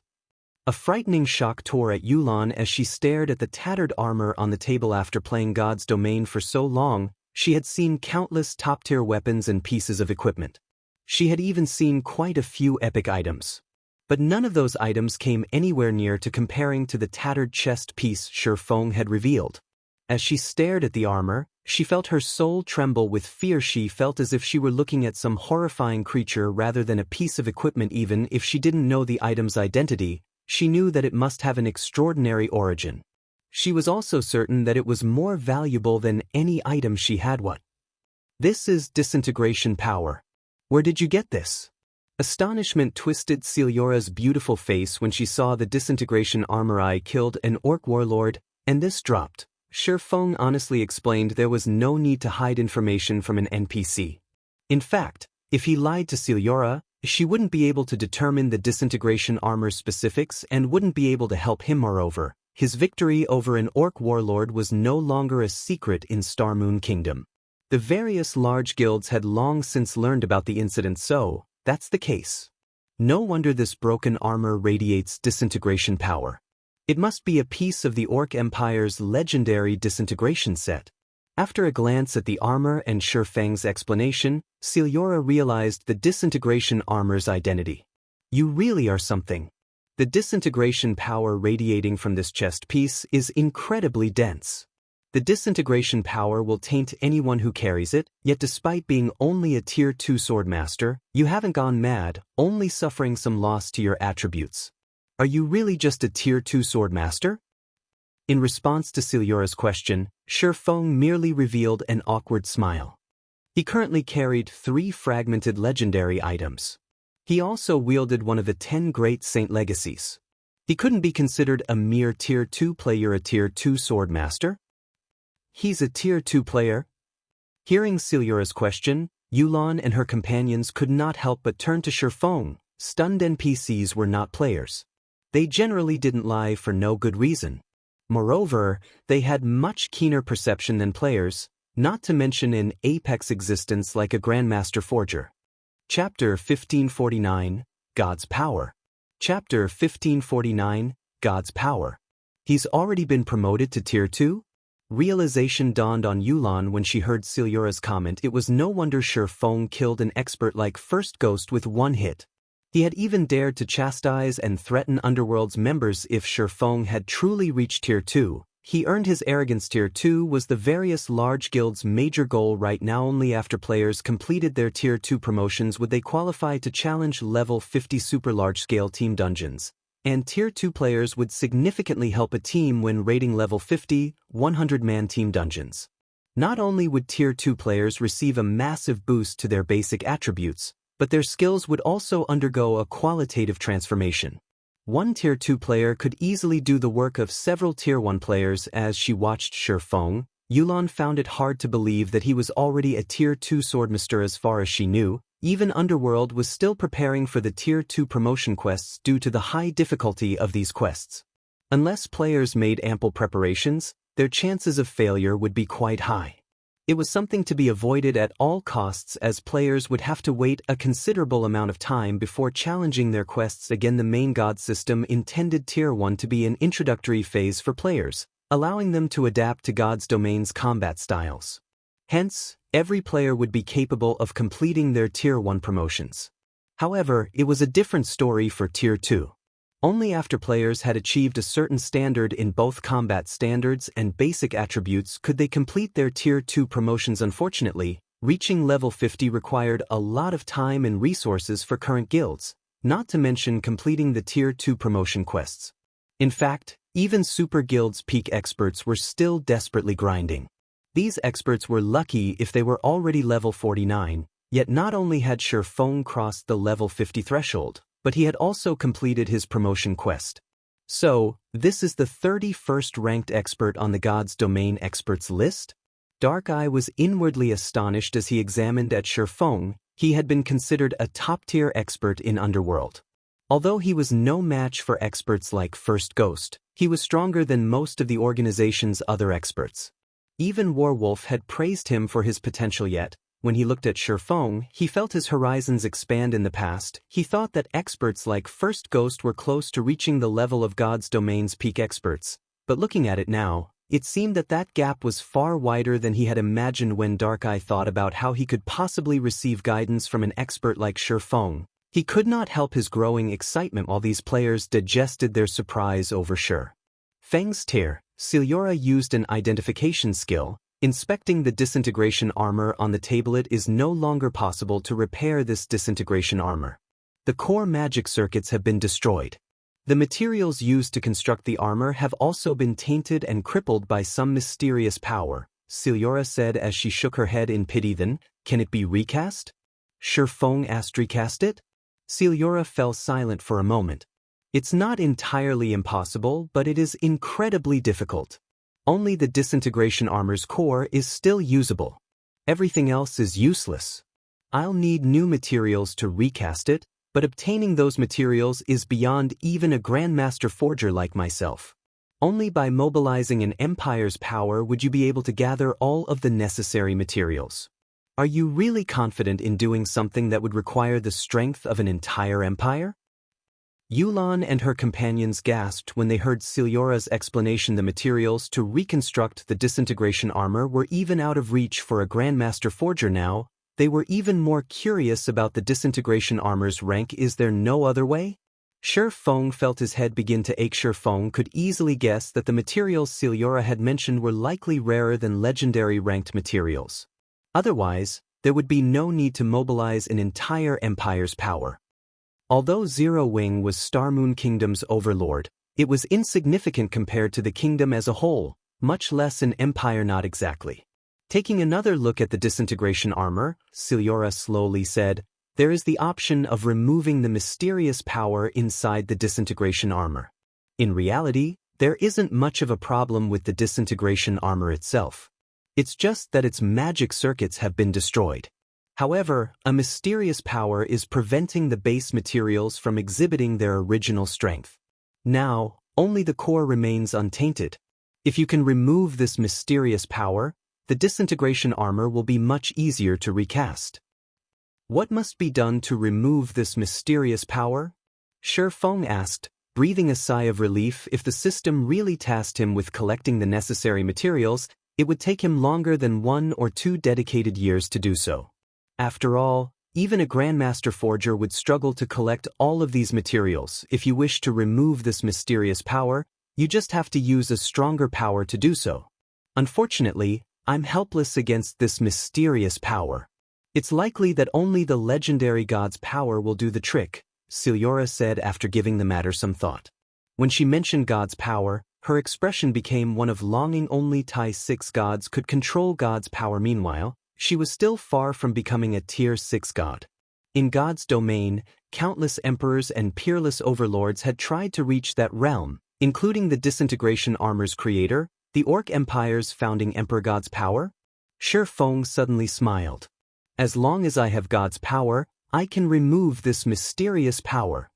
In the past, he had been ignorant about God's power. Now, however, not only did he know about it, but he also knew how to obtain it. To put it simply, the system wanted him to collect God crystals to cleanse the mysterious power inside the disintegration armor. Normally, it was very difficult to obtain God crystals, but after making a trip to the moon god's abode, he had a source. If he wished to obtain a large number of God crystals, he simply needed to visit places where gods had once lived. Although it was impossible to return to the moon god's abode in the dark canyon, he had a sealed tool, which could teleport him to a god's old residence. That item was Moloch's ring. Moloch's ring allowed him to open a gate of darkness that led to the Dark Den central area, which happened to house the World Summit, a location the gods had created. Charlin had warned him not to use the Moloch's ring in fear of the power of darkness's taint, but after repairing the Bible of Darkness, he could reduce the power of darkness's erosion. If he only used Moloch's ring once, it should not cause too much of a problem. I've never tried this method before, so I can't guarantee that it will work, but it should be possible. If not even God's power does the trick, I'm afraid that nothing can cleanse this mysterious power, Celiora warned. Although Celiora was unsure, Feng could tell that he had a 90% chance of removing the mysterious power with the God's power inside God crystals. Otherwise, he'd have to collect the materials Celiora had previously mentioned, and that was impossible for current players. It was a far more reasonable task if he only needed to collect God crystals, following which, Feng stored the disintegration armor and bid farewell to Celiora. He then led Yulan and the others towards Zero Wing's residence to complete the registration procedures. Due to God's domain evolution, the process of joining a guild had become far more troublesome. This was especially true for guilds with guild residences. Players who wanted to join such guilds needed to register at the Residence or the Adventurers Association. It was no longer possible to accept an invitation from a person in power. As Feng made his way towards Zero Wing's residence, the sound of a system notification reached his ears. System, congratulations. Zero Wing City's basic facilities have been constructed, and its name is spreading throughout Star Moon Kingdom. Do you wish to allow NPCs to garrison in Zero Wing City? Chapter 1550, City Opens. Chapter 1550, City Opens. They're done already? Feng was a little surprised to hear the system notification. Normally, even after a guild city's construction finished, it would take a considerable amount of time before the city could be opened to NPCs. Only after NPCs could enter the city would it officially open to the public. NPCs were of utmost importance to a guild city's development. The sooner a guild could lure NPC residents, the sooner a city could unlock its various functions. He had expected to need a few more days before NPCs could conduct business in Zero Wing City. Immediately, Feng clicked agree, allowing the NPCs, who had been attracted to Zero Wing City scenery, to enter the city. Shortly after Feng had done so, he received a call from Aqua Rose Guild leader. For some reason, NPCs have begun to serve into the city. Many NPC merchants have even visited the city lord's mansion, requesting to purchase the city's shops. All of these requests have time limits. Should we approve of them all? Aqua Rose, who currently resided in the city lord's mansion, asked anxiously. This was the first time she had encountered such a situation. This had never occurred when she had managed Stone Forest Town, since all of the NPCs had long since secured their own shops. Her job had only been the player-owned shops management back at Stone Forest Town. Now that Zero Wing City was complete, every plot of land would become incredibly valuable. If they sold these lands to NPCs, they wouldn't be able to take advantage of them in the future. NPC merchants? Joyfully, Feng answered, of course. Sell them the shops. The more, the merrier. But before you do, inspect the NPC merchants' reliability ranks and products and compile a list for me. NPC merchants were essential to God's Domain's players. This was because NPC merchants sold many of players' daily necessities. Some even sold rare items that could not be found anywhere else. NPC merchants would also purchase miscellaneous items that players did not need. Once a guild city was complete, NPC merchants would come to the city to set up their own shops. However, the NPC merchants in guild cities weren't like those in NPC cities. Not only would they sell items similar to the latter, but they also offered certain special items. Unfortunately, there was a chance that these items would be counterfeits. Hence, when purchasing these special items, players had to rely on luck and foresight. The NPC merchants that worked with guild cities were also differentiated based on their star ranks. The higher a merchant's star rank was, the faster their shops could be promoted. Meanwhile, the higher a shop's rank was, the shop would have a greater variety and quality of items to offer. As these NPC shops improved, they would help stir a city's development and attract even more players and NPCs to the city. Hence, the various large guilds in the past had tried all sorts of methods to lure NPCs to conduct business in their city. Feng had never thought that NPC merchants would seek cooperation the moment he allowed them to enter Zero Wing City. He had never encountered such a situation in his previous life. Even after Shadow had upgraded one of its advanced towns to a basic city, it had gone through a lot of effort to attract NPC merchants. Now, However, NPC merchants had already sought him out despite the lack of any promotional work. Is this a benefit given to the first guild city? Feng could not help but wonder. By the time Shadow had secured its first basic city in the past, many first-rate guilds had already secured intermediate cities.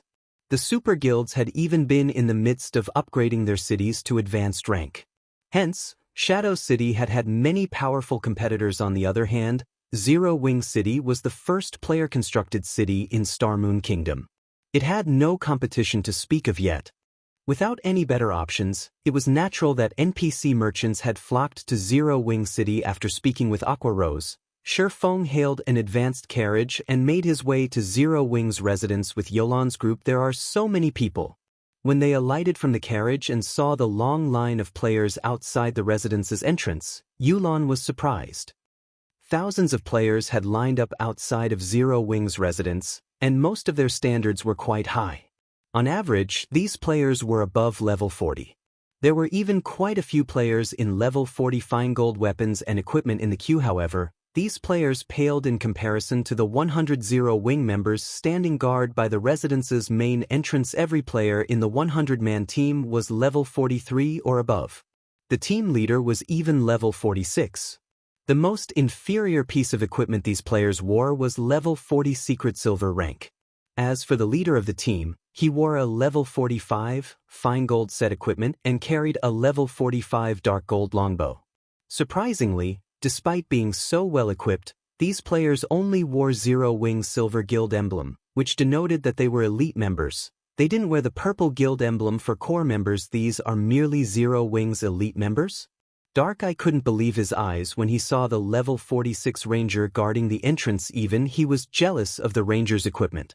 Wearing a full set of level 45 fine gold set equipment was no different than having a full set of level 45 dark gold equipment. Dark-Eye only had 4 pieces of level 45 dark gold equipment on him, while the rest was level 40 dark gold equipment. Unfortunately, level 45, 100-man team dungeons weren't easy to raid, and they dropped a limited amount of weapons and equipment. It had taken a lot of effort to collect the pieces he wore. The ranger had also reached level 46. In a first-rate guild, the ranger would definitely be an expert and given the position of a core member, yet in Zero Wing, the ranger only qualified to become an elite member. Yulan couldn't help her rueful sigh when she saw the elite team guarding the entrance. Either Zero Wing was no longer the guild she had known in the past. With such foundations, it was no wonder why Feng dared to provoke the Blackwater Corporation. Another group of people who are dumbfounded by Zero Wing's equipment have arrived? How many is that now? Why wouldn't they be shocked? We're talking about level 45 fine gold set equipment. Even experts would be lucky to obtain level 45 fine gold equipment, much less level 45 fine gold set equipment. Level 45 fine gold set equipment would definitely be top-notch in other guilds and adventurer teams, but it's nothing in Zero Wing. I've heard that Zero Wing's core members can even purchase Tier 1 set equipment. Do you even know what a Tier 1 set equipment is? It's even better than level 45 dark gold set equipment. The Tier 1 set equipment is old news already. Based on what I've heard from Zero Wing's internal members, the core members are even allowed to purchase epic items. Quite a few are already sitting in Zero Wing's warehouse waiting for players to trade in their GCPs. What? Zero Wing is even offering epic equipment. Don't guilds usually assign such items to specific players? When the players in line before the entrance saw Dark-Eye and his companions, they launched into a discussion about Zero Wing. Moreover, as they spoke, they become more passionate. Their conversations even caused the players behind them and passers-by to drool. Dark-Eye's team, who overheard the conversations, were at a loss for words. They had assumed that they could easily become core members after joining the guild. After all, they had been considerably high-ranked experts in Underworld. But after seeing the level 46 ranger guarding the entrance, their confidence faded to nothing. Let's head inside, Feng said, paying no attention to the players' conversations outside. As he approached the entrance, he revealed the black guild emblem reserved for Zero Wing's upper echelons. After a few hushed words with the level 46 ranger, he led Dark-Eye and the others into the residence. When the crowd saw the cloaked Feng reveal a black guild emblem, they went into an Uproar black guild emblem. That is one of Zero Wing's upper echelons. A guild emblem cannot be faked. That player is definitely a big shot in Zero Wing. I wonder who those people following him are? Could they be Zero Wing's core members? That's impossible. If they're core members, why don't they have guild emblems? They should be here to join Zero Wing. They seem pretty high-leveled and are fairly well-equipped. Those people sure are lucky. They actually know one of Zero Wing's upper echelons. They'll be able to join the guild without taking any tests. The waiting players couldn't help but envy Yulan and her companions. Shortly after Yulan and the others entered Zero Wing's residence, a stealthed assassin at the street corner revealed himself. This was none other than Third Ghost, one of the 7 ghosts Feng had clashed with in the past. Zero Wing actually dares to shelter Yulan's group? They aren't taking Blackwater seriously. Third Ghost sneered as he watched Yulan's group enter Zero Wing's residence. It seems that it's time to report to the higher-ups. Chapter 1551, God's Blood. Chapter 1551, God's Blood. Inside Zero Wing's resplendent guild hall.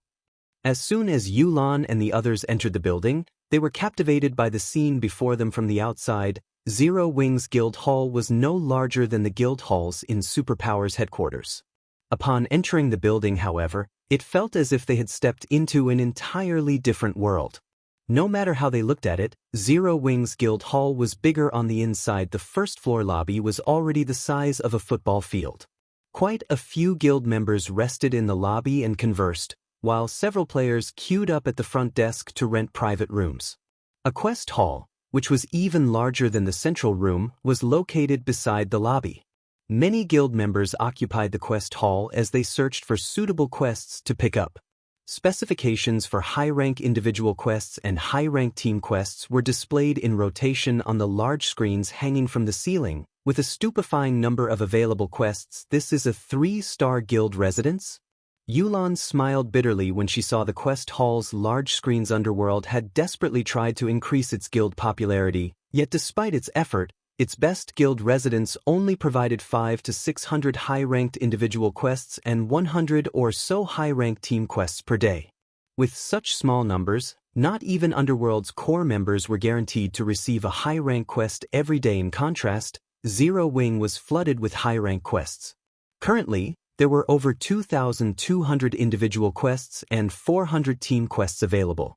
With so many, even the guild's elite members had an opportunity to pick up a high-rank quest. Unlike ordinary guild quests, which usually awarded coins, EXP, and GCPs, players had a chance of obtaining rare items from high-ranking quests. Moreover, these quests offered a much higher monetary reward. Players could also help increase the guild's popularity. If Zero Wing had such a large supply of high-rank quests, it could develop more guild members. In the long run, the gap between Zero Wing's members and players in other guilds would grow. This is where you'll complete the registration procedures. You just need to register here, and you'll become Zero Wing members, Feng explained as he led Yulan's group to the guild's registration counter. As for your rank, you'll all start out as normal members.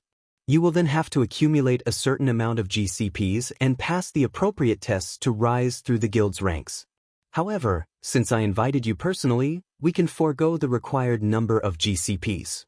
We'll determine your ranks based solely on your performances in the test. To become an elite member in Zero Wing, you'll have to reach the early stage of the Trial Tower's 5th floor. As for becoming a core member, you'll have to reach the 6th floor's middle stage. Yulan and her companions gasped after listening to Feng's requirements. To ordinary players, a player would be an expert if they could reach the Trial Tower's 4th floor. If a player could reach the 5th floor, they'd be publicly acknowledged as an expert, yet Zero Wing required players to reach the 5th floor to become elite members. The requirement to become a core member was even more terrifying, actually requiring players to reach the 6th floor's middle stage. Even first-rate guilds' main force members would barely qualify to become Zero Wing's core members. Guilds handpicked these experts from their core members, yet this was the minimum requirement to become a core member in Zero Wing. Yulan and the others felt beads of sweat slide down their skin from the embarrassment. Among the dozen or so experts in their group, only Yulan and Dark Eye met the requirements. The rest of their group was slightly weaker, with the best among them having only reached the 5th floor's late-stage guild leader Black Flame. What about lifestyle players? The dozen or so lifestyle player behind Yulan asked nervously. They were lifestyle players. Although some lifestyle players were acceptable fighters, these players weren't relax. There's a separate test for lifestyle players that join the guild. But that test is conducted at the Candlelight trading firm, Feng explained. The dozen or so lifestyle players breathed a sigh of relief. They were advanced lifestyle players that Yulan had nurtured. While they weren't good in combat, they were top-notch when it came to subclass standards. However, they nearly choked when they heard Feng's next words for subclasses. Those who have reached the advanced rank will become Candlelight's official members. To become a core member, you have to achieve a practical success rate of 30% with advanced items. In God's domain, advanced subclasses only had around a 35% theoretical success rate with advanced items. The practical percentage, however, was much lower. The majority of Yulan's advanced lifestyle players only had a practical success rate of 25%. Raising their success rates by even 1% would require refining their technique standards quite a bit, much less a 5% increase. Even Yulan was surprised. She felt that this requirement was a little too excessive. She was no stranger to subclasses. After all, she had been supervising the underworld's trading firms for some time. She had a relatively clear understanding of the present state of God's domain subclasses. The dozen or so lifestyle players who had followed her could rank among the top lifestyle players in Underworld in terms of production standards. They were only slightly weaker than the organization's top-ranked lifestyle players, yet in Zero Wing, they didn't even meet the requirement to become core members. Right, we just so happen to be running a performance assessment for alchemists today. If there are any alchemists among you that wish to participate, I'll take you there in a bit. If you rank among the top 10, you'll be promoted to a core member. If you rank high enough, you might even get to use a set of dark gold alchemy tools for a certain period. The chief alchemist will also have the authority to use a basic meditation room long-term. These benefits will definitely help you reach master rank. You'll also be able to visit Titan City, Feng said. When the group's lifestyle players heard this, a fiery passion ignited in their eyes. Unfortunately, few of them were alchemists. Otherwise, they would definitely compete in this assessment. In response, a white-haired elder stepped away from the group. He smiled at Feng and said, "This is interesting. May this old man participate as well?" Master Aspiration is going to participate. Yulan gave the old man a confused look. Silent Aspiration was very famous in the virtual gaming world. While he had resided in Starmoon Kingdom, he had created the Fire Dragon Potion despite being an intermediate alchemist. The Fire Dragon Potion had allowed Overwhelming Smile to compete with the Candlelight trading firm. Silent Aspiration had long since become an advanced alchemist and was only a step away from master rank. Silent Aspiration wasn't normally interested in competing against others, yet this old man had actually asked to participate in this competition. His initiative had truly surprised Yulan.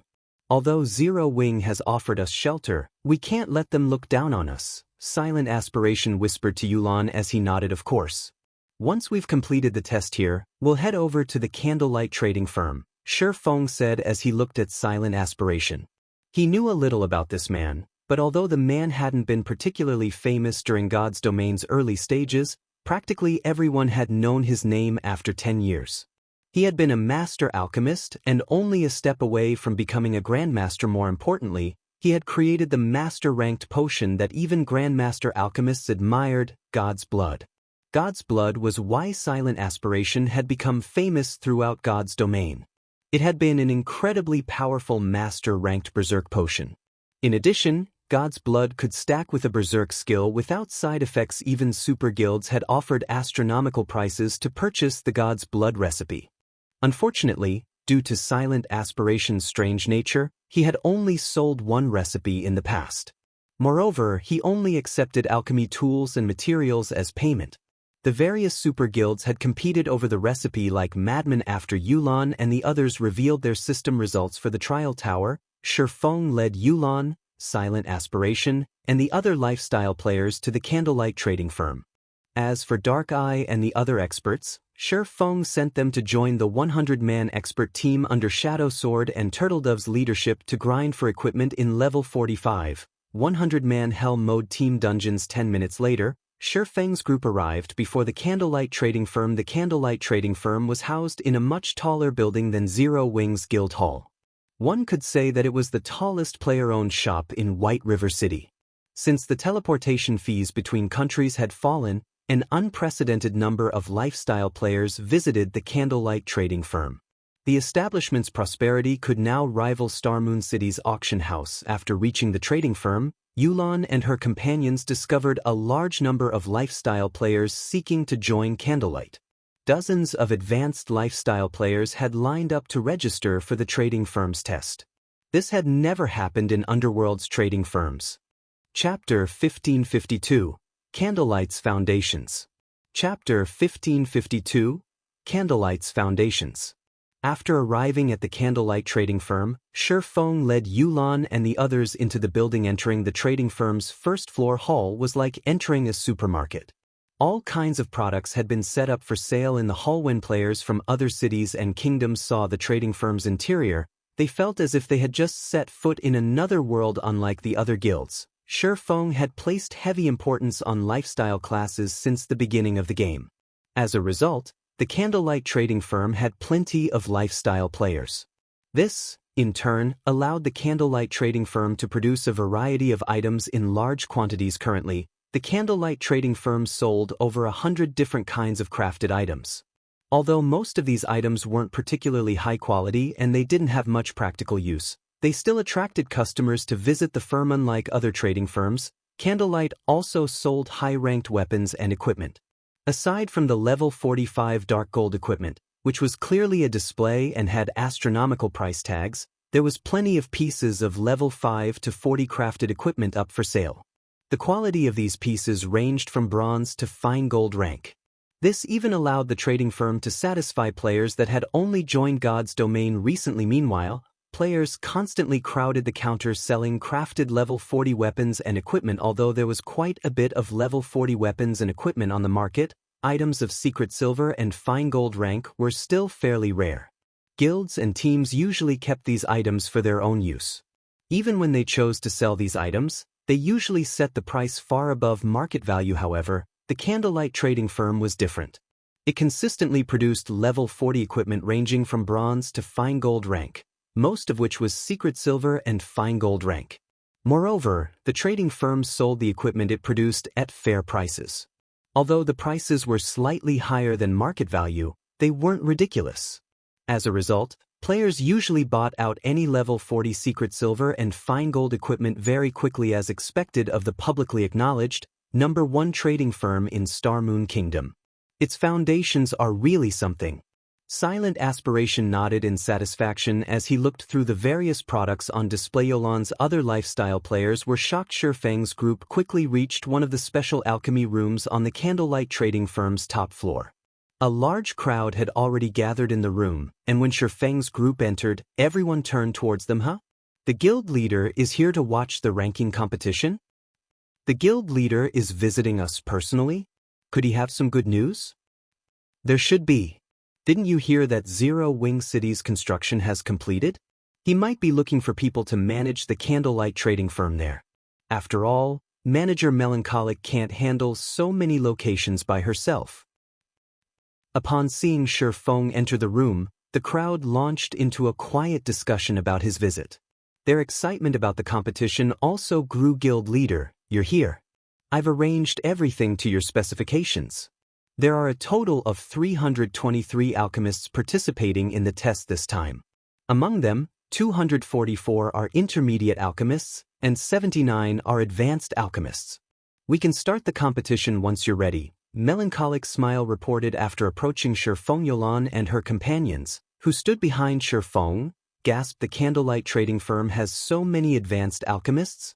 Yulan was astonished as she surveyed the crowd before her. When she had first entered the room and saw this crowd, she had assumed that every one of Candlelight's alchemists was present, the firm housing roughly the same number of alchemists as Underworld. However, the difference was far larger than she had thought. This firm already had over 300 intermediate alchemists. If they included basic alchemists and apprentice alchemists, shouldn't Candlelight have nearly 1,000 alchemists under its command? The number of advanced alchemists Candlelight possessed was simply horrifying. Underworld currently had nearly 20 advanced alchemists, yet the Candlelight trading firm had over 4 times that. Hearing this, Silent Aspiration's fighting spirit welled within him. I have another alchemist here who wishes to participate in the ranking competition. With this, we'll have 80 advanced alchemists form a group, while the intermediate alchemists will form their own. Feng nodded. He wasn't surprised in the least by the number of advanced alchemists current in the Candlelight trading firm. With Zero Wing's current popularity and the benefits Candlelight offered, it was natural that the trading firm attracted so many advanced alchemists. In reality, the trading firm could have had even more advanced alchemists, but due to God's domain's evolution changing the subclasses, it had become significantly harder for players to upgrade their subclasses. In the past, lifestyle players had simply needed to fulfill the proficiency requirement to be promoted. Now, however, not only did lifestyle players had to have enough proficiency, but they also had to pass a test at their respective lifestyle associations. Once they could create a specified item with a certain success rate, would their rank rise otherwise? With how many alchemists the Candlelight trading firm nurtured, they would have had far more advanced alchemists, following which, Silent Aspiration joined the competition group for advanced alchemists. Right.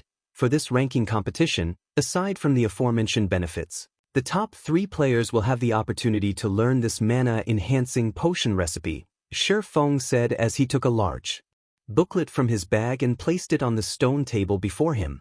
He then shared the details of the mana-enhancing potion to everyone in the room. When the crowd finished reading the potion's effects, they went into an uproar. What? This is a berserk potion? An advanced berserk potion? And there's a special alchemy technique included with the recipe. If I could learn that technique, I might have an easier time trying for master rank. I have to fight for one of the top 3 positions this time, no matter what. Every alchemist's eyes shone with excitement. Even Silent Aspiration, who didn't seem overly excited about the competition, showed great interest after seeing the mana-enhancing potion. Advanced alchemy recipes weren't like ordinary alchemy recipes. Advanced alchemy recipes required the application of unique alchemy techniques. If one could learn these techniques, they'd have better luck when creating their own unique potions in the future. For alchemists who dedicated themselves to researching berserk potions, learning the alchemy technique for the mana-enhancing potion was necessary. Wonder, this is your chance. Haven't you been trying to create an advanced berserk potion for your master rank promotion for a while? If you can get your hands on this recipe, you'll definitely get promoted, a female alchemist beside Silent Wonder said. This recipe will be of great help. If I secure first place and get the green jade set as well, I'm confident that it won't be long before I become a master alchemist. Silent Wonder nodded. When she looked at the mana-enhancing potion recipe on the table, she knew that she had to obtain it. Moreover, she had the confidence and qualifications to do so. After all, she had constantly improved her techniques for a while now. Seeing fighting spirit fill both Silent Aspiration and Silent Wonder, Feng chuckled. Now that I've said everything that needs to be said, you may head to your designated alchemy rooms. The results will be determined based on overall success rate and production speed, Feng said. No outside items may be used during this competition. You may only use the materials and tools provided by the guild. None of the alchemists were surprised by Feng's requirements. A few of the intermediate alchemists might have better technical skills than the advanced alchemists, but due to their late start in the game, they might not have reached the necessary proficiency to become advanced alchemists yet. Hence, by having intermediate alchemists produce intermediate items and advanced alchemists produce advanced items, calculating the results based on overall success rate and production speed, the firm could assess the player's technical skills, creating a fair competition between the 2 ranks. Following which, Melancholic directed everyone to their designated alchemy rooms. Guild leader, is this really all right? Melancholic smile worriedly asked after watching the alchemists enter their assigned rooms. To attract alchemists to join the Candlelight trading firm, they had advertised that even the firm's official members would have the right to compete for the dark gold alchemy tools. Although their advertisement had succeeded, letting these non-internal members use such valuable tools was a huge waste. If they only gave internal members access to these tools, they might nurture master alchemists far more quickly. Instead of answering Melancholic Smile's question, Feng asked, "How are the internal members doing? What's their progress on learning the basic secret alchemy technique?" 1/3 of them have learned the designated basic alchemy technique. According to the rules you've set, each technique they learn will grant them one chance to read the moon god's secret record. So far, the best alchemist has read the moon god's secret record 4 times, while everyone else has read it twice on average. Melancholic Smile answered, unsure as to why Feng had asked such a question. Although the basic alchemy techniques were beneficial, they were only basic techniques at the end of the day. Meanwhile, there was no lack of experts among the alchemists participating in this competition. This was especially true for Silent Wonder. Had the woman chosen to become one of Candlelight's internal members, she might have become a master alchemist by now. That's enough, then. Feng chuckled without explaining further. Now, all we need to do is examine their performance. The benefits he had offered were astounding, but that didn't mean that outsiders could easily gain access to them. Chapter 1553, Alchemy Battle. Chapter 1553, Alchemy Battle. Despite the confident look Feng gave her, Melancholic Smile couldn't help her concern. However, since Feng had decided, she could only watch this competition play out and hope that the non-internal members wouldn't occupy too many of the top 10 positions. Letting internal members learn basic alchemy techniques? When Yulan overheard the conversation between Feng and Melancholic Smile, she could not help her smile. She had worried for Silent Aspiration since he'd be competing against so many advanced alchemists now. However, she breathed a sigh of relief. If it were only a matter of basic alchemy techniques, Silent Aspiration had already learned a few. Although basic alchemy techniques were indeed precious, with her position in Underworld and the resources she had collected, she had managed to help Silent Aspiration learn 3 such techniques. Moreover, basic alchemy techniques could only help alchemists solidify their foundation. It wouldn't help them much when improving their actual technique standards past a certain point. When comparing technical standards, there was little difference between an alchemist who had learned 3 basic alchemy techniques and one that had learned 4. The difference would only show itself when players attempted to create their own unique potions with the basic alchemy techniques Silent Aspiration had learned and the wealth of experience he had gained while dabbling in the alchemical arts. He should have a high chance of securing first place in this competition. With this, she could, more or less, prove to Zero Wing that her group could be useful. Otherwise, in the event that the Blackwater Corporation targeted Zero Wing because of her people, Zero Wing's members would look down on her group. Meanwhile, in the alchemy rooms on the top floor, both the advanced alchemists and the intermediate alchemists had begun to refine the materials on their respective workstations for the competition. Every alchemist had been given 100 sets of materials. Moreover, rather than some extremely valuable potion, they only had to create commonly used potions. The intermediate alchemists had been asked to create fire potions. As for advanced alchemists, they had to create frozen soul potions. Although the fire potion and the frozen soul potion were common items, their production was more difficult than other portions of the same rank. They were quite suited for testing alchemists' production techniques. Feng had also chosen these 2 potions for the assessment due to the Eclipse Gate. Any player that visited the Eclipse Gate would need them. The frozen soul potion, in particular, could grant a small amount of ice resistance and waken freezing. These effects were particularly useful when fighting the Eclipse Gate's ice-type monsters. It seems there is some level of difficulty to this assessment. Taking a look at the materials before him, Silent Aspiration realized that he had to craft an advanced potion. Once the alchemists were in position, Melancholic Smile announced the competition's start through the team chat. The alchemists took action immediately. They are all quite skillful. Feng nodded in satisfaction while he watched the display showing the Advanced Alchemists competition venue. Every advanced alchemist had clearly come prepared. As soon as the competition had begun, they had entered a state of total concentration, ignoring everything around them as they focused on concocting their potions. Their actions were fast and precise, without any excess movement to waste their time. Not only were these alchemists required to maintain a high success rate in this competition, but they also had to maintain a high production speed. With only 1 hour, It was impossible for the alchemists to go through all 100 sets of prepared materials. The main goal was to see how many potions the alchemists could produce within a fixed time and at what success rate. This way, the outcome would be obvious for all to see when the competition ended. Master Aspiration is really impressive. He refined the materials so quickly, an advanced alchemist behind Yulon exclaimed as he watched Silent Aspiration's performance. Although he, too, was an advanced alchemist, his rank had been average among Underworld's advanced alchemists. In a competition between 80 advanced alchemists, he had little confidence of ranking among the top 10. However, Silent Aspiration was different. Even in Underworld, only one other advanced alchemist had been capable of competing against Silent Aspiration. That alchemist had also been an elder with decades of alchemical experience. Meanwhile, Silent Aspiration's refining process was meticulous and natural.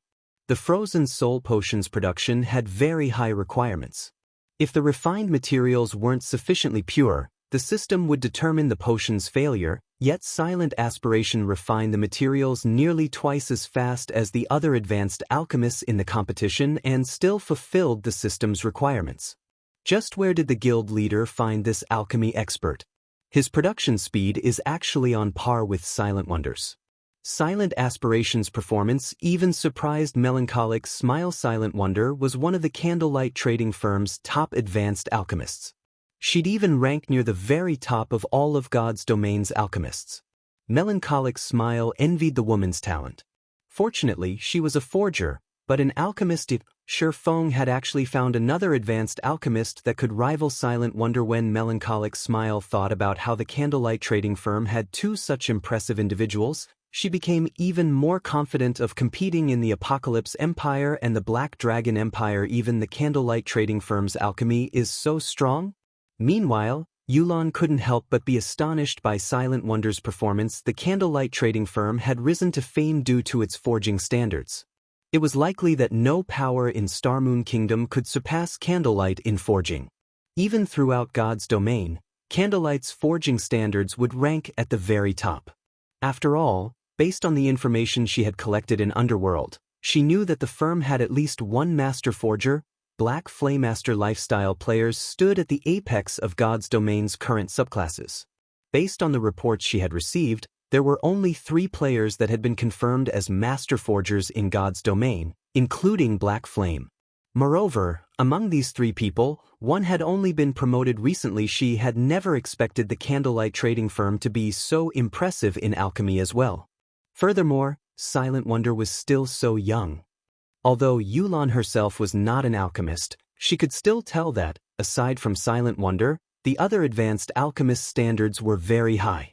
If the Candlelight trading firm continued to grow at this pace, it would definitely become a powerful force not to be reckoned with in the future. Time passed quickly. The intermediate and advanced alchemists in the alchemy rooms entered their own worlds as they focused on creating their respective potions. Before they knew it, the 1-hour time limit ended as an ear-piercing alarm rang in the alchemy rooms. Every alchemist stopped what they were doing. Time's up. Please let me get into the top 10 this time. Some alchemists in the competition venues worried as they reluctantly parted with the partially concocted potions in their hands. Some players confidently set their tools down and waited for the supervisors to tally their scores. All right, everyone enter the venues and tally up the crafted potions and used materials. Once you're done, send the results to me directly. Melancholic Smile instructed the NPCs outside the alchemy room's entrances in God's Domain. As a shop's star rank rose, the intellect of the shop's NPCs would increase as well. These NPCs could then help players with a larger variety of tasks. However, this improvement came with a price, as the shop would have to pay higher salaries. Fortunately, the increased expenditure was no problem for the Candlelight trading firm, following which, the NPCs entered their assigned alchemy rooms and collected every alchemist's results. They then transmitted the information to Melancholic Smile. A short moment later, Melancholic Smile had the results for the 244 intermediate alchemists and 80 advanced alchemists. Immediately, Melancholic Smile had the system filter the information, and she quickly obtained the competition's final ranks. At the same time, The various alchemists left their respective alchemy rooms and regrouped in the special alchemy room Feng occupied. After entering the room, they watched Feng and Melancholic smile with hopeful expressions. I wonder who will rank among the top 10 this time? I'll definitely be one of them. My performance was exceptional this time. I wonder who will get number 1. It should be Silent Wonder. She's been improving like there's no tomorrow. I've heard that she has already invented a new advanced berserk potion. Only, she hasn't successfully crafted the potion thus far. Everyone was curious and confident about the competition this time, and they couldn't help but chat quietly as they waited. All right, quiet down. I'll announce the results now, Melancholic smile declared. Chapter 1554, Hierarchical Gap. Chapter 1554, Hierarchical Gap. In the crowded special alchemy room, every player turned towards Melancholic smile as soon as she spoke, eager to learn the competition's results. Any alchemist would even envy the benefits for the 10th place, let alone the benefits the top 3 would enjoy with the help of the awarded alchemy tools. These alchemists would have a smoother path to becoming master alchemists. Once they became master alchemists, they'd reach the apex of the alchemy industry, becoming a target for superpowers recruitment. A total of 324 people have participated in the competition this time. Among them, 244 are intermediate alchemists, and 80 are advanced alchemists. Overall, I would say that everyone has scored fairly well. However, the final results are clear, Melancholic smile said, smiling as she glanced at the alchemists present. I'll now announce the top 10 rankings. 10th place, Floating Cloud, Intermediate Alchemist. Materials used, 59 sets. Produced 19 fire potions. Practical success rate is 32.2%. 9th place, Smiling Heaven, Advanced Alchemist. Materials used, 49 sets. Produced 16 frozen soul potions. Practical success rate is 32.65%. 8th place, Tainted Maple, Intermediate Alchemist. Materials used, 58 sets. Produced 19 fire potions. Practical success rate is 32.75%. As Melancholic smile reported the results, the crowd gasped in shock. What? Even intermediate alchemists have ranked among the top 10. Crap, what kind of speed and success rate is that? I went all out for the whole hour, yet I only used 52 sets of materials and made 16 fire potions. Are they even human? All of these alchemists were very familiar with the fire potion and frozen soul potions production specifications. If an alchemist of the same rank tried to craft them without the aid of any external items, the system would set their base success rate at 35%. However, it was extremely difficult for an alchemist's practical success rate to reach this theoretical success rate. If an alchemist only crafted a small number of potions, they might be lucky enough to achieve a practical success rate that was higher than the theoretical success rate, but that was nearly impossible when mass-producing potions. Moreover, the likelihood of such a situation would only decrease as players crafted more potions. Hence, when competing in a competition that required 50 to 100 sets of materials, one had to rely on their actual capabilities. Luck had very little impact in such competitions. Moreover, it was extremely difficult to maintain a high production speed if one wanted to maintain a high success rate. After all, the hastier one was, the more likely they were to make mistakes. This, in turn, resulted in a lower success rate in this competition. Players were first judged based on the number of potions they crafted. Their success rate was secondary. If 2 players produced the same number of potions, their ranks would then be determined by their success rate. This made it impossible for players to gain an advantage with trickery. Of course, this judging method was only effective among alchemists of the same rank. At the end of the day, the fire potion was much easier to produce compared to the frozen soul potion. It didn't require as much time to craft either. As a result, it was natural that the players crafting fire potions would produce more than those crafting frozen soul potions. Hence, when comparing alchemists of different ranks, for fairness's sake, advanced alchemists would have a modifier of +3 potions added to their tallies. Just who are these people?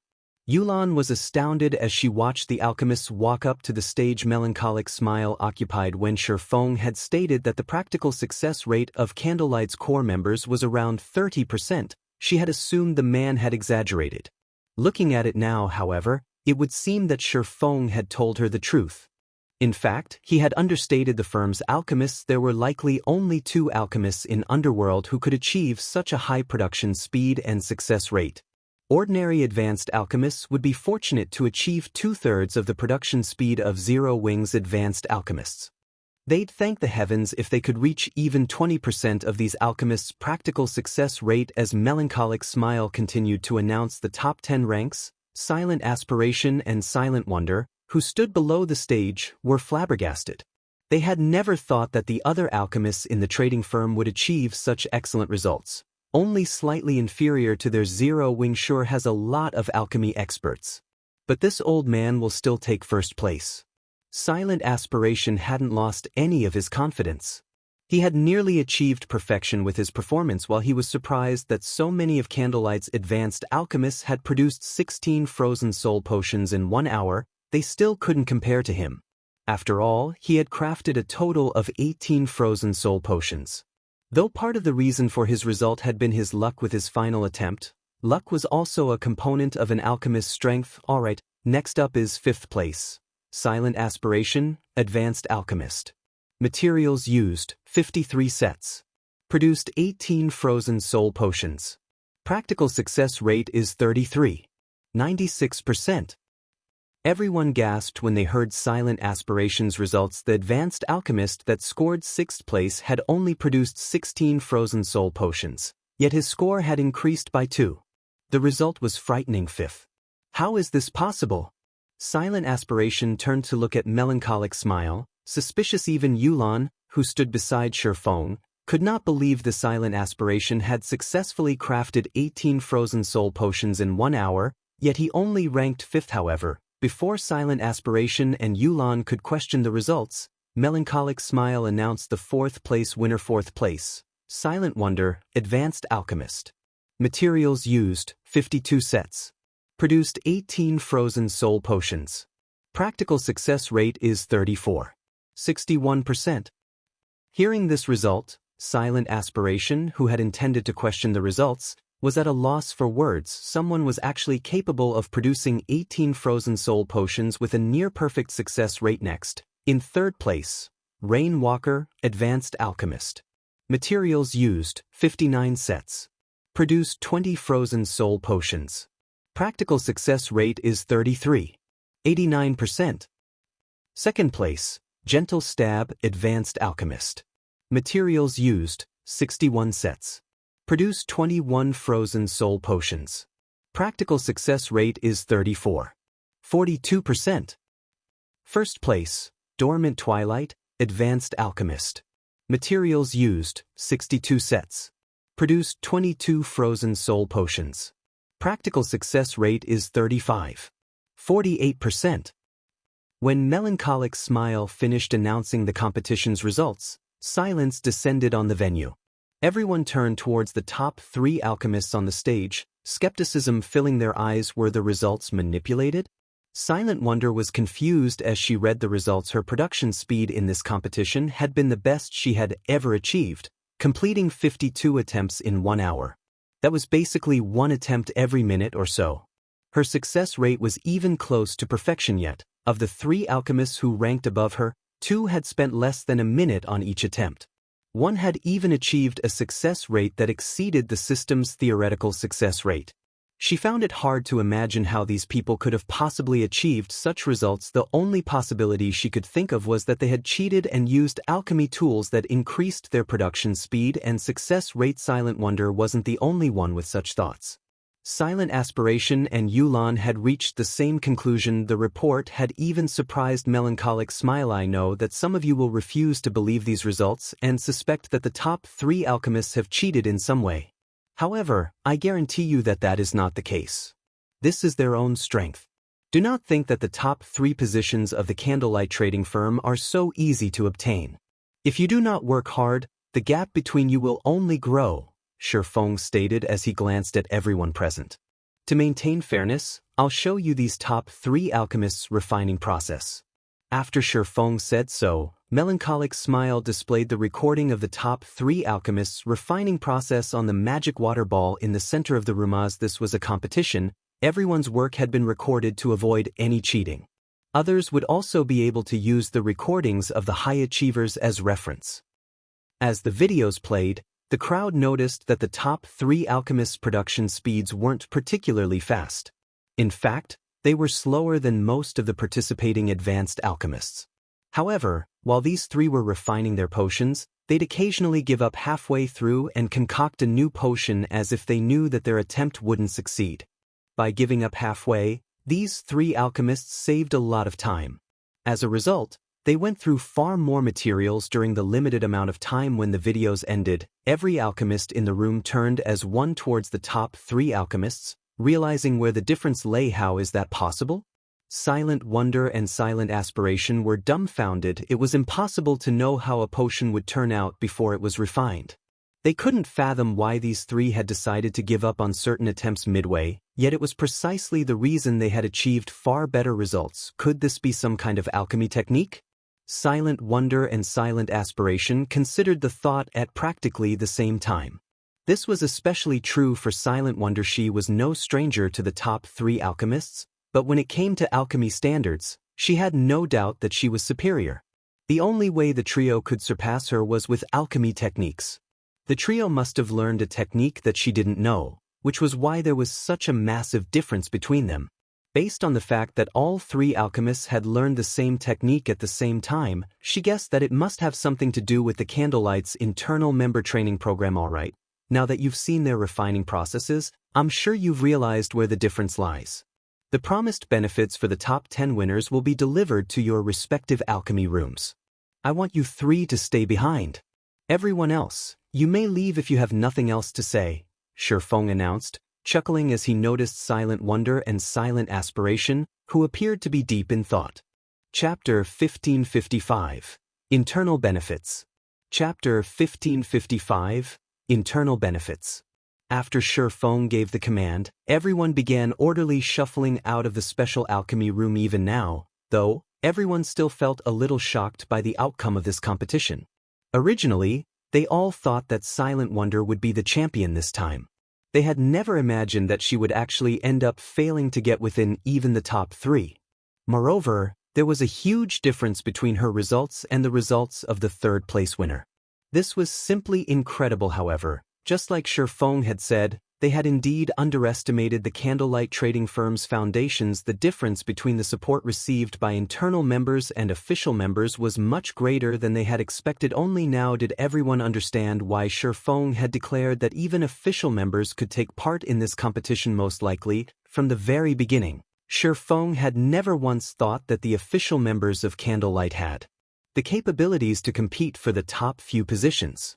Hence, he had boldly allowed official members to take part in the competition without any restrictions. Although the benefits for the top 10 positions were quite good, there was a qualitative difference between them and what the top 3 winners received. In God's domain, secret silver alchemy tools were indeed very rare, but the various large guilds generally had a few pieces. However, in the case of the fine gold ranked Ocean's Glow set and the dark gold ranked Green Jade set, they were not things that just any guild would have. Even super guilds would not necessarily be able to obtain these precious treasures. With the aid of these top-tier alchemy tools, one would definitely have a much higher chance of creating a new potion. Meanwhile, as everyone was leaving, Silent Wonder suddenly walked up to Feng. What's going on? Could Silent Wonder be trying to complain about the competition results? That shouldn't be the case. She must have seen the videos as well.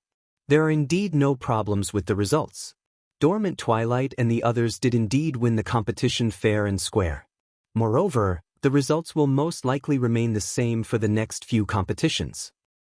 It really makes you wonder how they managed to improve so quickly. I recall that Dormant Twilight and the other 2 were quite inferior to Silent Wonder some time ago. How should I know? However, it should have something to do with the trading firm's internal member training program. It's a pity that I lack the strength to join it. Everyone could not help but start a quiet discussion among themselves as they looked at Silent Wonder Guild leader. May I ask you a question? Silent Wonder asked as she looked at Feng's seriously question. Upon seeing the serious expression on Silent Wonder's face, Feng chuckled and replied, "Sure, ask away." After taking in a deep breath, Silent Wonder said, "I wish to ask about the alchemy technique Dormant and the others have learned. Can the technique be learned by becoming an internal member of the guild?" To some extent, yes. Feng replied after giving the matter some thought truthfully. Feng was rather surprised himself by the trio's performance. He had never thought that they would gain such a significant harvest from reading the Moon God's secret journal. The Moon God's secret journal was indeed an alchemy treasure. However, it was a set of 3 volumes, and he had obtained only the first volume of the set, which contained only information on the various materials available in God's domain. It was just like an encyclopedia for materials. There were no alchemy techniques recorded inside the volume. Meanwhile, among the basic alchemy techniques he obtained from the Moon God's secret room, none of them contained the technique Dormant Twilight, and the others had used. Feng's answer rendered everyone speechless. What did he mean by, to a certain extent? Could they, or could they not learn the alchemy technique? Then, as long as I become an internal member of Candlelight, will I be able to learn the techniques Dormant and the others are learning as well? Silent Wonder simply could not wrap her mind around the technique Dormant Twilight and the others had displayed during the competition. Their every action during the competition had been very normal, so much so that they did not even apply any basic alchemy techniques and had just concocted the potions normally. In the end, however, the results they achieved were still leaps and bounds ahead of hers at this moment. It was as if she had seen a new world in Dormant Twilight and the others. To an alchemy fanatic like herself, it would be akin to torture for her not to study such a mysterious and amazing technique. Guild leader Black Flame, if this old man also becomes an internal member of Candlelight, will I be able to study such alchemy techniques too? Silent Aspiration, who had kept his own counsel all this time, suddenly stepped forward and asked Feng, Master Aspiration? Yulan could not help being stunned by this scene. Even back when Silent Aspiration was in Underworld, he had not yielded even once to its temptations. Nothing that Underworld tried succeeded in binding Silent Aspiration to the organization, as the old man despised being bound by restrictions. Yet, now, Silent Aspiration was actually thinking of accepting such restrictive conditions just for some alchemy techniques. Yulan truly could not help but wonder just what kind of alchemy techniques could actually inspire an obsession in a master like Silent Aspiration. I cannot guarantee that you all will learn the alchemy technique you speak of. I can only say that how much you learn after becoming Candlelight's internal members will depend on yourselves. Feng could see the yearning these two people had for alchemy techniques. However, he truly could not guarantee that they would learn the technique they mentioned. It depended entirely on how much they could learn from the Moon God's secret journal and how well they would be able to put that knowledge to use. Upon hearing Feng's reply, Silent Wonder and Silent Aspiration could not help but hesitate. Since that is the case, I'll join. After giving the matter some more thought, Silent Wonder still chose to become an internal member of Candlelight in the end. Although she did not know what kind of treatment internal members received, when she saw how much Dormant Twilight and the others had improved, she could not help growing anxious. After all, despite so little time having passed since the trio had become internal members, their alchemy standards had already gone from being inferior to hers to surpassing hers by a large margin. She also had to admit that the Candlelight trading firm was truly powerful. It possessed advantages that even super guilds did not. Although she was confident in herself, she was not blind. If things continued at this rate, the gap between herself and Dormant Twilight and the others would most likely continue to widen. This was not an outcome she wished to see. Moreover, she was also very curious to find out just what kind of item could help the internal members improve by so much in so little time. Interesting. This old man will join as well. Silent Aspiration chuckled as he sent glance at Silent Wonder and Dormant Twilight's group. Although being able to conduct experiments without restrictions was good, the competition with a bunch of alchemy experts had rekindled his long-lost fighting spirit and edge. Now, his goal had already changed. Instead of aiming to become the #1 alchemist in God's domain, he decided he would first secure the position of chief alchemist in the Candlelight trading firm. Only afterwards would he contend for the title of #1 alchemist in God's domain as expected of the guild leader. With this, We won't have to worry about lacking potions to sell in Candlelight. Melancholic Smile could not help but inwardly worship Feng's capabilities. After all, he had actually managed to lure alchemy experts like Silent Wonder and Silent Aspiration into becoming internal members of Candlelight while barely doing anything with the standards of these two alchemy experts. The Candlelight trading firm would have no trouble producing extremely complex potions. Meanwhile, Yulan was dumbfounded by this scene despite all the methods Underworld had tried. It had failed to rope Silent Aspiration into the organization. Meanwhile, Zero Wing had merely allowed Silent Aspiration to take part in a competition, and already the Master was taking the initiative to join the guild. If Underworld's upper echelon were to find out about this matter, just what kind of reactions would this elicit?